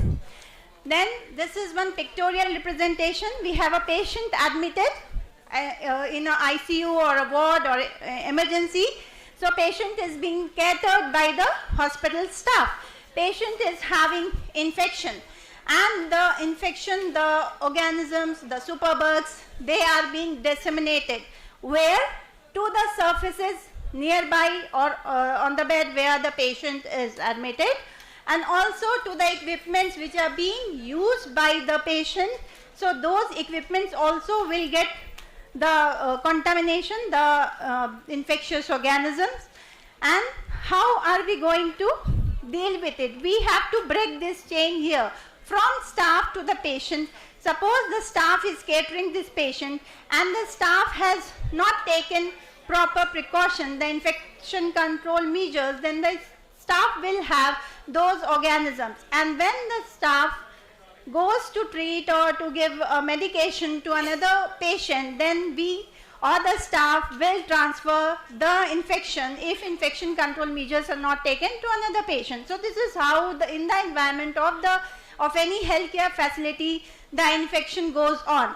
And if these patients, many a time these patients were, if they are not treated properly and they are then discharged, they go to their home, and what we do, we are getting those multi-drug bugs to our community. So initially the community acquired infection was generally of the sensitive organisms, but nowadays what we are seeing that even in community we are getting resistant bugs. So we have to break this chain. So what we have to do? We have to lay our policy, then we have to train our healthcare workers, and then what we have to do? We have to implement some multimodal strategies, and once we are done with everything, we have to start with the surveillance, which is an ongoing systematic data collection, which is very important for planning and implementation, and also the evaluation of our practice. So this is very important. And once we have implemented the surveillance system, we can go for audit. So once we are thorough with the surveillance system in our healthcare organization, we can go for audit. That is honest documentation, comparing what is being practiced and what is our written policy. So what is practice against our written policy, or what is the standard benchmark which we are following. So what it will do, why it is so important? It will detect deficiencies which are there, or the lapses or any wrong practices, and then this helps to correct these. So for this healthcare organization, they need to have an audit team, a schedule, like the various locations where they have to go for audit, then a compliance report. So all that, all this helps in improvement. So coming to the next step is the microbial surveillance. So microbial surveillance, we know that if infection prevention and control measures, if they are not taken properly in any healthcare organization, then the patient might land in healthcare associated infection, and the surveillance part a major step to combat those infections. So healthcare associated infection, again, it is divided into two. One is device associated infection. First is device associated. Device, when I am saying device like catheters, the central lines, the ventilators. So when the patient is being put on these devices, where the patient lands in, if the IPC is not proper, ventilator associated pneumonia, central line associated bloodstream infection, catheter associated urinary tract infection. So these are the device associated, and this is the procedure associated, healthcare associated infection. Procedure, we are doing surgery, or the patient is undergoing some kind of surgery and he is getting infected. He had just gallbladder stone and he came for a surgery, but he landed up in some other infection though. So this is, we say, a surgical site infection. Next is multi-drug resistant organism surveillance. So we need to define MDROs. When we will say that the patient is having MDRO, when we get a report from microbiology lab and the organism which is isolated, it is resistant to cephalosporins and carbapenems, then we say that it is MDRO. And then we need to have a special precaution, that is contact precaution. The nursing who is taking care of that particular patient should put a contact precaution, something written on the bed, or there we can use some color bands to just identify that the patient is an MDRO patient and we have to take contact precaution for that particular patient. Then next surveillance is environmental surveillance. Like we do surveillance for the OTs, for the ICUs, for all the high risk areas, we have to define like what are the high risk areas of our hospital and the frequency for doing the surveillance. So all that we need to define for our hospital and we have to do accordingly. Then water surveillance, the potability of the water, that is also very important. The various water coolers we have, then also the water surveillance like RO plant, they all like we should do water surveillance. We should have a report like what should be the colony forming units and what are the acceptable limits, and when we have to take action. Last but not the least, hand hygiene compliance or the surveillance is very important, because it is said that hand hygiene alone is responsible for a decrease of 80 to 90% of healthcare associated infections. So if we perform hand hygiene, we reduce the HAIs. So starting with the central line associated bloodstream infection, a patient is having central line, 48 hours have been passed, the blood cultures are sent to the lab and it comes positive, some organism has grown, then we say that it is a central line associated bloodstream infection. So what are the surveillance points which should be taken into consideration? So first, if we are putting a central line, surgical hand rubbing is very important. The sterility should be maintained, the sterile gown, gloves, mask, cap. The number of lumens also we should, like prior to do a central line, we should just find out what are the number of lumens which are required for the patient. Unnecessary putting on lumen is not required. What is the site for the central line? What should be the appropriate site which should be used for this? Then the skin antisepsis, whether it is being done or not. So these are the points the quality administrators or the infection control nurse or the nursing in charge. So these are the points which they have to keep in mind before putting central line, so that there is no central line associated infection. After putting the line, flushing is very important so that no blood is seen, because blood, if it is present in the central line and if it is not flushed, it can be a source of infection. Then also it is recommended to have transparent or semi-transparent dressing, so that if there is anything going on under the dressing, we are just able to see that if there is any redness or erythema or induration, then we can check it and we can take the necessary action. So these are the central line insertion checklist, followed by maintenance. Now we have put the patient on central line and now daily we have to give medication to the patient. So what we need to do for the maintenance of these lines? So we also need to find out whether the insertion details are present on the, that is the labeling is done or not for the central line. Then only we will come to know how many days have been passed when the patient is on central line. So what is the appropriate site? It is always said that the femoral should not be chosen for central line. Always it should be intrajugular or site which should be used. Number of ports, again the sterile transparent dressing, the port which when it is not used, suppose the drug is to be given 3 times a day. So when it is being not used, whether the nurse is closing the port or not. So that is very important. Closing the port is very important. Flushing is very important. Even if we know that today we are not going to use the central line, we are going to use maybe tomorrow, but we need to do the flushing. So flushing will maintain the patency of the central line. Dressing change is also very important. Suppose we are not using the semi-transparent or the transparent dressing. If we are using the gauze piece, then we need to remove it every 24 hours. So all this is very important. It needs to be documented and also it needs to be communicated to the infection control nurse or infection control officer, whoever is there in that healthcare facility. So central line days are very important.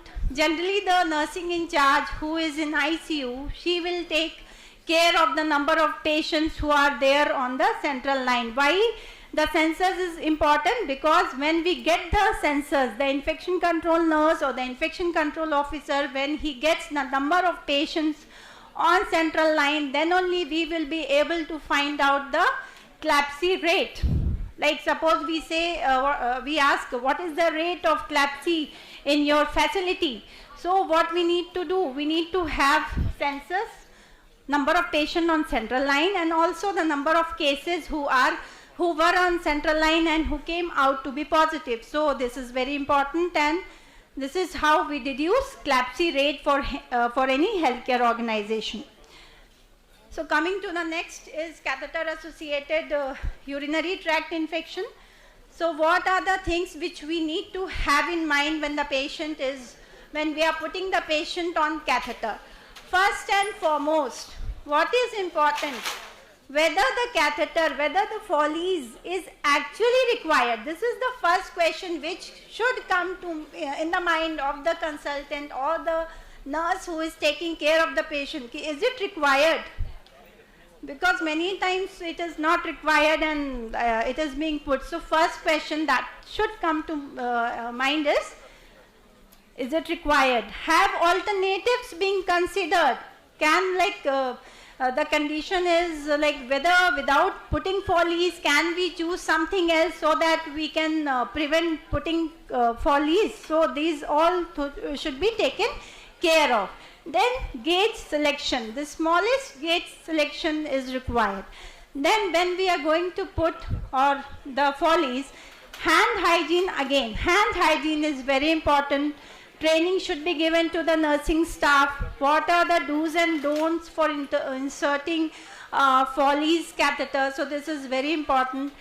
And asepsis, whether it was taken during the insertion of Foley's, catheter connected to sterile drainage system. Catheter bag position is very important. It should be below the bladder. Waste is discarded properly. How the person, the housekeeping who is asked to discard it, is he trained or not? Does he know the various procedures of emptying or not? So all these, the consultants or the quality managers or the ward in charges, they have to consider. Then PP, after putting the Foley's, PP is being removed before leaving the patient. So these were the insertion checklist, followed by maintenance checklist. Once the patient is having Foley's, then daily we have to assess in daily rounds. Can we remove the catheter today? If at all it is required, is it properly secured or not? Sterile closed drainage system is there or not? Metal hygiene is being given to the patient or not? Then unobstructed urine flow. There should not be any kinking in the tube. Hand hygiene should always be performed, whether before or after. So many a times before nobody will do, but after the compliance is more. So before also we should increase. The collecting bag is below the bladder. Metal cleanliness with sterile water. Sterile water or the normal water, soap and water is more than enough to clean it. We need not to have some antibiotic or some other system. The soap and water is more than enough. Non-sterile gloves. The sterile gloves we should not use. The non-sterile gloves are okay and we can use for this procedure. The catheter days for COTI also, because when we are calculating the rate, when we ask what is the rate of COTI in your hospital, so number of the patients who are on Foley's is very important, and this data generally the ward in charges, the ICU in charges, the nursing in charge, they should take this data or the sensors, and then only the infection control nurse or the infection control officer or the quality head who is taking care of these indicators will be able to find out the COTI rate of their hospital. Then coming to the next is ventilator associated pneumonia. So again I will not go in detail the blue chart because that is more technical, but again I would like to emphasize that ventilator days, again how many patients are on ventilator. So census is very important because that is important for finding out the rate, the VAP rate of our hospital. So using the correct formula, the correct number of patient on ventilator, we can just get the details. So again, ventilation care bundles. What are the points which the nursing should keep in mind when they are taking care of the patient in their ICU who is put on ventilator? So first again, whether it is required or not, whether indication is present or not, that is very important. weaning is being considered. It's not like we have put the patient on ventilator and like it's going on. Daily we have to think of whether we can wean the patient or not. Sedation is being given to the ventilated patient. So sedation vacation is very, very important. Daily we have to think. The procedure is very important, whether it was elective or emergency. Hand hygiene is important in every procedure. The patient who is on ventilator, their bed should be elevated unless until there are certain conditions where the elevation of bed cannot be done. So otherwise elevation of bed is required 35 degrees. Then subglottic suctioning is also required, and also we have frequency like thrice in a day, or depending on the secretions which are being which are made by the patient. If it is more, we can increase the frequency of suctioning. The cuff pressure should be 20 centimeter of water, peptic ulcer disease, and oral care. So these are the important things. Then coming to the surgical site infection, total number of SSI cases upon the operated patients, this is how we calculate the rate. And coming to the bundle, whether it was elective or so sterile equipment, clean, OT or not, then movement, traffic should be minimum, antibiotic prophylaxis, temperature, blood glucose, these all things are very important. Then coming to the MDRO surveillance, so patients who are admitted from other patients, they should undergo some kind of surveillance or the screen. The patient who are admitted for more than 7 days in our own ward, so they should undergo this surveillance. Then this next is the nosocomial infection screen. So these all we should implement in our hospital. For MDROs, coming to the environmental surveillance, routinely it is not recommended. And whenever there is renovation in the OT, or whenever there is a new OT, then we need to actually perform this environmental surveillance, and we need to interpret. Then we have water surveillance. Again, water surveillance, the frequency, the location, and also the protocol should be decided beforehand by the hospital. Then coming to the hand hygiene. So hand hygiene, this is the very common, like what are the different types, and these are the how we can monitor it, the surveillance, like before and after patient. These are various points which are there available, and this we can implement. Okay, so thank you so much. Thank you, Dr. Arine Hoda. I apologize for cutting short. We are running behind by 2 hours. But thank you very much for covering surveillance in detail and types of hospital-acquired infections.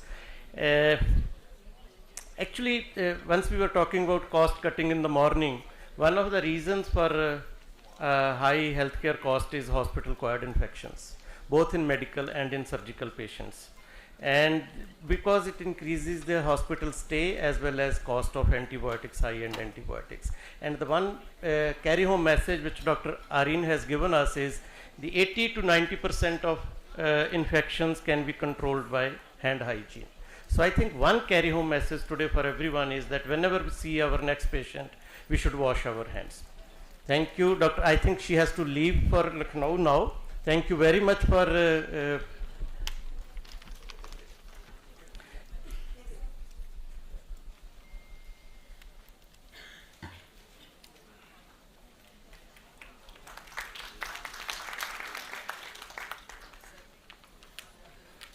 Thank you once again, Dr. Arine. We would have loved your comments at the end of the session, but we will miss that. Next talk is by Dr. Amit Mandal. He is Director Pulmonology at Fortis Mohali. So I will request that to finish that talk in 15 minutes, although it will be very difficult to cover ventilator-associated pneumonias in 15 minutes, but because of time, sir, you will have to do that. Thank you.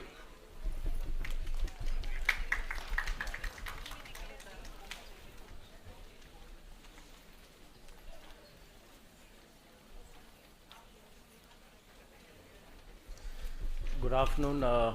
Thank you, Dr. Sudhir and Dr. Yash, for this kind invite, and I'll try and do justice. I am kind of do a little bit of chest practice, intensive care, and some amount of infection control. So this is how I would probably flow through the presentation, and I always begin with case scenarios just to keep you into the hang of things. 50-year-old male diabetic hypertensive comes with colicky, non-colicky continuous pain with recurrent vomiting. This is apparently a normal X-ray to begin with. The X-ray abdomen does suggest some amount of probably acute intestinal obstruction, which was confirmed on a contrast CT scan. A couple of days later, has a difficult intubation, requires intubation, which is required a fibrotic intubation help, and there were thick tracheal secretions at that point of coming out. This patient did have a gangrenous segment, and post the resection and the end-to-end anastomosis, patient was appropriately placed on metronidazole and the ertapenem based on what the surgeon insisted. Subsequently, over the next couple of days' time, he deteriorated radiologically, clinically with purulent secretions and worsening of ventricular mechanics. Cultures were appropriately sent out. Question that we have in the clinical scenario in the ICU is, based on this clinical scenario, do we need to change the antibiotics? Do you escalate to a higher gram negatives? Do you add a gram positive? Is that your bug? And that's why you need to know your bugs. We got a report back that gram negative coccobacilli is kind of growing. How do you modify the antibiotic subsequently? And this is where you need to now, based on your regimen, based on your antimicrogram, this is where you would probably modify. The second case scenario is a nursing individual, 25-year female, fever with chills. She originated from Haryana, was working in Jammu, was based on the symptoms of fever, oliguria, breathlessness, was started on antimalarials for 2 days. Subsequently, she went back home, got admitted to a hospital, and from there she went to another multi-specialty hospital for about 4 days. The liver dysfunction worsened, thrombocytopenia worsened. She went into acute kidney injury and respiratory distress, was intubated a day later, was also hemodialyzed. She was extubated 2 days later, only to be reintubated in the next 48 hours. So when she got shifted to our hospital, she had an apparent diagnosis of AFI with thrombocytopenia with significant liver dysfunction with an acute kidney injury and a possible hospital-acquired infection. Samples were sent out, supportive investigations, and of course renal replacement therapy was discussed with the family. This was a CT scan suggesting bilateral lower lobe consolidation with some amount of cinnamonic fluid around in the pleural spaces. What empiric antibiotics would you choose? Do you use gram negs or do you add also a gram positives? We started with carbapenem. Again, cultures came back, started showing that we got a call from the lab suggesting that this is a gram negative coccobacilli. What regimen do we choose based on our antibiogram? And this is how your lab data would become so important. So obviously, we are dealing with something related to a device, and the device here was a ventilator in question. So patient did have a ventilator-associated pneumonia, and the definition is a pneumonia where the patient is on a mechanical ventilation for more than 2 consecutive calendar days on the day of the event, with the day of ventilator placement being as day 1, and the ventilator should be in place when the event is happening or the day before. There are multiple factors. There are environmental factors, there are pharmacological factors and host factors which can cause aspiration and inhalation and ultimately leading on to the development of a lung infiltrate. The problem with, it's easy in the clinical scenario to, when you see a patient worsening who is not on the ventilator, one can probably make out the development of pneumonia. But in a patient who's on the ventilator, it becomes difficult. So it begins with the colonization of the aerodigestive tract by pathogens. Subsequently, because of the impaired natural defenses, with the absence of cough and mucociliary action slowing down, these lead to the formation of biofilms, which causes formation and then subsequently detaching and ultimately causing the aspiration or leakage into the lungs and subsequently developing into ventilator-associated pneumonia. Now, there are some risk factors for multi-drug resistant and the infection with multi-drug resistant pathogens. Typically, the most common is the use of antibiotics in the last 90 days, and I'm sure in the hall all of us would have had a course of antibiotics in the last 90 days of time. So similarly, in these patients, they all become automatically one of the risk factors. Apart from that, sepsis, ARDS, 5 or more days of hospitalization, and of course organ replacement or particularly acute renal replacement therapy. So as I said, it's easy for a hospital-acquired pneumonia to develop who's not on the support systems, but in the intensive care, when a patient on the ventilator, the story begins with a new progressive infiltrate followed by some symptoms of fever, altered WBC count, it could be low or high, worsening oxygenation or worsening lung mechanics, and the change in the ultimately the ET secretions. So now this is where the infection prevention and the quality team probably comes in, and this is where we as clinicians need to understand the distinction between a surveillance and a clinical definition. So I would spend some time what is the change in since 2012 and 2013 when the NHSN did go through a systemic change and defining what is ventilator associated events. So technically it of course yes reduces the or underestimates the rate of ventilator associated pneumonia, but it actually captures a lot more non-infectious causes which could actually be probably could be the reason for the worsening and not typically a pneumonia. So understand the fact that there could be ventilator associated pneumonia, but there could be much more reasons. It could be fluid overload, it could be pulmonary embolism, it could be a transfusion related lung injury, or it could be any of these, just could be atelectasis, or maybe other infection from the other region which is causing all the worsening in the ventilated patient. And this is where understand the fact that there could be the ventilator associated condition, it could be infection related, but typically the VAP is only a small portion. And this is, mind you, the surveillance definition. When the infection person or the quality person comes to us, that is not the reason for us to start treatment. That has to be clinical. So when it comes to VAE, what are they and what they are not? It is a surveillance concept. It is the emphasis is on surveillance, and it is based on objectivity, reproducibility, and the detection of the events. And here time is less critical, unlikely in the clinical scenario where we are focusing or trying to reach an early diagnosis and rapid treatment. And the definitions, clinical definition, therefore tends to favor sensitivity and speed over specificity. So nutshell, V definitions embody the ethos of surveillance rather than in the clinical care where this is based on objective clinical science. Hence it is not it's going to be, even if 3 people differently do it, they'll have the same scores, rather than subjective criteria, which is difficult. From one clinician says yes, the other clinician says no. But when it comes to the VA surveillance, it is pretty objective, and it is retrospective, not prospective, and it basically helps us focus on the severity of the disease portion. So again, running through it, intent is basically that VA is a surveillance concept, and it is objective and reproducible. Mind you, there could be more reasons than just infection, and it could be fluid overload, atelectasis, and ARDS, as I just stated. And there is a high morbidity. These patients are typically going to require a longer stay. They may be staying agitated, they may be higher risk of extubations, and probably increased risk of mortality. Nutshell, as hospitals, as unit, it gives us the opportunity to probably rethink and look into our own bundle care, and that's how probably we'll end up improving and helping the patient in achieving better outcomes.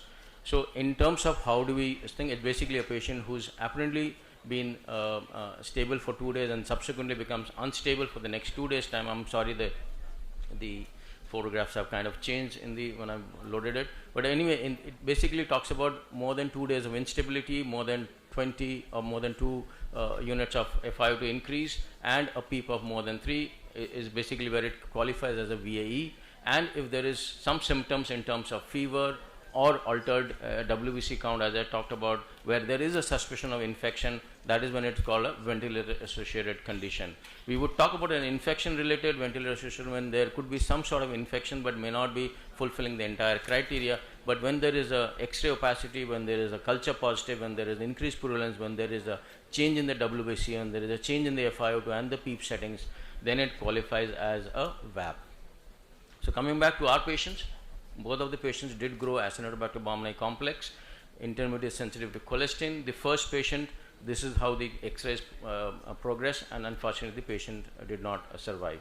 The second, a young lady had a successful discharge after 18 days of therapy.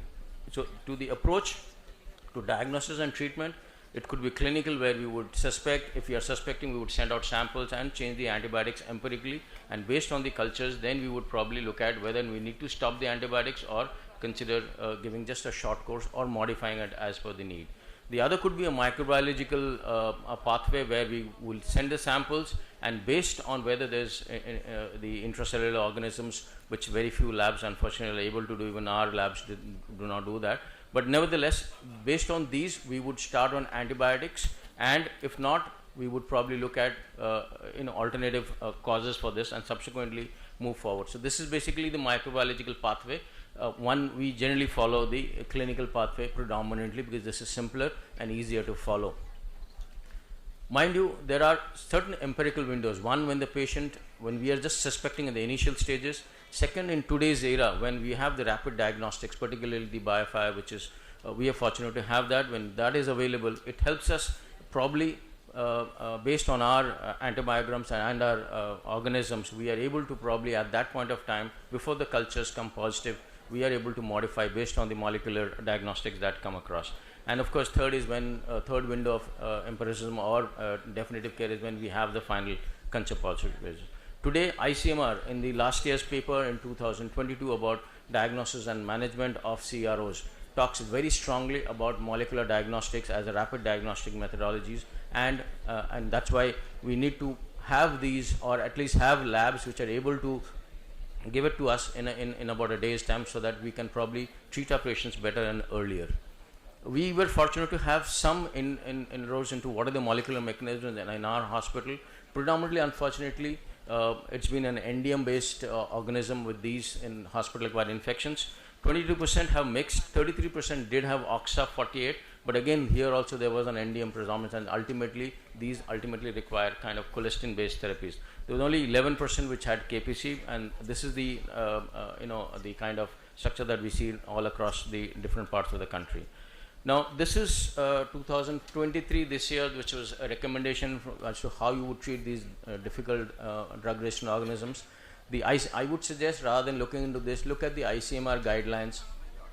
That was too elaborate, that's why I didn't probably incorporate it, but we follow the ICMR guidelines, where if it's a difficult to treat Pseudomonas aeruginosa, we would probably use ceftazidime avibactam as a combination rather than, or if the patient is in a shock state, obviously we don't have a choice but to use carbapenems along with colistin. If it is carbapenem resistant Acinetobacter baumannii, we would use predominantly colistin along with salbactam. And if it's a carbapenem is producing OXA48 or KPC, we would probably look at a ceftazidime based therapy, which is ceftazidime avibactam based. In the MBL carbapenems producing enterobacterials, we would use the combination, and which we often use is the ceftazidime avibactam plus aztreonam. Mind you, they have to be given simultaneously through two different routes and over 3 hours of infusion, and it's not a very comfortable regimen to follow. The duration of therapy should be as short as possible, about 7 to 8 days, which are recommended, but yes, there are some set of infections where we cannot have a short course, and these are typically the patients who have had inadequate courses initially, or they could be severely immunocompromised, particularly the neutropenic or the patients who have gone through stem cell transplants. In case you're dealing with highly antibiotic resistance pathogens, typically Pseudomonas aeruginosa or Acinetobacter or Enterobacteriaceae, one would probably look at using a colistin based therapy, or based on your lab sensitivity of ceftazidime avibactam based along with aztreonam therapy. In terms of prevention, we all feel that checklists work very well. It is not necessary that if you have a checklist, you can have an insertion checklist, you can have a maintenance checklist, particularly for a central line or a catheter, a Foley's catheter. But mind you, just filling up the checklist, most of the people probably end up just tick marking, and ultimately the care is not provided. But only, yes, if there are quality improvement intervention with daily round checklist with goal settings, and where there's a complete engagement with entire teams. Since morning we've been talking about empowering the paramedics, and this is where the nursing and the GDS and the housekeeping people who are as important. So in terms of the different meta-analysis have shown that yes, these bundle therapies do work, and they do help us in giving us better clinical outcomes in terms of patient safety issues. Now this is the update that I would want to go through in 2022 in terms of the strategies to prevent VAEs. This is the 2022 update. There have been some significant changes. One of them, they have divided into what is essential, what is additional, and what is not so recommended. So in the essential, they've talked about trying to avoid sedation and prevent the intubation, minimize sedation as much as possible, avoid intubation, maintain and improve physical conditioning, elevate the head end to about 30 to 45 degrees. This is important. Provide a provision for oral care with toothbrushing, without chlorhexidine. As of now, we are using this with chlorhexidine, but now the new recommendation is please use just simple toothpaste or whatever way that you would want to use it with, but avoid chlorhexidine based mouth washings. As much as possible, have early enteral nutrition, and there is no requirement for any ventilator circuit changing on a routine basis. Additional approaches, this doesn't apply to our settings. This is particularly for probably the upper European countries where they have a lower predominance of antibiotic resistant organisms, so we do not talk about oral or digestive decontamination. Endotracheal tubes with subglottic secretion drainage pores is what is being recommended, or is an additional approach. Early tracheostomy could be one of the other methods, and what is now is just not a nasogastric but a nasogastric with post-pyloric feeding is being recommended, so that you minimize the chances of aspiration. What is not being recommended is topmost is basically oral care with chlorhexidine. This is no longer being recommended. Probiotics, ultra-thin polyurethane, the fancy endotracheal tubes, tapered endotracheal tube cuffs, frequent cuff pressure monitoring. This is something that we've been doing, and probably we'll have to now discourage and reteach our nurses at the bedside not to do it. Chlorhexidine bathing, basically this is something that was used in the West where they had a gram-positive predominantly organism, but so there it was probably useful, but now for VAP this is no longer indicated. Even stress ulcer prophylaxis, mind you, this is one of the biggest problem in our country, is most of our patients on the ventilator in the ICU go on to PPI, and that should be stopped. There are specific indications. The clinicians should be mindful of the same fact. No recommendation in terms of closed endotracheal, and this you could take on very severely hypoxic patients who are on 100% FiO2 on very high PEEP. These are the patients whom you could use, but there is no recommendation for the use of endotracheal suctioning closed systems for all patients. Of course, all this is only possible when you have a wholesome, it's just not the nursing or the GDS who need to be trained, it's the clinicians who need to be equally involved. So there is an engagement, there should be local champions, there should be, as the previous speaker did talk about, a multimodal and multidisciplinary team approach. There should be educative sessions. There is a lot of element that we have to unlearn and then learn, and then of course execute it to a point that it becomes the standard processes of care. And of course you need to evaluate. That's why you need the audits to tell you where you are, and that's why the surveillance becomes so important.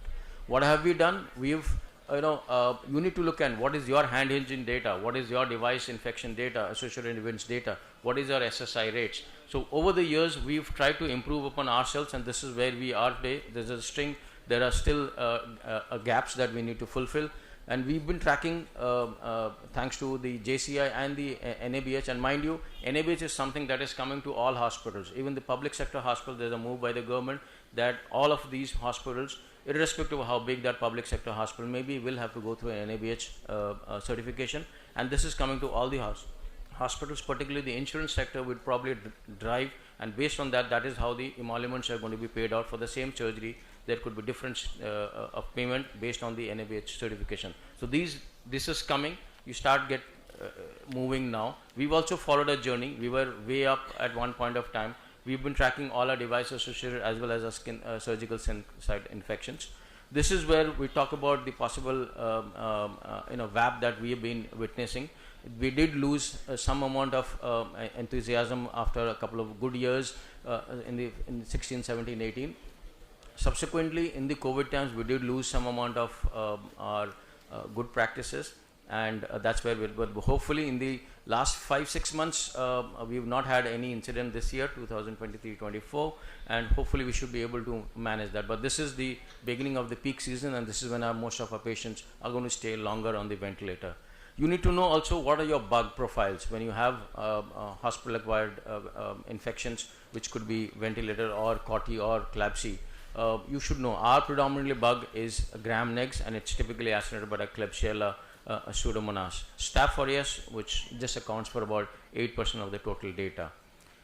Hand hygiene, as we talked about, during COVID, we were doing phenomenal because we were all scared of catching the infection. But the moment COVID finished, it kind of went down, and that's why there's a lot of emphasis. New programs have been initiated again by the infection and the quality and the nursing teams, and hopefully we should look at improving ourselves. So this is where the engagements happens, different units, different levels. There are events happening, and this is probably this is something that you cannot have once in a while. This has to be a continuous affair throughout the year for your clinicians to have better outcomes, for your patients to have better outcomes, and clinicians to be happy about their outcomes also. So my take-home message is, when it comes to diagnosis and treating, it should be a clinical diagnosis. The surveillance culture is the infection prevention and the quality assurance team's job to figure out how well we are caring for our patients in our respective units. And surveillance does provide the hospitals to review the bundle care of therapy that they are providing, and it should not be used to correlate clinically. You should have your own microbiology data, and this is where the importance. I don't think that Jalandhar may have the largest number of hospitals, but I don't think you have dedicated microbiologists, neither do you have a dedicated labs. And this is where you need to probably look into how you look into your data, because otherwise you will not have a data. When we ask, when anybody asks you, you will say, I don't have infections, because you don't have the data. But the infections exist even in the best of care of hospitals. Infection is something that is bound to happen, can't avoid. When it comes to courses of antibiotic duration, it should be ideally be 7 days, as minimum, as short as possible. Is easier said on this stage, but yes, and there are certain conditions where we could probably need a longer duration of therapy. Training, engagement, auditing of our practices with repeated discussions of the analysis with the respective teams, and good infection prevention and control practices with good antimicrobial stewardship program is the need of the hour, and this is now being looked into by all the NABH assessors and the certification programs very strongly, and this is where we'll probably help develop better outcomes to our patients. So with that, thank you, Dr.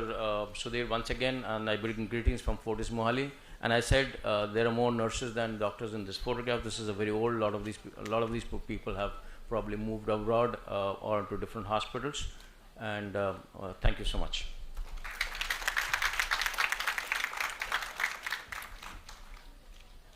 Thank you, Dr. Mandal. You can take a seat, please, on the dais. Thank you very much. Again, the emphasis is that ventilator-associated events increase hospital stay, increase mortality, increase cost. So the second pillar of patient safety is medication safety. So to talk about medication safety in admitted patients, we have Dr. Shivani Tandon. She is working as Senior Manager Pharmacology and Process Improvement and is Head of Quality Assurance at SPS Hospitals, Ludhiana and Sirsa. She is Assessor for Pre-Entry NABH Standards. Welcome, Dr. Shivani. I request you to be, please stick to the time of 15 minutes.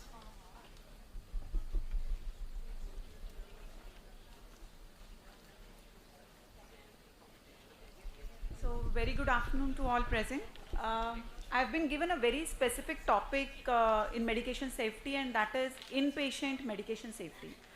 So when a patient comes to the hospital, we assume कि अब patient आ गया है, doctor ने prescription जो लिखी है वही patient को administer होगी, which is not true. So the question is a zero error possible in the hospital when we talk about medications? It is not. There are multiple stakeholders involved, there are multiple steps involved, और आप जितने steps involved रखोगे जहाँ पे doctor के prescription से लेके patient तक drug पहुँचता है, हर step पे error के chances हैं. So in one day a doctor writes multiple prescriptions, there are multiple dispensings from the pharmacy, there are multiple administrations and multiple handovers which happen, and every step is a source of error in the hospital. So I'm just going to give you a few examples of the real life errors which happen. हम लोग assume करते हैं कि हमने protocols बनाए so people will implement them. That's not true. Every time you make a protocol, keep a checkpoint for checking that protocol is being implemented or not.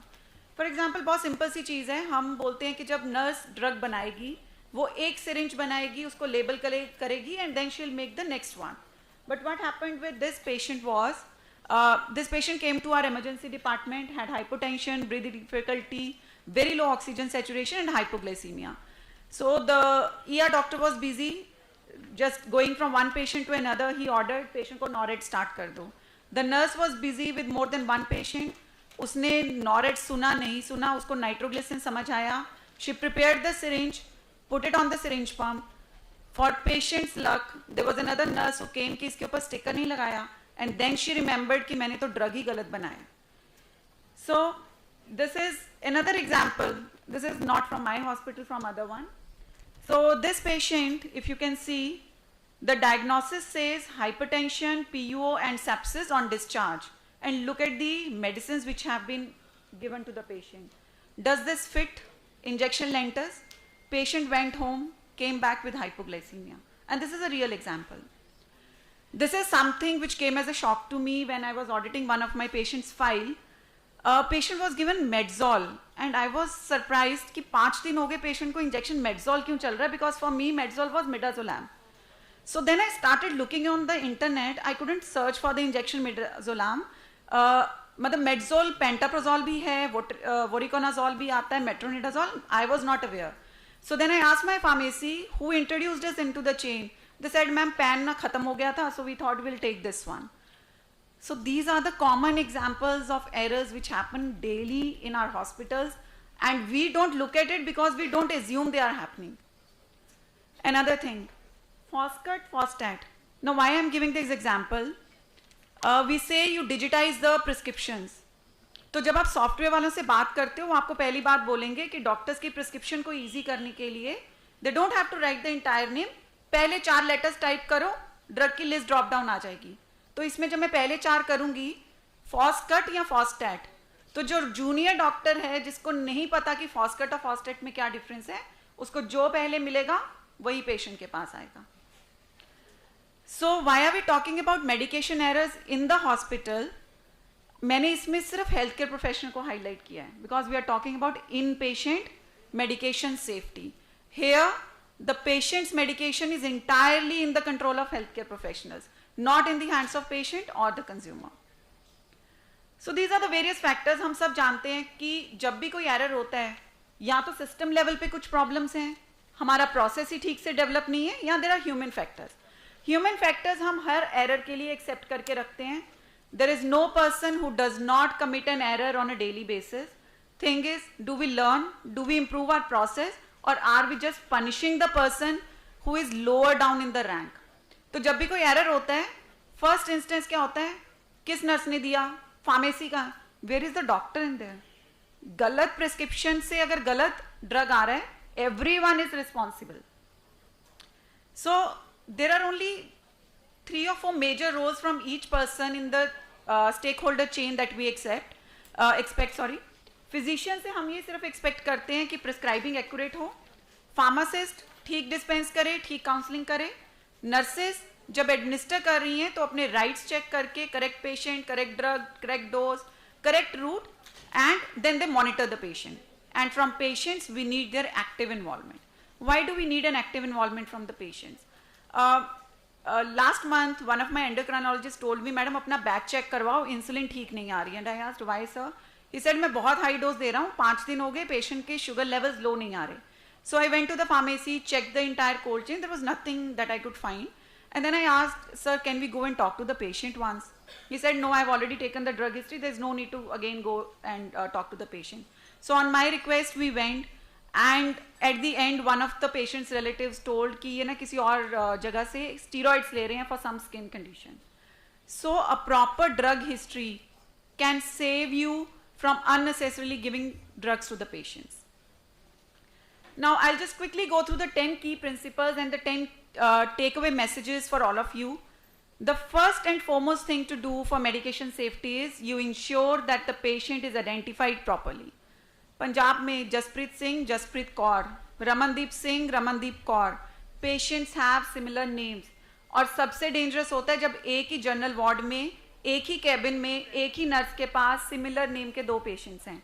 And please ensure कि ऐसे patients एक ही room में कभी भी admit ना हो, because मैं ये एज्यूम करके चलती हूँ कि अगर ऐसे पेशेंट्स हैं, there is 100% chance of error happening one or the other day. Also एक कॉन्सेप्ट जो आप यूज कर सकते हो specially for your high risk medication is use a witness nurse. So whenever a high risk drug is being administered, please ensure somebody has witnessed the drug which is being prepared and whether it is being given in the correct dose to the correct patient. Second, accurate medication orders. So what is meant by accurate medication orders? सब लोग हम लोग भी जब MBBS करके निकलते हैं, we all think कि हमें drug orders लिखना यही हमारा काम है, हम दिन रात यही करते हैं. Nobody else should be teaching us. There is no age for learning. There is no point where you can't learn something. Medication orders have to be very clear. They have to be legible. They have to be complete. जब भी कोई आप अपनी nurse है, आप please उनको ये समझाओ कि जब भी आपको लगे कि ये ऑर्डर मुझे क्लियर नहीं है या ये क्वेश्चनेबल है, please get it clear from the prescriber. Error commit करके don't act stupid, you act stupid before you commit the error. Instructions have to be very clear. See, in this case, you can see tramadol. ये SOS है या OD है? The next drug, overwriting, SOS है या OD? Nurse would not understand. So she'll administer, if she understands SOS, she'll give it SOS. If she understands OD, she'll give it once a day. Injection monosef, ये 1 ग्राम से कब हमने 2 ग्राम कर दिया और एक के ऊपर ही एक, हमें इतनी जल्दी नहीं रखनी है. It will just take 1 more minute to cancel this order and rewrite another one. HS, हम बहुत सारे लोग HS को लिखते हैं बेड टाइम के लिए. ISMP says, जो Institute of Safe Medical Practices, it says capital HS is for half strength. It is small HS which is for bedtime. So please avoid using this abbreviation of HS. Start writing bedtime. Third is effective medicine reconciliation. जो मैंने आपको बोला, हम drug history लेना, हमें लगता है कि एक बार पेशेंट को पूछ लिया, नहीं बताई, it's okay. Medicines have to be reconciled at every stage. Patient घर से हॉस्पिटल आया, हॉस्पिटल में एक यूनिट से दूसरे यूनिट में गया, ये हॉस्पिटल से घर जा रहा है डिस्चार्ज होके. Please compare the list of medications with the previous ones. Assessing the drug allergy and sensitivity. There are many people, मैं भी 12 साल से इसी फील्ड में हूँ. There is hardly any day when someone would have reported an adverse drug reaction to me or someone would report a drug allergy to me. So what you can do is trace back the use of injection Avil, injection hydrocod, injection dextrose or naloxone in your hospital. जिसमें भी stat या urgent में ये order आता है, it means patient had some reaction. Standardized medication dispensing and administration. Please prepare protocols for your staff, for your pharmacy, for your doctors, for your nurses. कब क्या करना है? Ensure that the nurses are checking the drugs which have been received from pharmacy.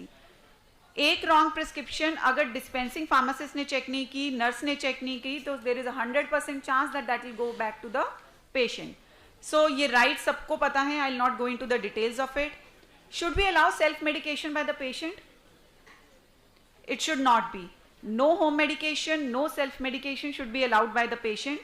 Home medication हम क्यों allow नहीं करते? Suppose a patient says मैंने insulin खरीदा हुआ है, मेरा routine है, but that patient has travelled 100 kilometers to your hospital.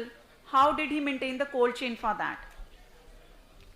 So prepare some simple instructions or protocols. For example, for potassium, just tell your nurses never use a bolus dose, always give it after dilution. For paralyzing agents, just ensure that your nurses know it is not to be administered when the patient is in the ward and not in the ICU.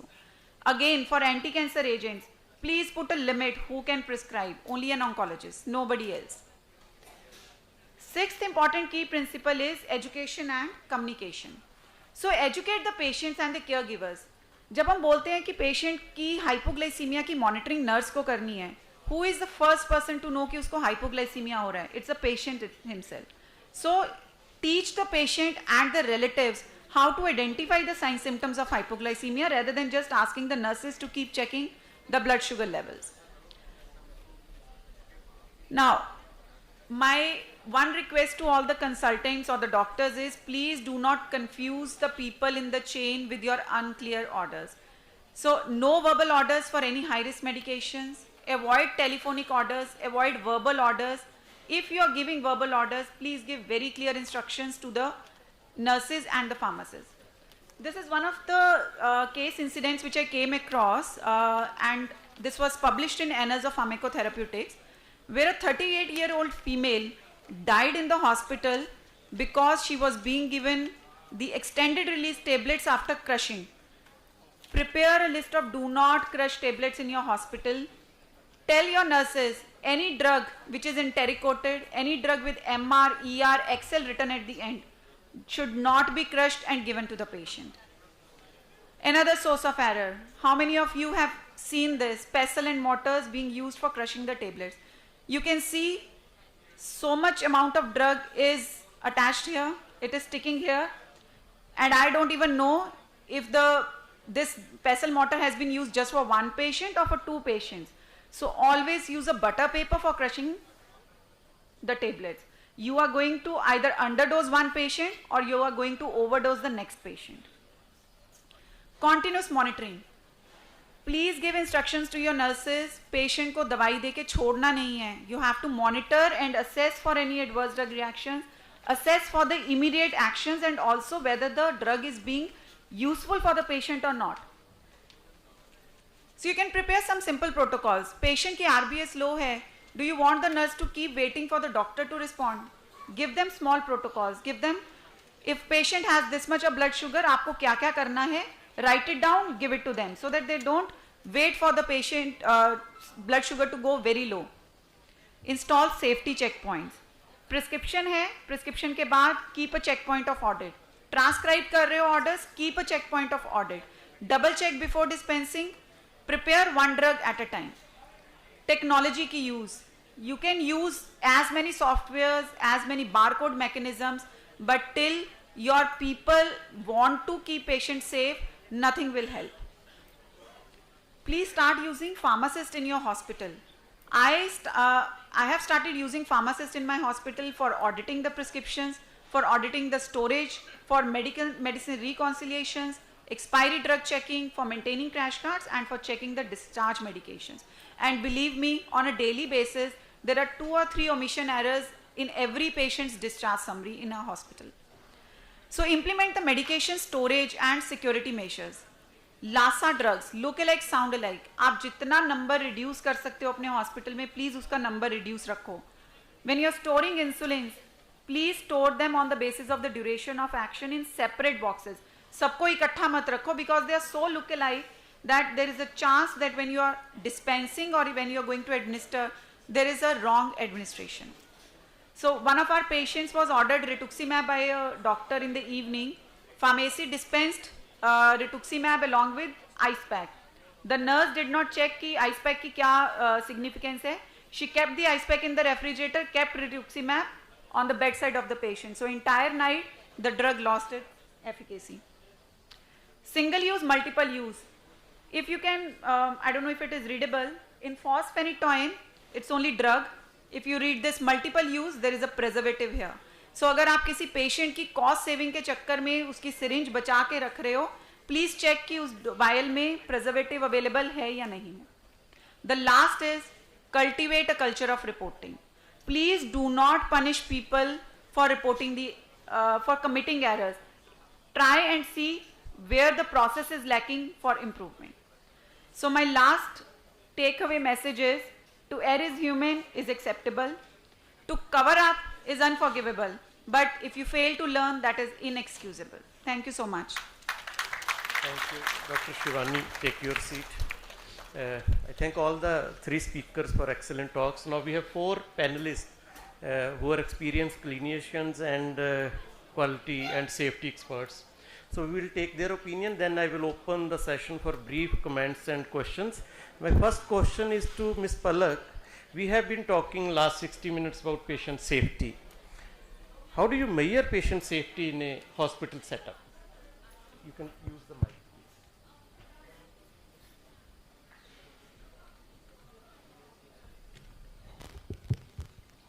So thank you so much, Dr. Rajbansal, for an excellent work.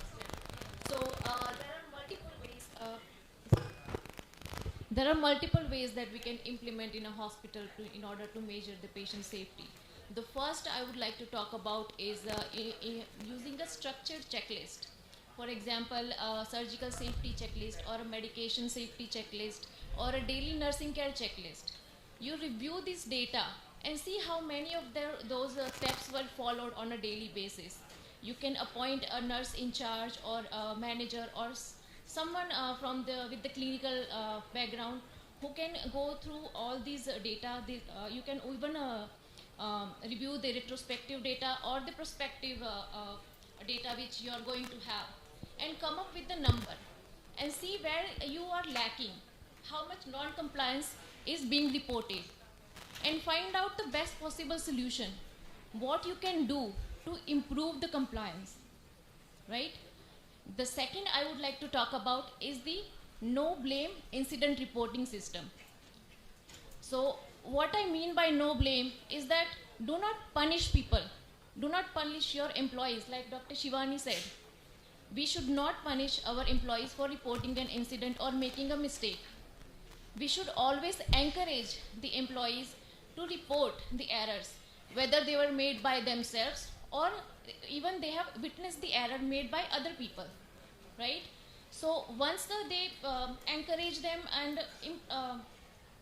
just tell them that, you know, they should not fear, right? Because during one of the surveys which we have conducted in the hospital, which is a patient safety survey, so there are these set of questions which are listed in the survey, that how aware they are about the patient safety risk. And there was also another question, that how many times they fail to report the incident and what are the reasons. One of the biggest reasons that they reported was that they are afraid to report. So we should encourage the culture change. That is the second. Third one is taking the survey. Survey your employees. Ask them to complete this questionnaire. Patient safety survey. It is available on AHRQ website, Agency for Health and Research and Quality. So they have these set of questions. Questions like you ask your employees that what do they think, how serious their management is about their patient safety. Do they consider patient safety risks seriously? Are they cooperating with implementing safety measures? So ask them what they would like to change. So look at from their perspective, and that's how we can make bring the change. That's how we can come up with the list of things that we can improve, we can implement in order to increase the patient safety. And the last one I would suggest is ask your patients, right? Ask your patients, what do they think that hospitals could have? What do they think that hospital could have done better?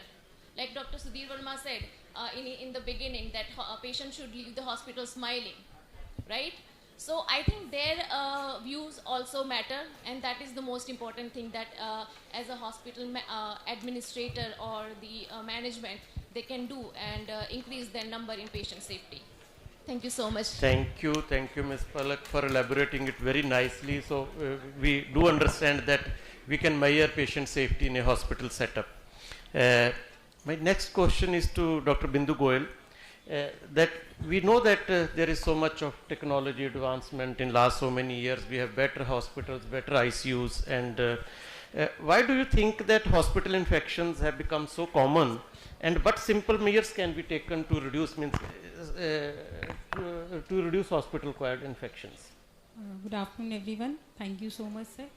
And as Dr. Arena has taken this topic in very detail, that the incidence of hospital acquired infections is quite common. Like in one study, it was mentioned that nearly 4% patients are there who acquire one or the other infection, even if the patient is getting admitted for a single day. And this incidence is quite high in ICU patients, because in ICU patients are already vulnerable, patients are immunocompromised, and they have high chances of getting infected.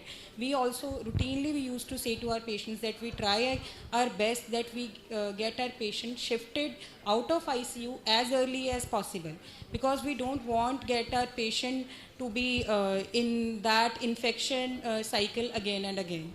And these are the various factors, like Dr. Mandal also has said that there are various factors at the level of patient, at the level of our staff, and at the level of our equipments, which are the source of infection to the patient. The hospital-acquired infections are related to the devices, like the indwelling catheters we put, the endotracheal tubes, but otherwise also the routine patients that are visiting hospital, like the IPD, normal IPD patient, they are also at higher risk of infections. And first and foremost, as Dr. Irina has said, that we should consider what is required in a patient. Like in some hospitals, people used to think like if the patient is getting admitted, just catheterize the patient. Sometimes patient feel it comfortable that I don't like to go again and again in the washroom, and sometimes patient used to say that this is more comfortable for me. But this is our duty to see what is required for the patient and what is the thing that we can avoid. I think invasive procedures should be kept minimum as much as possible to safeguard the patient. And the various methods by which we can decrease these hospital-acquired infections, definitely one and foremost is the education of the patients, education of the staff, and to get educated to to understand various routine activities by ourselves also. Like in the COVID era, we have seen that patient was quite aware of these hand hygiene practices, to wear mask. Like if we see some of these surveys, they have mentioned that definitely hospital-acquired infections, they had this data that the infections were decreased in that time. That was because of the strict quality measures the hospitals were taking. Even the people were also aware that hand hygiene, I think people were aware as about this, that in COVID era also people were aware that hand hygiene is very important, and this is the most important factor which is I guess playing role in contaminating and in spreading various infections. So this is the most neglected part also. Sometimes we see one more thing that I think we can do as a doctor, as we go for rounds, we should observe our staff members and even the attendants that are visiting the patients, that how they are behaving with the patients. Are they following the protocols? It is not the duty of only the surveillance officer or the nursing in charge. It is our duty also to observe our junior staff and to take care if they are strictly following the protocols and not. And also we should set an example in front of them by following all these protocols in a strict measure. Thank you. Thank you, Dr. Bindu. So one more expert is re-emphasizing the point of hand washing. I think Dr. Gyani will have more data that actually, although we see data of 80%, 90% hand washing rates in NABH accredited hospitals, but practically I don't think more than 20%, 30% doctors wash hands during their routine ICU rounds. So the one third pillar of patient safety is surgery related complications. So I would ask Dr. Naveen Chitkara, we all have heard that late Siri Devi's mother was operated on the wrong side of the brain for a brain tumor in US. So how common it is wrong patient being operated, wrong side being, and what precautions do you take to prevent these type of complications in surgery patients? Okay, thanks for question which is not related to the hospital acquired infection. No, but this has to be related. It has to, but I'll come back to one aspect of that HAI also. See, in all the NABH hospitals, we are following a WHO surgical safety checklist. It's a standard safety checklist which is to be followed, and it actually helps in decreasing these types of incidences. For everything, every hospital has got its own understanding of the surgical safety checklist. So it's a standard checklist. Now what we have done, as an example, what we have done in our hospital is that I have subdivided that surgical safety checklist into 3 groups. The first column is where there are all the points of pre-operative, operative, post-operative or intraoperative. Those are the points which are to be taken care of by the support staff. The second column, so it's all the three sections, but I have redefined 3 columns. So first is, the second one is where all the nurses have to take care of all the points. And the third one is where the treating doctor has to take care of all the points. Now, see, in a bigger hospital, the clinicians, they think themselves are the bosses. They do not listen to what quality people would say and why they are saying, what is the basis of that saying. With just reorganization of this checklist, once you are inducting a new surgeon or an anesthetist into the system, you have to just tell him that you have to take care of this column of the surgical safety checklist. So this is one thing that you can do in your hospital to avoid these types of complications. Second is, each hospitals have their own protocols, like when the patient is being shifted from ward, either they would paint the side or put a marker so that wrong side and wrong place surgeries are not done. So these are 2 things. And coming back to the main topic, Dr. Gyani, he is the father of NABH and quality in the country. As I talked about clinician, I'll give you 2 examples. I went to assess a hospital which was owned by a general surgeon. And I talked about that, how do you prevent hospital acquired infection? He said, sir, मैं boss हूँ, मेरे पास patient आया, मुझे लगा infection है, मैंने culture के लिए सैंपल भेजा, जो रिपोर्ट आई मैंने उसके हिसाब से एंटीबायोटिक दे दिया और मेरे हॉस्पिटल के अंदर HAI नहीं है. So that is what a clinician looks at, hospital acquired infection. Whereas when a quality person approaches you, the purpose is that this hospital acquired infection, the incidence is decreased. So we have heard of so many checklists by all the speakers before. There is one more checklist which is the most important checklist which is to be there in the hospital.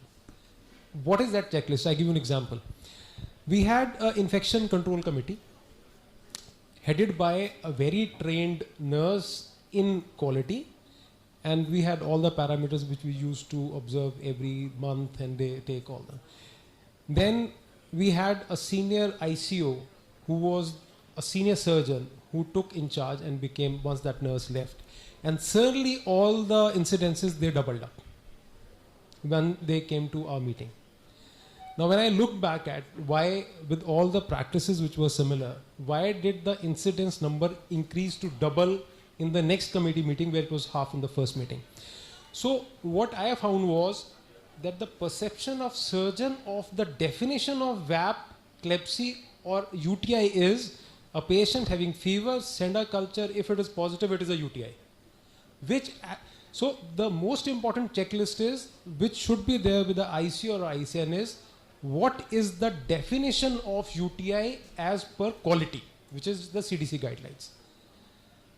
So data capturing is the most important thing. So till the time you actually know whether it is a UTI which is significant as a HAI, you should not be including that in your quality audit meetings, because this is the incidence that we are trying to decrease using a HAI. For a clinician, treating infection is different, but from quality perspective, this is the most important checklist. Thanks. Thank you, Dr. Naveen, for covering this aspect very nicely. The last question goes to Dr. Tarundeep Bhatia, who is ICU in charge at Patiala Surgical Center. Ma'am, can you, Dr. Mandal has covered prevention of VAP very nicely, extensively. Can you tell us simple steps to prevent VAP for a common practitioner in ICU? I believe since the mortality associated with VAP is quite high, so prevention is always better than cure. And the simple steps is, number one is to provide adequate number of staff in the ICU so that the patient is attended properly and the staff is able to follow all these steps of the VAP bundle and give time to the patient rather than hurriedly seeing 2-3 patients and thereby missing out on things. So those lacunas should be avoided by providing adequate number of staff, and that staff should be trained, of course. Then mostly VAP occurs due to either environmental agents coming from the environment or the equipment or the patient secretions, gastric contents themselves. So all our protocols are focused on dealing with these aspects. So we have to elevate the head end of the patient by around 30 to 45 degrees to prevent the aspiration of gastric secretions. And oral hygiene plays a very important role, because the oral mucosa gets colonized within 36 hours of mechanical ventilation, and these bacteria, they can get aerosolized or they can be aspirated into the trachea and lead to development of VAP. So oral hygiene plays an important role. Earlier chlorhexidine was being used extensively, but nowadays there is data that it is associated with increased incidence of ARDS because of aspiration of chlorhexidine. So I believe a lower concentration of chlorhexidine might be useful, and by swabbing the, after chlorhexidine treatment, by using a normal saline swab, we can dilute it so that it doesn't migrate and cause ARDS and lead to VAP. Then another important factor is the use of spontaneous breathing trials that should be practiced in most of our patients, so that the duration of weaning is decreased. The earlier protocols of weaning used to extend the ventilator days by 2 to 3 days, which was thereby increasing the VAP incidence. As we know, the peak VAP occurs around 4th day of ventilation. So if there is a reversible cause which can be dealt with in the first 1 or 2 days, then we should be giving spontaneous breathing trials and daily interruption of sedation, so that the patient, we can, find out whether the patient is good for extubation as early as possible in order to prevent VAP.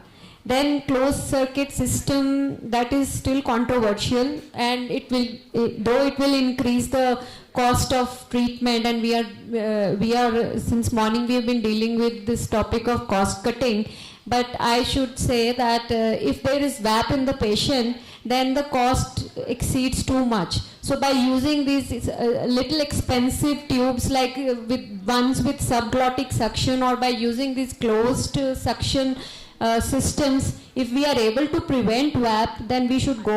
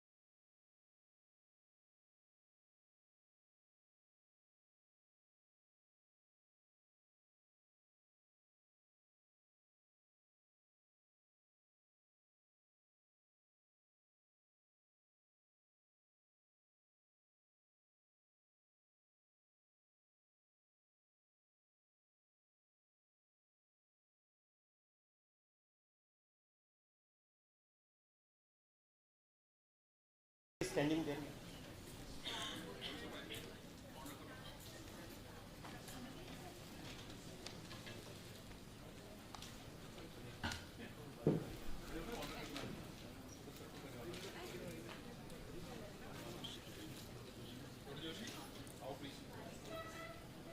Dr. Shivani Tandon.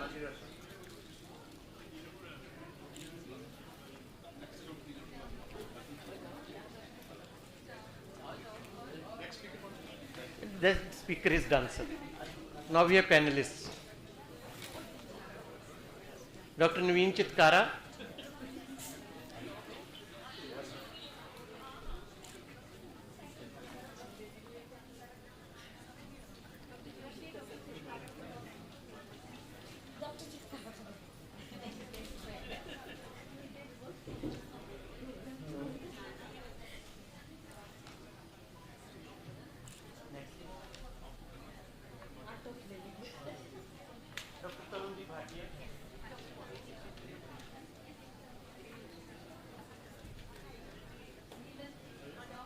Next, Dr. Bindu Goyal.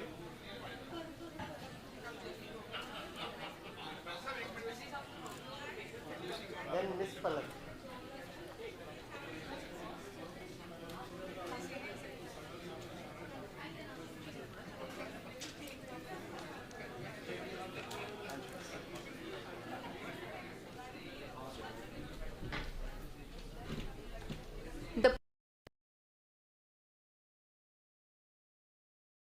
Our wonderful moderator.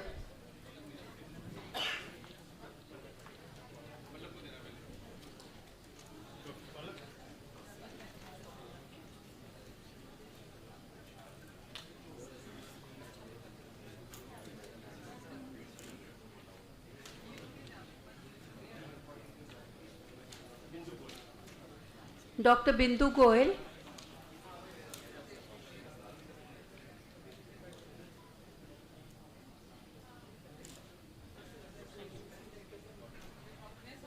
Dr. Rajinder Bansal.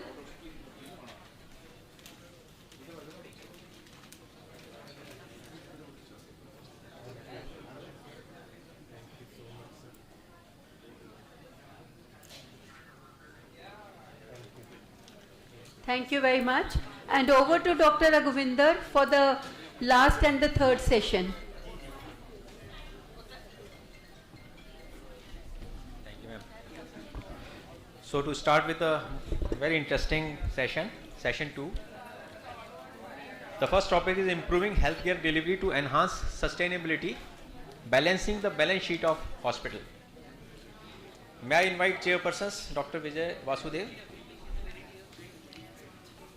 Dr. Swapan Sood, Dr. J.S. Thind, and Dr. Mukesh Joshi.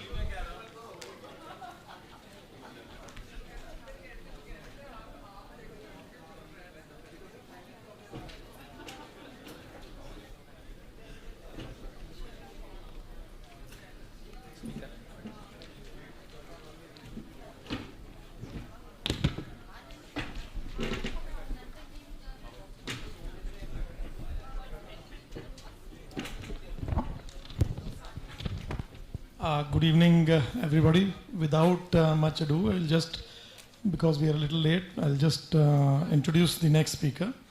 Mr. Gautam Khanna is a highly accomplished business leader with an impressive career spanning over 33 years. He is currently the CEO of PD Hinduja Hospital and Medical Research Center, and is responsible for overseeing the hospital's operations, strategic growth, and overall management at such a young age. He is managing such a huge medical enterprise. The hospital was ranked for the first time in the globally acclaimed and distinguished Newsweek World Best Hospital Rankings, and has bagged eminent position for third time in 2023. So a round of applause for Mr. Gautam Khanna.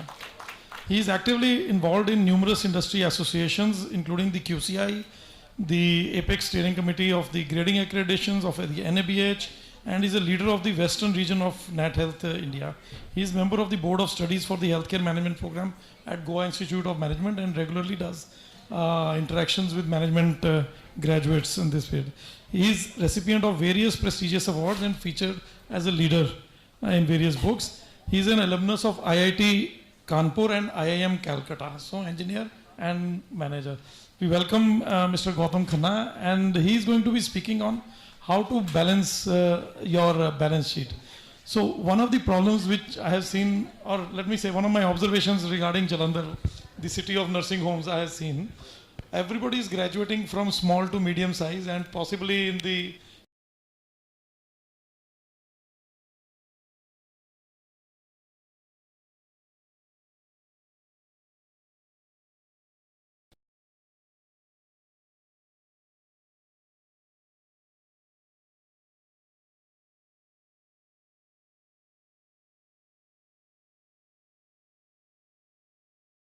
from the University, which I call the Mathamar University. They hit a wall and then they change direction, and then they learn the new things. And credit goes to most of the doctors and the CEOs of the various hospitals. They have been very successful. And I request Mr. Khanna's time and indulgence on this topic, please. Thank you so much. So good afternoon, everyone. So first I have to do a little check on Dr. Sood. 33 years I've worked. I'm an engineer, I did MBA, so I didn't start at age 10. I'm not so young. But thank you for giving me this chance. So, like I mentioned earlier to him and to some of you others, that all of you know this, how to manage your finances. So everyone knows this. So it's just that there has to be a structure, there has to be how to do it, and I have got some inputs before the session which I have not covered in the slides, and I'll try and cover that. But I just wanted to tell you this, that as a CEO, this is a study done by Deloitte, that 63% of the leading hospitals are concerned about the financials. And what is it? It's just simply put how much you get and how much you spend, the difference between the two. And you need a certain amount of surplus and profit to ensure that your operations keep running in the future and it's sustainable over a long period of time, because you have to invest in equipment, people, infrastructure, and so on and on. Now, what's happening? What's happening is costs are going up. To give you a perspective that how costs are up, see, we all understand from the day we live. When we had a driver some years ago, I think they were costing 8,000 rupees. Now, easily it is 20,000 plus in some 20, 25, and depending on the city, it may be in between. The cost of a sanitation worker from a small city where it would probably be 10, 12,000, it is sometimes up to 30, 40,000 rupees in a big city like Bombay. So the costs are going up. The costs of doctors, nurses, the cost of your workers, everybody is going up. So how do you manage the costs? Will the patient pay? Patient is not going to pay. The problem is patient is not paying. And then the infrastructure you have to modernize. Now he mentioned about that, but think about it. Some of you have cath labs. So you have a cath lab, now you want a new cath lab. The new cath lab, the company will say, by the way, it is upgraded to so and so, so and so, so and so, and it is 60% more. What do you do? Because the older model is not available. You have to buy. And similarly about supplies and so on. So what is happening to the revenues? One is about occupancy. And one thing which we have seen is that during COVID, when people were at home, they started going to the nearby hospital or the doctor. Now in Jalandhar it was not probably there because everyone is close by here. But in larger cities, so suddenly the larger hospitals found that their patient base is dwindled because they've gone to the places close by for routine stuff. Care at home is growing. Means patients are getting discharged from hospital and they want to get training care at home. Of course, competition and revenue cycle. So now I'm going to talk a little bit about this. How do you build up your revenue? So one of the things which we were discussing earlier is, does one know where are your revenues coming from? Are they coming from IPD services, in IPD from clinical services, from the lab, from your diagnostics, from OPD? What is your percentage? So where should you take care and where is your maximum attention going to be? So for example, I can, this is public data. You know that many of the lab companies are listed in the stock market. So their data is public. So you know what kind of margin they are making. So if they are making that kind of margin, are you making that kind of margin in the hospital? May not be that much, but at least you should make a little more than what your other departments are doing. And in pharmacy, now many drugs are under DPCO, so you cannot make so much margin. So how do you balance that? Where do you make your margins? And in clinical service, you can't increase the rate. How much will your room rate go up to? You can't make it 30,000 rupees. So you will have to have a minimum because your insurance guys will not pay. So there is a little bit of challenge on what do you do. Similarly, is there a way that today I am dealing with 300 patients or 500 patients. Can I make it 5,000 patients with the existing structure? So for example, if you have a 100-bed hospital, you have a 50-bed hospital in Jalandhar, let's take an example of that. You have 80% occupancy. So 40 beds are occupied with average length of stay, let's say 5 days. So you are probably getting how many? 6 and 2. So 240 patients per month you are taking care of, roughly. Let's say 250. So 3,000 patients per year you are taking care of. If you can make it 30,000 with the same set of beds, same set of doctors, your revenues are going to shoot up. How do you do that? Can you become digitally? And I'm going to talk about that a little bit. And there are some routine problems on your financials, which is your TPS will not pay you on time, your AHPI-NZ, the government schemes will not pay you on time, and so on and on. So how do you manage that, and how do you start building up your assets and liabilities? So I'm giving you an example here. This is a live example, and data is approximately correct. So you see the profits here, the surplus in 1 year ended at 54. Okay. So next year the budget is made, and you said, okay, I will increase my revenue by X, and because of that you get a profit which is going up. But then you have increased cost to doctor because your revenue is going up, so the doctors will take more money, right? So you reduce that. Then your material will go up because you are doing more procedures, material cost you reduce. Then manpower, because you're going to hire more people, other expenses, and so on, and then you land up here. So the trick is this. See, many of these things are short term and many are long term. So you, as the head of the hospital, owner of the hospital, needs to decide, what do I need to do in the short term? Which cost can I control? For example, can I postpone my infrastructure renovation by 1 year? If you do that, you have 12 crores straight left from this example. Okay. Now, if it's not possible to postpone your infrastructure renovation, then you have to do it here. Can you postpone something? Manpower cost, can you adjust a little bit? Can you request your doctors for a little bit? So you will make some adjustment. So that is one thing about this. So how do you manage? Now, I was asked about this, that how do you manage on an ongoing basis? So on an ongoing basis, what I do, so I'll tell you what my operational rhythm is. Every day in the morning at 6 a.m., I get a report which is category wise occupancy in all my hospitals. So every hospital sends that report.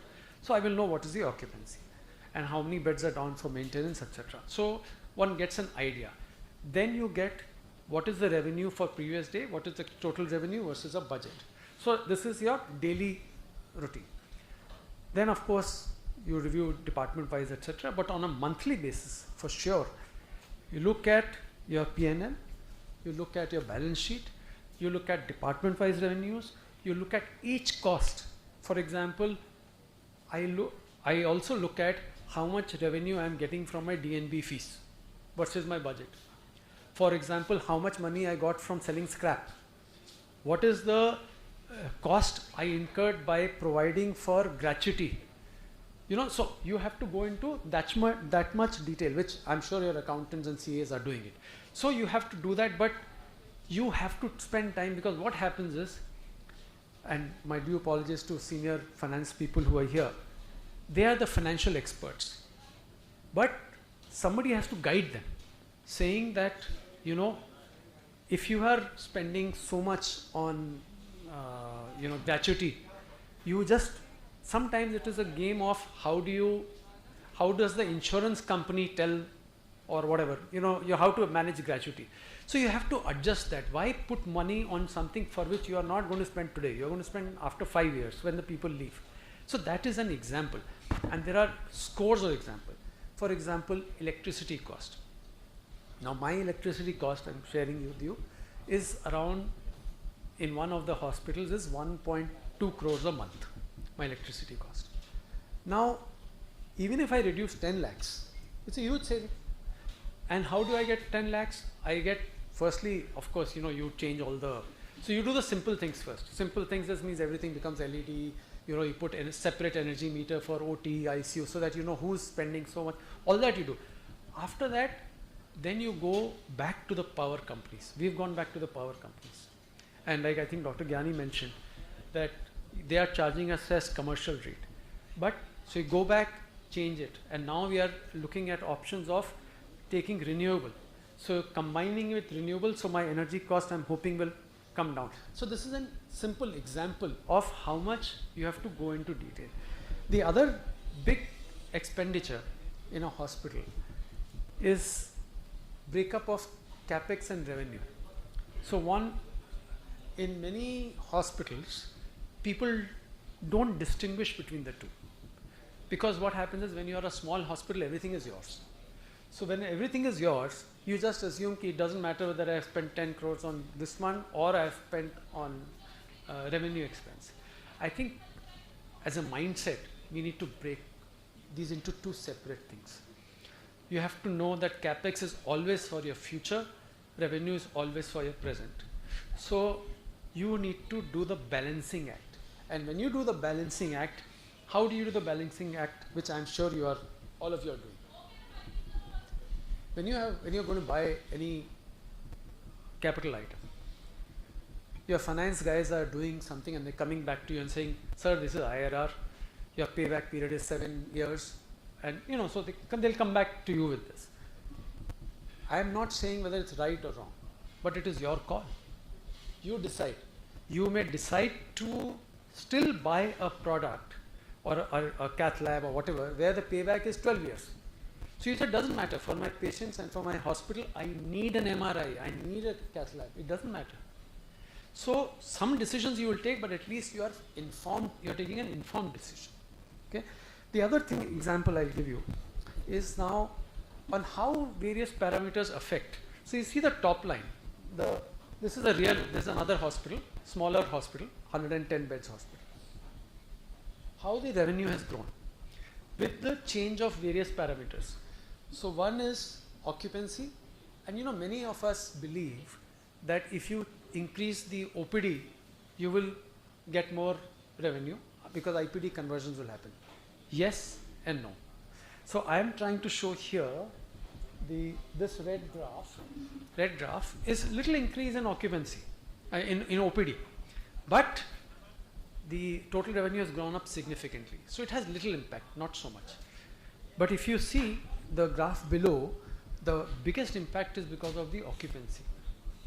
Because what happens is many times in OPD, people come to you, but they get lost. They get lost to other hospitals, other doctors, and so on and on. So if you monitor that, if you are able to see what is your percentage conversion of OPD to IPD, and you just track it, you don't have to do anything. Just see if it is in the same trend, then you are okay. But if you are seeing if it is falling, that earlier it was 25% conversion from OPD to IPD, now it is coming to 10%. So either your doctors have changed, your specialties have changed, your OPD mix has changed, that more people are coming for dengue or just for fever, they are not coming for surgical consultation, you don't know. So it is for you to evaluate. And then the other thing which I see on a daily basis is my medical surgical ratio. That how, as a total revenue, what is the revenue which has come from surgical, what has come from medical. I am not saying how much it should be. It should be as per whatever is your budget. So if you have planned that your medical revenue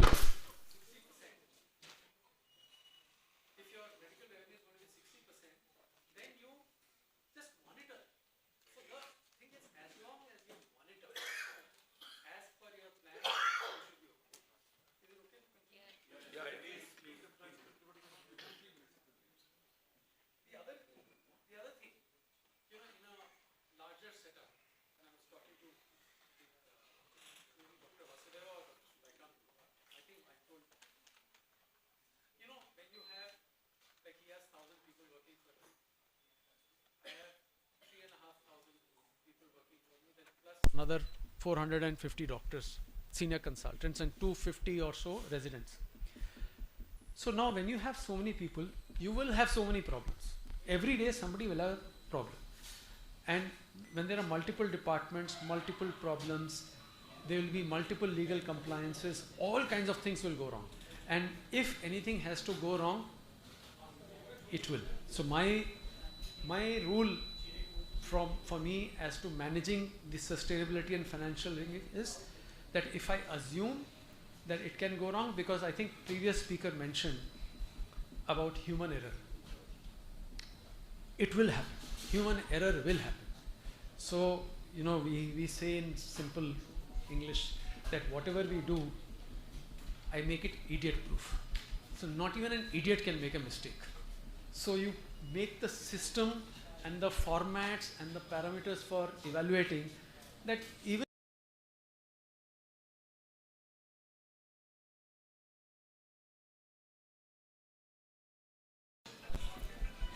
this is not come.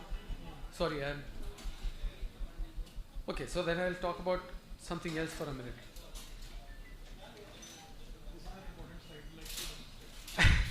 No, I'll wait for it to come, but I'll say something else. You know, I think Dr. Divyani, in his first talk, he talked about the quality. So he talked about clinical quality and service quality. So one of the things which we have to see, and one of my jobs is to see is how do you manage both. Now I know he said, and other people also said, that it is the job of the physicians to manage the clinical quality. I have a little disagreement with him. Physicians have to ensure quality, but they cannot manage the clinical quality. Yeah.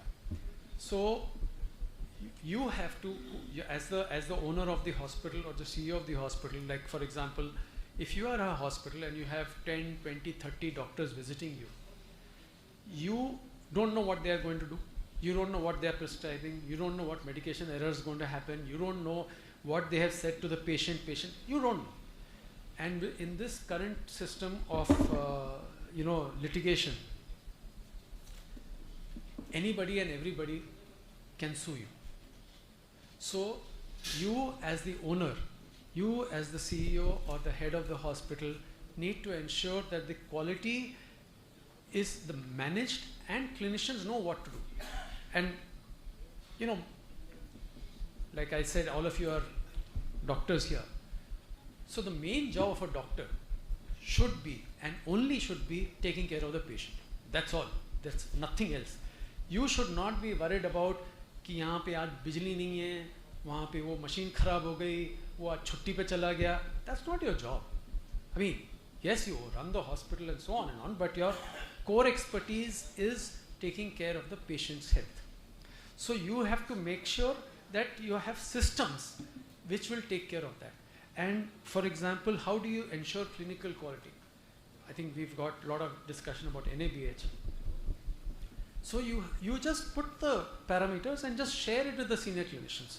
So we have 2 meetings every month. One is my management team meeting where we have all medical director, nursing director, finance director, HR director, and research, everybody talking about hospital issues for the month. Then we have another, and that will talk about general things, financial health, infrastructure, what project we have to do, and which NABH and so on. Then we have one meeting with all the senior HODs, doctors, and so that is run by my medical director. So it's called Medical Staff Advisory Committee, and I am the invitee there. So I don't chair that, I am the invitee. So I just listen to them, and their job is to ensure clinical quality. And reason why I am present is that I just kind of steer the conversation if it moves out. Otherwise, that's all they have to do. So once they know that they have to do this, they will ensure compliance. And one of the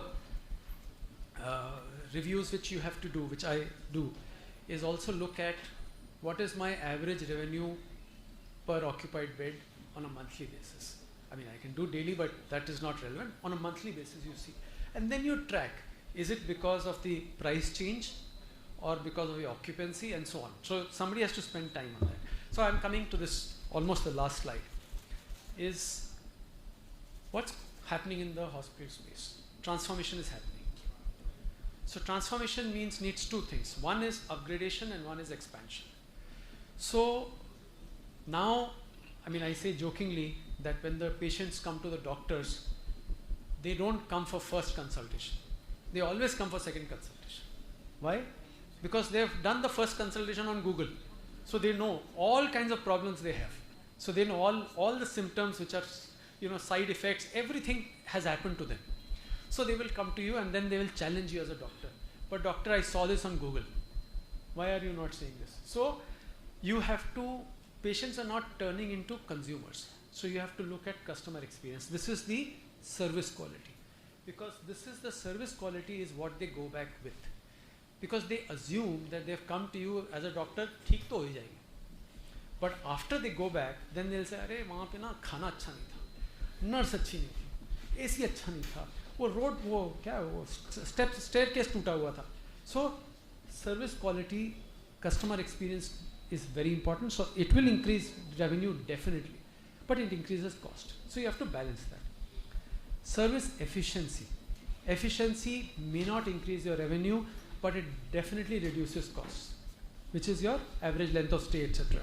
Quality improvement may or may not improve your revenue, but definitely will reduce cost in the long run.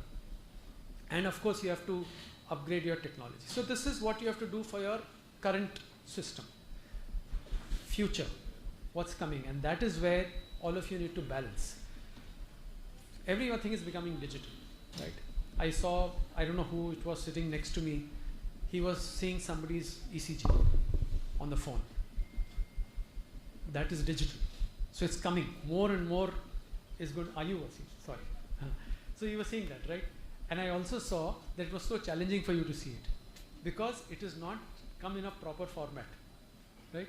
So in a future time, it will become better. So you have to decide whether you need to increase spend in digital health. Your 33,000 patients will become 30,000 patients. Do you want to invest in home care? Somebody was talking earlier about diabetes. So people are at home. Do you want the patients to come to you, or you will manage them digitally from your hospital? Why do they need to come to you? सिर्फ test के लिए भेजना है ना, आप भेज दो, sample collect करके ले आएगा, मेडिकेशन करो, वीडियो कॉल करो, आप उसको मॉनिटर करो.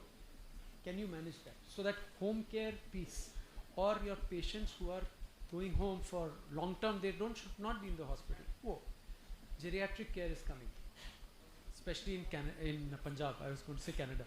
Most people are gone to Canada. Youngsters are gone to Canada, right? So you need to take care of the senior population, right? It was slip of the tongue, but I should have.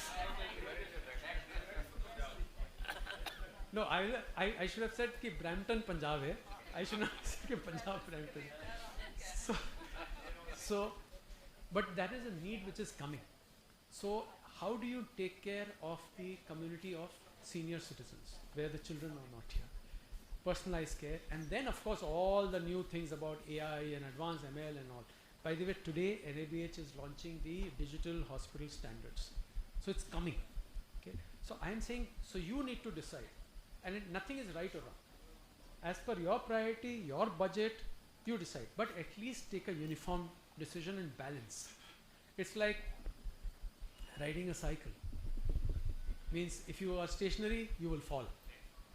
You have to keep running, but you have to ensure at what speed, how, all that you have to do. And decide whether you want physical or digital assets. So that's all I have. There are some more points, but I think I've taken too much time, but thank you so much. Thank you for inviting me.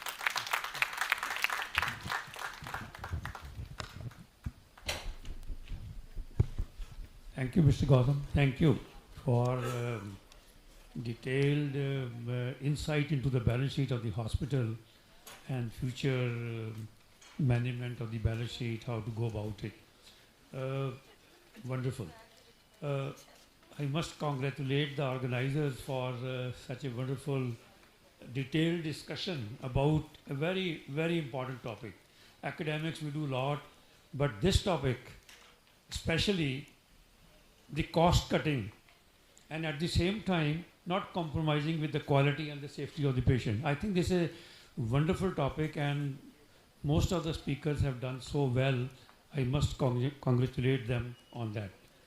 But at the same time, one thing I know, the commonest cause of people being pushed into poverty is the medical treatment.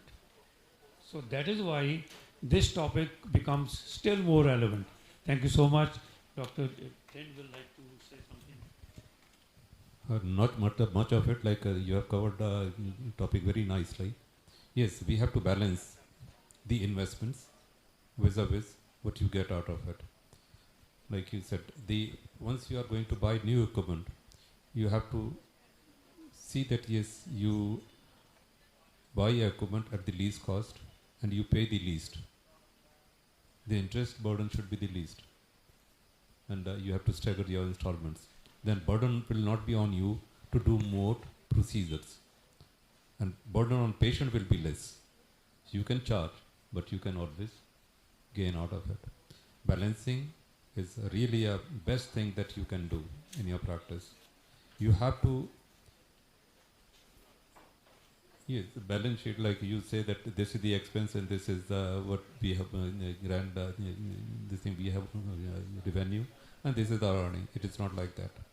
You have to keep some amount out of all this to as a contingency fund. Anytime you might need it, it should be with you. Those finances you have to keep aside so that you don't have to rush to the bank or maybe anybody else or looking this way or that way. OPD growth is always associated with more revenue.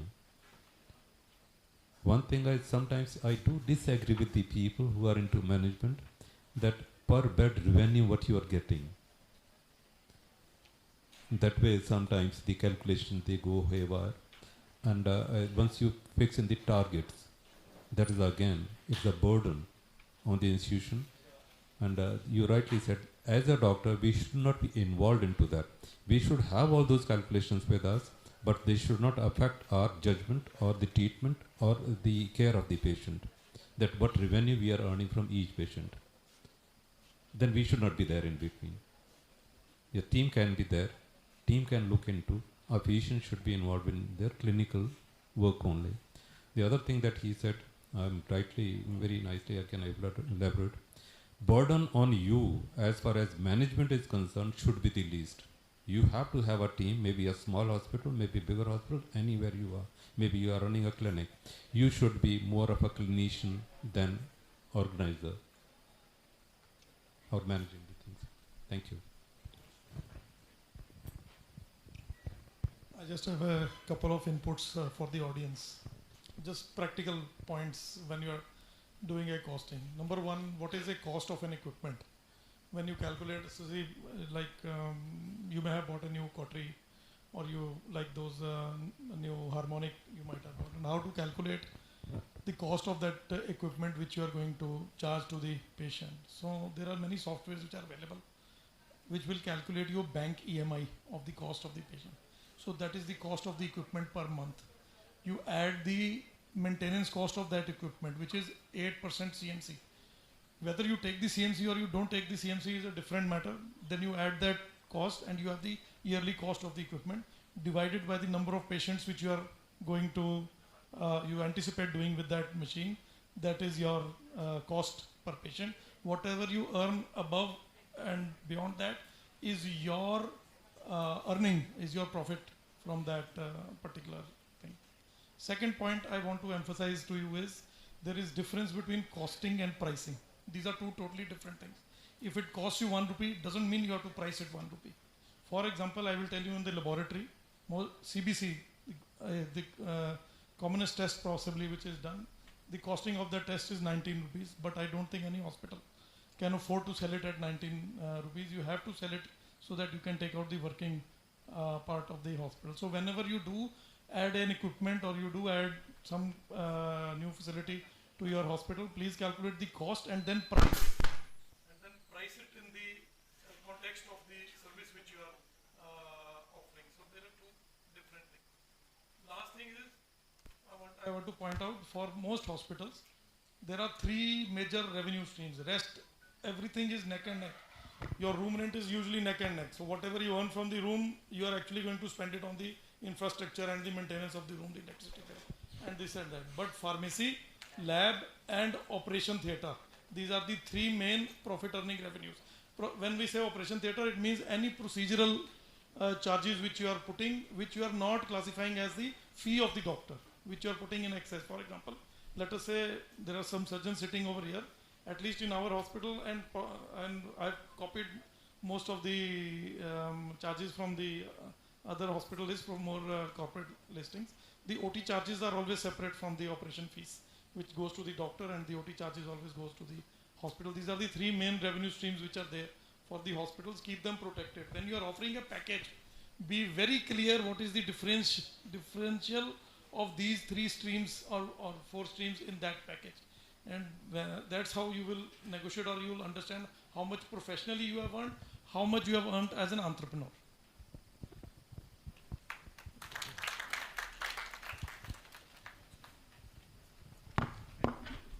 Thank you, Dr. Gautam Khanna, for excellent talk. May I request the chairpersons to honor our speaker, Mr. Gautam Khanna?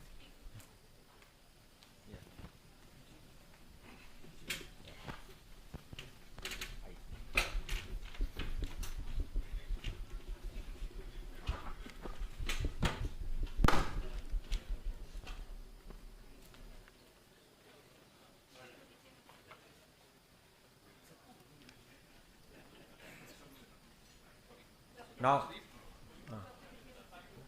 Dr. Vijay Vasudeva, sir.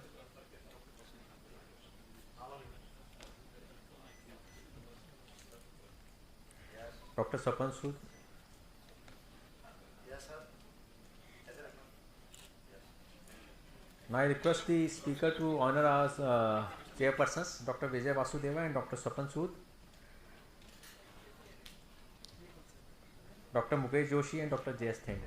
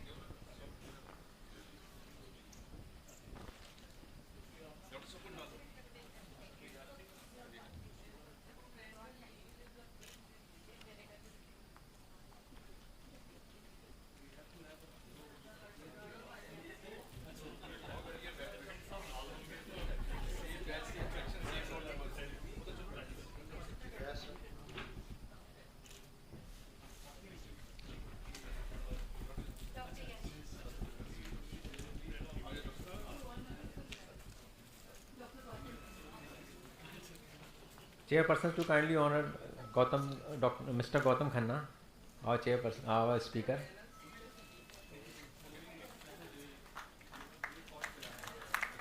And the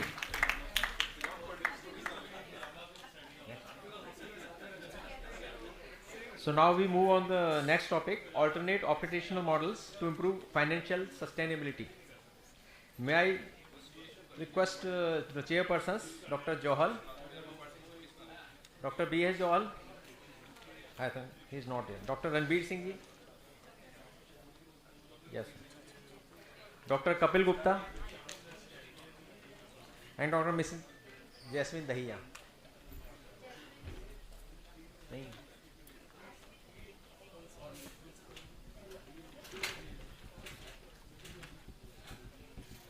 And request the chairpersons to introduce the speaker.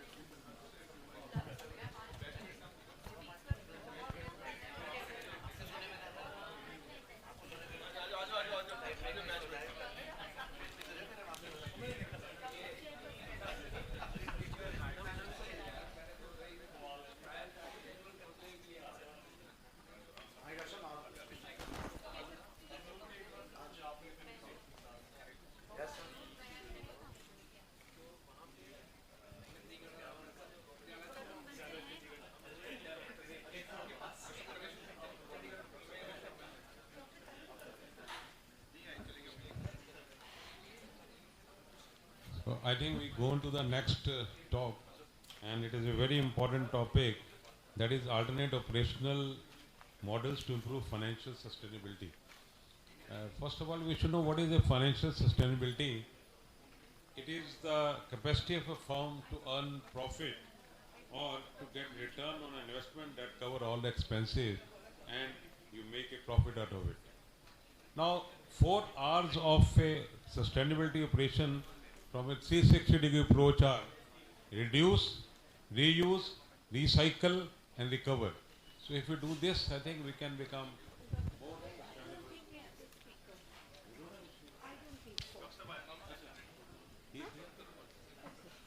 He's there.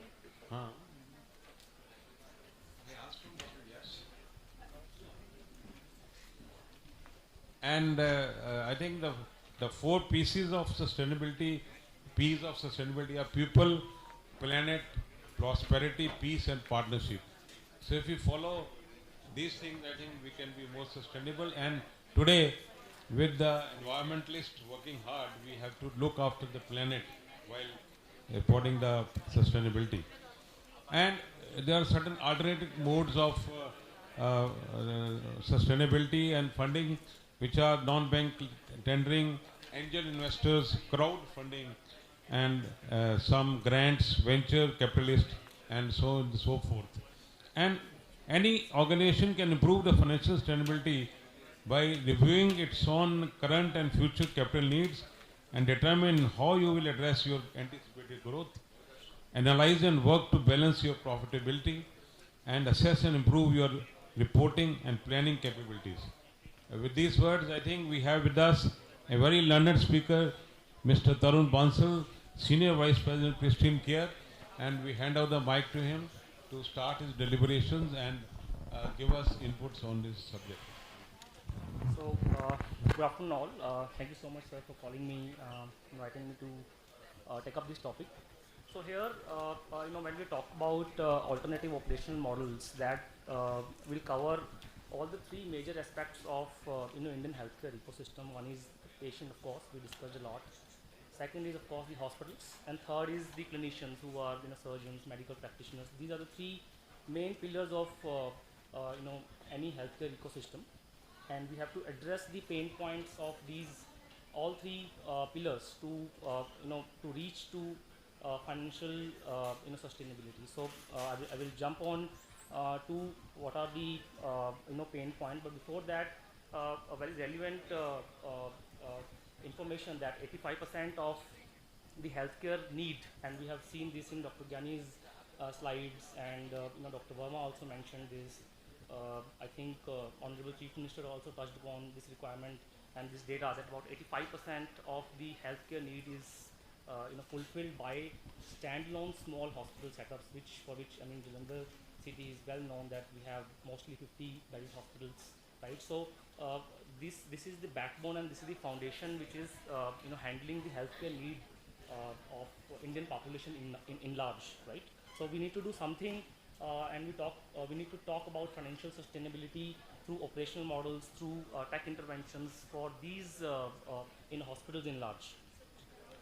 So jumping to the pain points for the first pillar, which is the hospitals, and I think Dr. Gyani, if you remember, mentioned very clearly that there is a big problem of underutilization of the assets. If you see the tune, and on one side we are talking about increasing the number of beds, which Honorable Chief Minister and everyone acknowledged that we need to have more and more beds, because as per population, the bed census is not up to the mark. But there is another problem, which is asset is not getting utilized.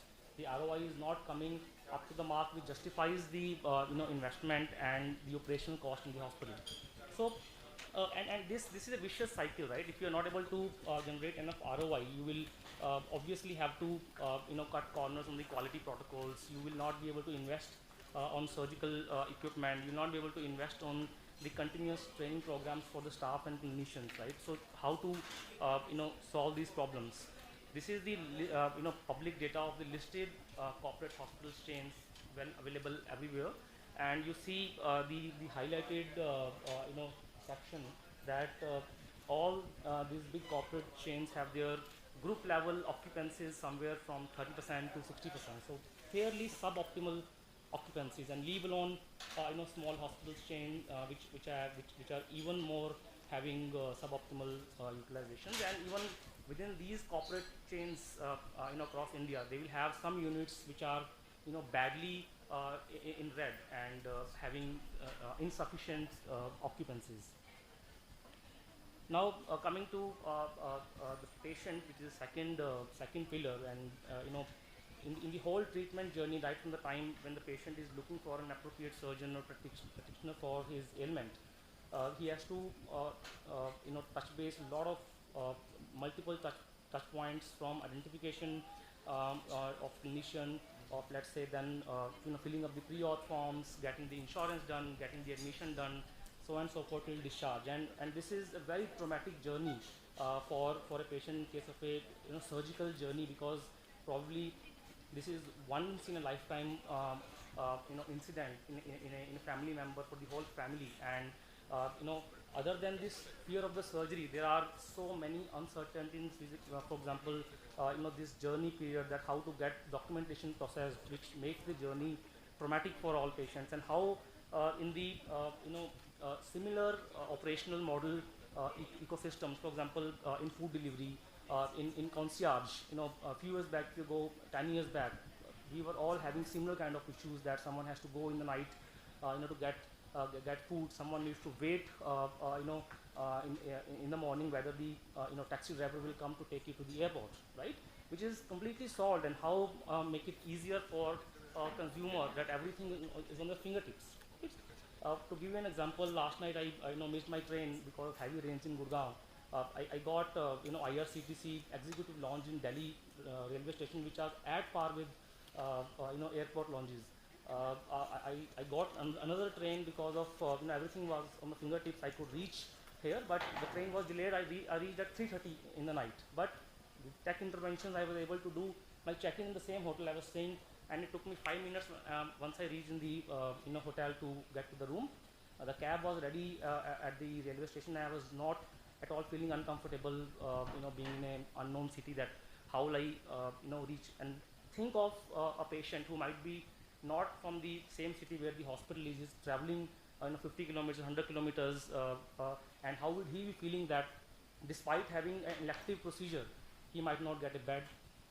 He doesn't know how to fill pre-op forms. So all these non-clinical treatment journey procedures needs to be addressed for every patient, in case we want to follow that statement which Dr. Varma mentioned in the morning, that every patient should leave with a smile, right? Dr. Gyani mentioned that patient is the king at the top of the pyramid. We should consider patient who is giving the salaries to each one of in the hospital. So we have to solve these problems for patient. And last, but the most important, is the doctors.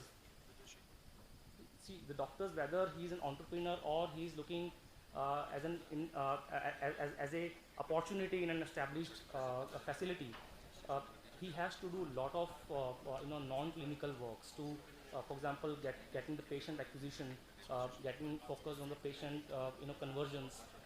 Mr. Gautam mentioned about clinicians getting involved in the day-to-day matrices of like average revenue per operating bed, average revenue per patient, OPD to IPD conversion. This becomes very tedious, and this is to the tune of 50% of the time, which is not advisable that the clinician should focus, which makes their practice suffer, or if they are not doing it, which makes the organization suffer if they are leading it as an independent entrepreneur who is practicing as well. So these problems for the doctors also needs to be solved. And here comes a new age delivery operational models, for which I want to touch base in next 5 minutes, is addressing the problems which I just mentioned of all three pillars of the Indian healthcare ecosystem. And for the patient first, and how it is solving, I mentioned about my personal example yesterday evening which happened, and also correlated it how patients are facing in this journey, and we are able to solve a lot of these issues for the patients. For example, the average admission time for our patient is just 18 minutes, which is unheard of in any of the hospitals. How we do that? today, we travel, each one of us have taken flights from Delhi airport. You have the option of, digital boarding passes, right, which makes you enter from the security, from the entrance of the airport to security checking without having any printout. Today we have moved to an era where in Digi Yatra, your face is your boarding pass. Why can't we do that in hospitals? Despite having an elective procedure, patient has to invariably wait in a normal hospital for hours to get the bed. He has no clarity that which bed he will get, what time the surgery will happen. He is on fasting for probably 6-8 hours. It's a traumatic experience for the whole family, leave alone the patient, right? We are able to address that by simple tech interventions that able to generate an admission pass for the patient. See, patient is going to the hospital. Hospital in advance is getting the information that this is the patient name, KYC details. There is a barcode which is available with the patient and with the hospital, and it's an admission pass, which is given basis the KYC and the prescription by the admitting doctor. Similarly, when the patient needs to proceed for the OT, there is an OT pass issued to the patient depending upon insurance clearances, depending upon any advance to be deposited. So patient has no dilemma on what is going to happen next. He has the patient app. If all of us have used Swiggy, when you order the food on Swiggy, you get to see minute by minute what is the status of the rider, has he picked up the food, and whether he's at the check-in of your gated society that he's entering in and probably in front of your house.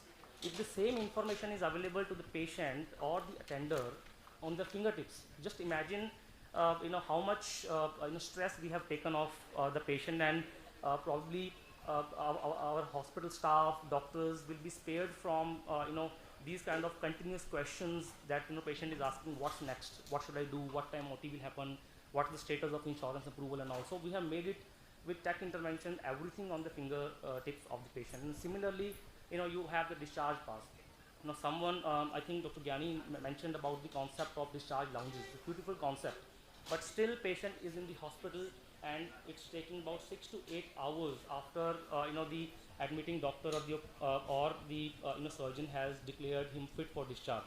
We have brought it down to 3 hours. How we have done that? If you digitize the pre-auth forms, if you digitize the discharge summaries, once the error is reduced, I think last doctor, I'm forgetting the name, she mentioned about the errors in the EMR, right, when they are selecting the medicine from the drop down. So there are, we can't be at the mercy of tech. We need to use it with responsibility, and we have to develop it with accuracy, that you can always put enough rules and balances that okay, this is the disease, and as per disease automatically few medicines will not come in the drop down at all. So and obviously someone when it's prescribing and the tests and the medication has to check the prescription before finally releasing it to the patient and to the hospital administrator. But this tech has allowed us that surgeon need not approve the discharge summary next day, because 70 to 80% of elective procedures have no incidences. Patient can be discharged comfortably next day morning, but the insurance process and the billing can start well in advance, so that the patient is discharged within 3 hours of doctor meeting the patient in the morning. That has taken the net promoter score of all our patients to 63, 65, which is unheard of in any of the corporate or standalone hospitals, because we are not able to take that much tech intervention to day-to-day operational processes in the hospital. Similarly, on a doctor's front, in case we want doctors to just focus on the clinical care without involvement of patient acquisition, without involvement of day-to-day statuses. So we need to adopt these alternate models who are not investing on hospitals, but they have their own clinicians. Like I will introduce one of the model from where I represent Pristine Care, where we have our own clinics, physical setups with our 500 plus full-time surgeons. After doing the OPD, we don't set up our own hospitals, but we tie up with partner hospitals depending upon the patient profile, disease profile, and have tech integrations with all our partner hospitals where the patients are sent and operated by our full-timer surgeons. So hospital need not invest on the patient acquisition. Hospital need not invest on doctor cost. Hospital just needs to administer the advice of the operating surgeons and yet have very good occupancy problems resolved. So this is what I was coming to for the hospitals, that in these models the main problem which was addressed for the hospitals was suboptimal occupancies. That was taken care of. Tech integration was taken care of. When the patient is getting admitted, patient is off the hospital and having good NPS because of the lesser admission times, lesser discharge times, fast turnaround. The beds are getting free within 24 hours, and for insurance patient, bed patient should get free from the hospital within 27 hours. So these kind of matrices, if we track, patients are also happy. The load on the hospital is also reduced.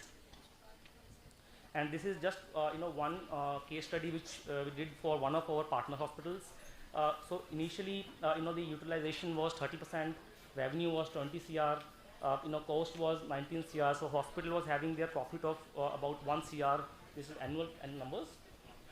We did our surgical cases, and by the way, these surgical cases have average length of stay of about 1.2 days. And Mr. Gautam also mentioned about ARPOB. So ARPOB for surgical patients are always better than medical patients, right? With average length of stay of 1.2 days. So if you see the incremental revenue that we are able to provide to the hospital of 5 CR, the cost is increased by only 2 CR because the variable cost is only to be added more. The hospital is already equipped with requisite nursing staff, anesthetists, duty doctors, for which hospital need not invest on any of the capex, whether it is electricity, whether it is making the rooms ready. So these alternative models like Pristine Care enables hospitals to accept depending upon the OT slots available, depending upon the occupancies available. So you think of a restaurant who is already serving their own customers in providing food, whether dine-in or takeaway, and they always have capacity to fulfill more customers, and that's where that restaurant is getting more orders from Swiggy or Zomato's of the world, and they have always an option to reject that. Okay, I cannot accept this order, maybe I am running full. And similar to the situation, we at Pristine Care are running with our partner hospitals, wherein partner hospital has the choice to say, no, I don't have an OT slot at 10 to 11 a.m., but you can come at 2 to 3 p.m. And accordingly, we communicate to our operating surgeon, we communicate to the patient to come in the hospital accordingly, which makes a win-win situation for hospital partner, for operating surgeon, and not the last, but the patient as well. Right? And all this has happened with technology at the backbone right from the time when the OPD is getting scheduled. We have about 250-300 clinics across 45 cities, pan India, with 500 surgeons. We work with 1,000 hospitals, and alone I have to manage all these operations, and without tech intervention, it is impossible for anyone to manage. Anything could have happened in any of the clinics. Anything could have happened, in Bhubaneswar, in Jammu, in Agra, in Cochin. But with processes, with guidelines, with standardization, the beautiful, the beauty of technology is whatever treatment you are able to give in a setup in South Delhi, the same you are able to give probably in Kozhikode, in Kerala. So there is absolutely no difference on the equipment getting used, the training we give to the operating surgeons with respect to how to do a simple OPD, right? And this is all possible with technology at the backbone, right? And this is the organization I was talking. I represent Pristine Care, we are able to serve 2 lakh plus patients so far in the last 5 years, operating in 45 plus cities, have 250 clinics with all CE licenses, BMW licenses of our own, work with 1,000 plus hospitals, and working under the able guidance of Dr. Gyani and Dr. Sunil for getting NABH entry level accreditation through with the help of AHPI already for all our hospitals which are not accredited so far, having 500 plus surgeons across specialties, and most of these are full-time. We are able to get patients from 200 plus towns to each of these 45 plus cities, and able to provide standard healthcare treatment for all the patients, whether in tier 2 or metro city. Thank you so much.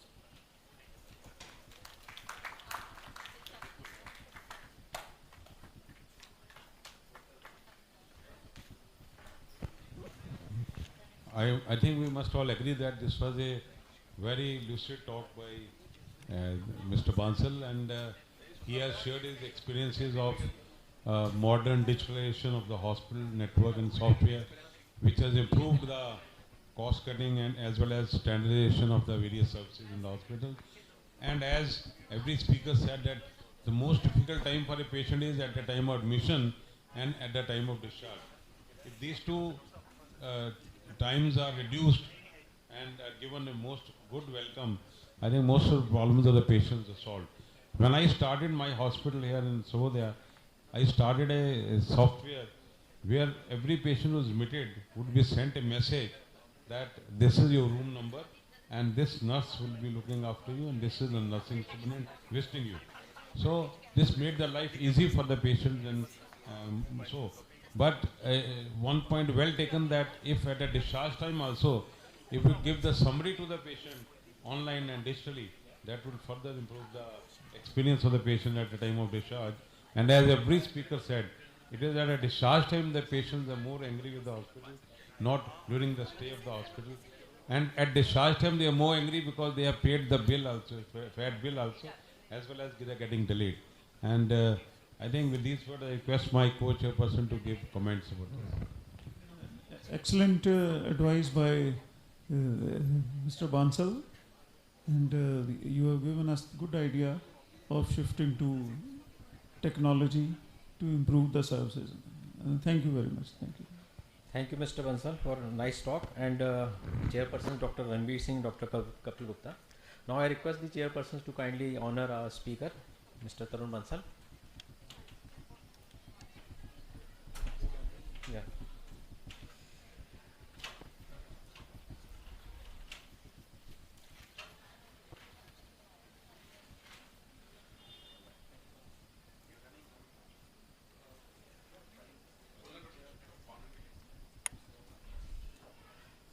So kindly honor the chair speaker, Mr. Bansal. Dr. Kapil Gupta and Dr. Ranveer Singh will honor.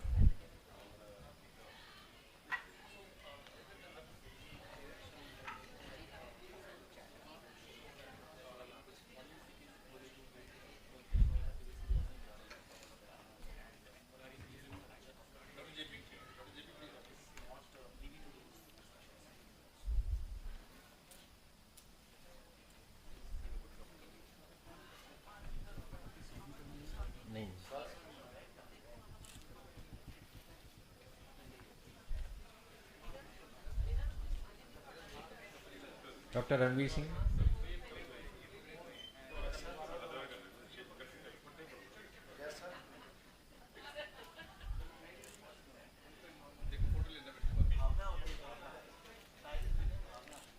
And now I request Dr. Yash Sharma, Dr. JP, and our chairpersons to stay and honor our speaker, Mr. Bansal.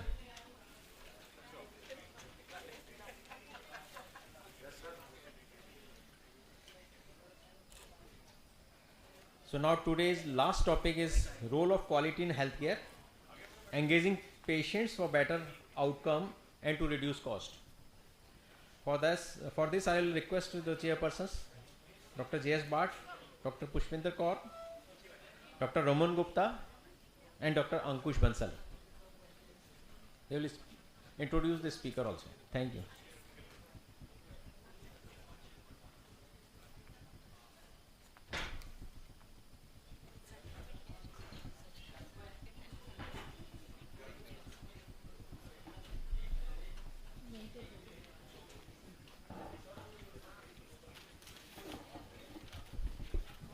So good evening, ladies and gentlemen.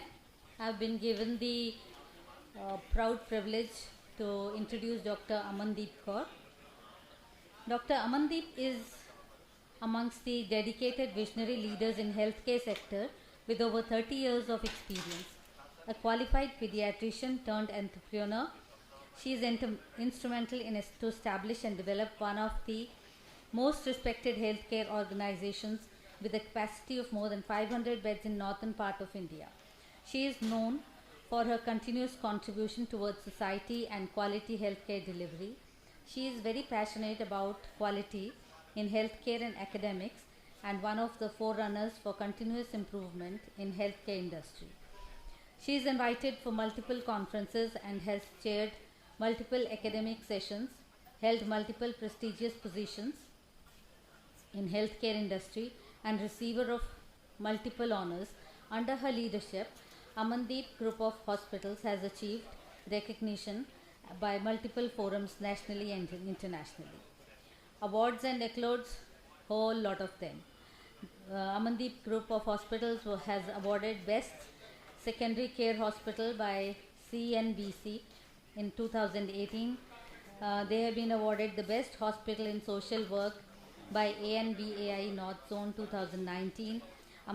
They have been received Jagran's Achiever Award in 2022 as North India's leading orthopedic care chain of hospitals. They are torchbearers of the Smile Torch Train Torch project by Smile Train. Doyens of Healthcare Award by Tribune. Amandeep Group of Hospitals have hosted the ANBAI National Conclave in 2023. Under her dynamic leadership, the group is running more than 10 postgraduate medical education programs. So, there are a whole lot of them, but by this, you know that she needs no more introduction. So, I invite her for the talk today on patient safety, role of quality in healthcare by engaging patient for better outcome.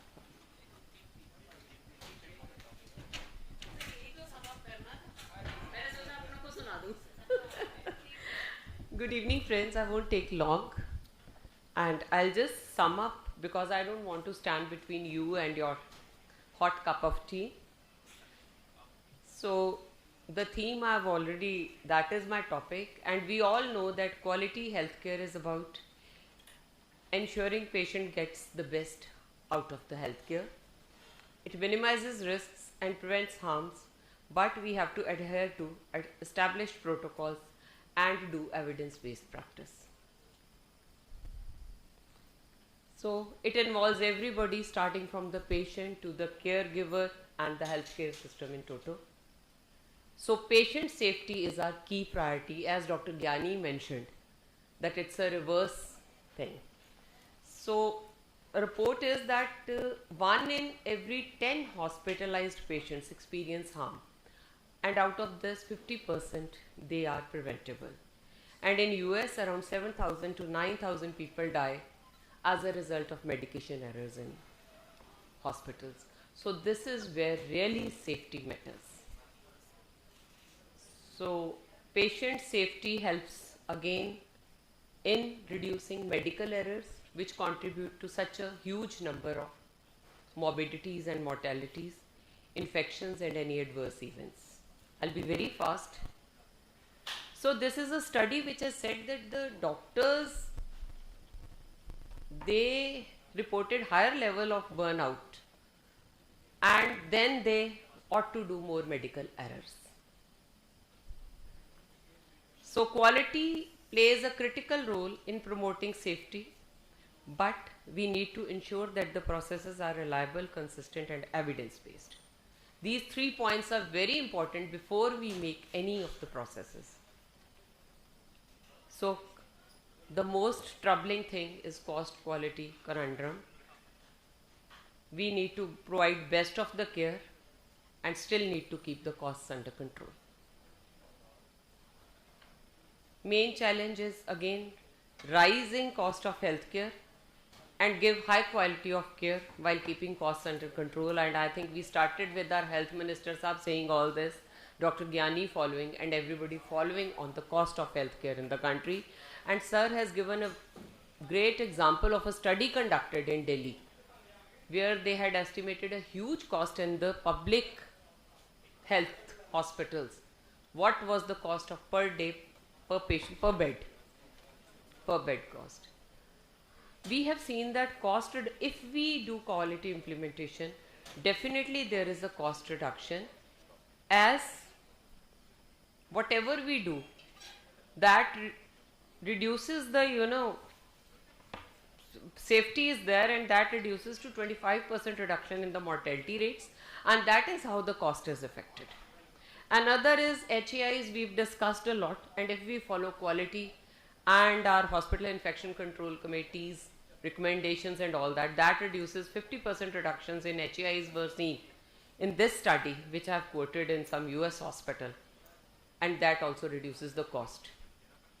So challenges to quality improvement is resistance to change from top to bottom, and the topmost level and the lowest level, they are most resistant to change. And multiple stakeholders are involved: patients, healthcare providers, insurance and regulators, and all of them are resistant to change. Though we are able to break with, I think, the constant efforts of our associations and awareness programs, they have been able to break this ice. And it's very difficult to coordinate the efforts of these four stakeholders. And the biggest challenge in the whole country, and especially in this region, is quality resource. We don't get quality resources. Engaging patients for patient safety is the crucial aspect. It can help improve the quality of care while reducing costs. We all know this. And the last but not the least is that we need to inform and empower our patients to actively participate in their treatment plans. This is where we are lacking the most at present. So empowering patient improves patient safety. Awareness, patient should be aware about the line of the treatment, and communication needs to be encouraged. Patient needs to ask questions, clarifications, they have all the right. And we need to teach the patients about the recognized warning signals of potential complications. That will reduce the errors. Communication is the key to all. The strategy for communication is that we again need to use standardized communication tools and encourage open communication and teamwork. Communicate with patients, family caregivers also, and healthcare workers also. Family, patient-centered information technology is there, and even your pharmacies, as already discussed with one of our pharmacologist speaker, that pharmacy needs to be used actively in improving the communication. Role of technology, nobody can leave it. We all know there are patient portals, mobile health apps, a lot of education resource, and patients need to connect with their support groups. We have now, in I think metros, multiple support groups are already existing, which really help in getting the best outcome for the patients. So if we do not communicate, this happens.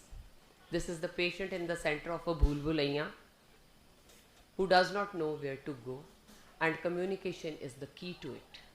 We need to listen to the patient's concern, answer all their queries, provide clear instructions for medication and treatment, and we should be very open and honest in our communication. We means we all healthcare workers. Another point, I think this slide I have personally added. While sitting in a doctor OPD chamber, we need to make sure that empathy is there. The communication has to be two ways, the doctor also and the patient also. Both should be open to communication, and there should be an eye-to-eye contact between the doctor and the patient. So patient-centered care in the hospital again, family members need to be included along with the patient. The infrastructure of the hospital should be patient-friendly to give home-like environment, and timely updates are very essential. I tell you, patient satisfaction depends on timely updates and the communication we have between the healthcare worker and the patient. So these are Picker's 8 principles of patient-centered care. I think we are all aware of them. Emotional support and alleviation of fear and anxiety. So patient has to be involved totally in the treatment, starting from the clinical treatment and the psychological satisfaction. And in this, the role of psychologists and social workers come in a big way. They should be encouraged. We should employ or recruit or get some social workers to work in our hospitals to allay the patient's anxiety.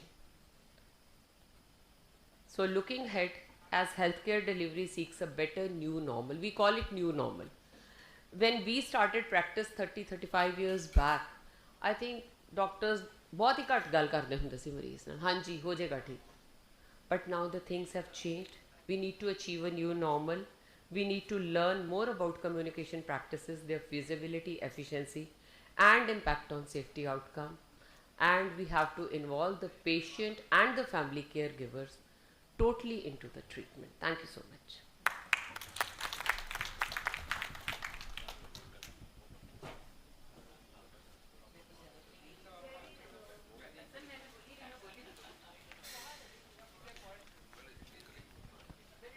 So that was nice and crisp. Thank you, Dr. Amandeep.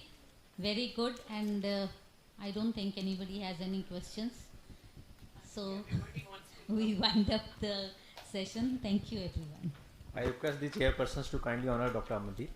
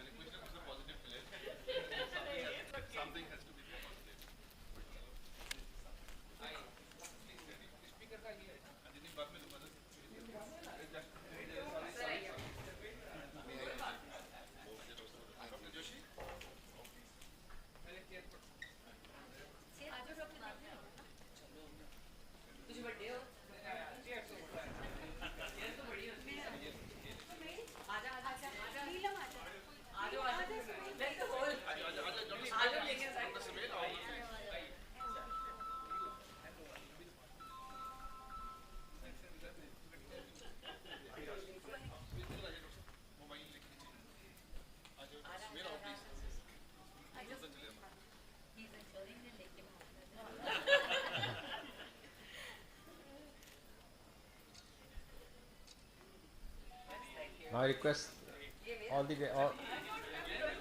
I request to all of you to honor this chairperson, please.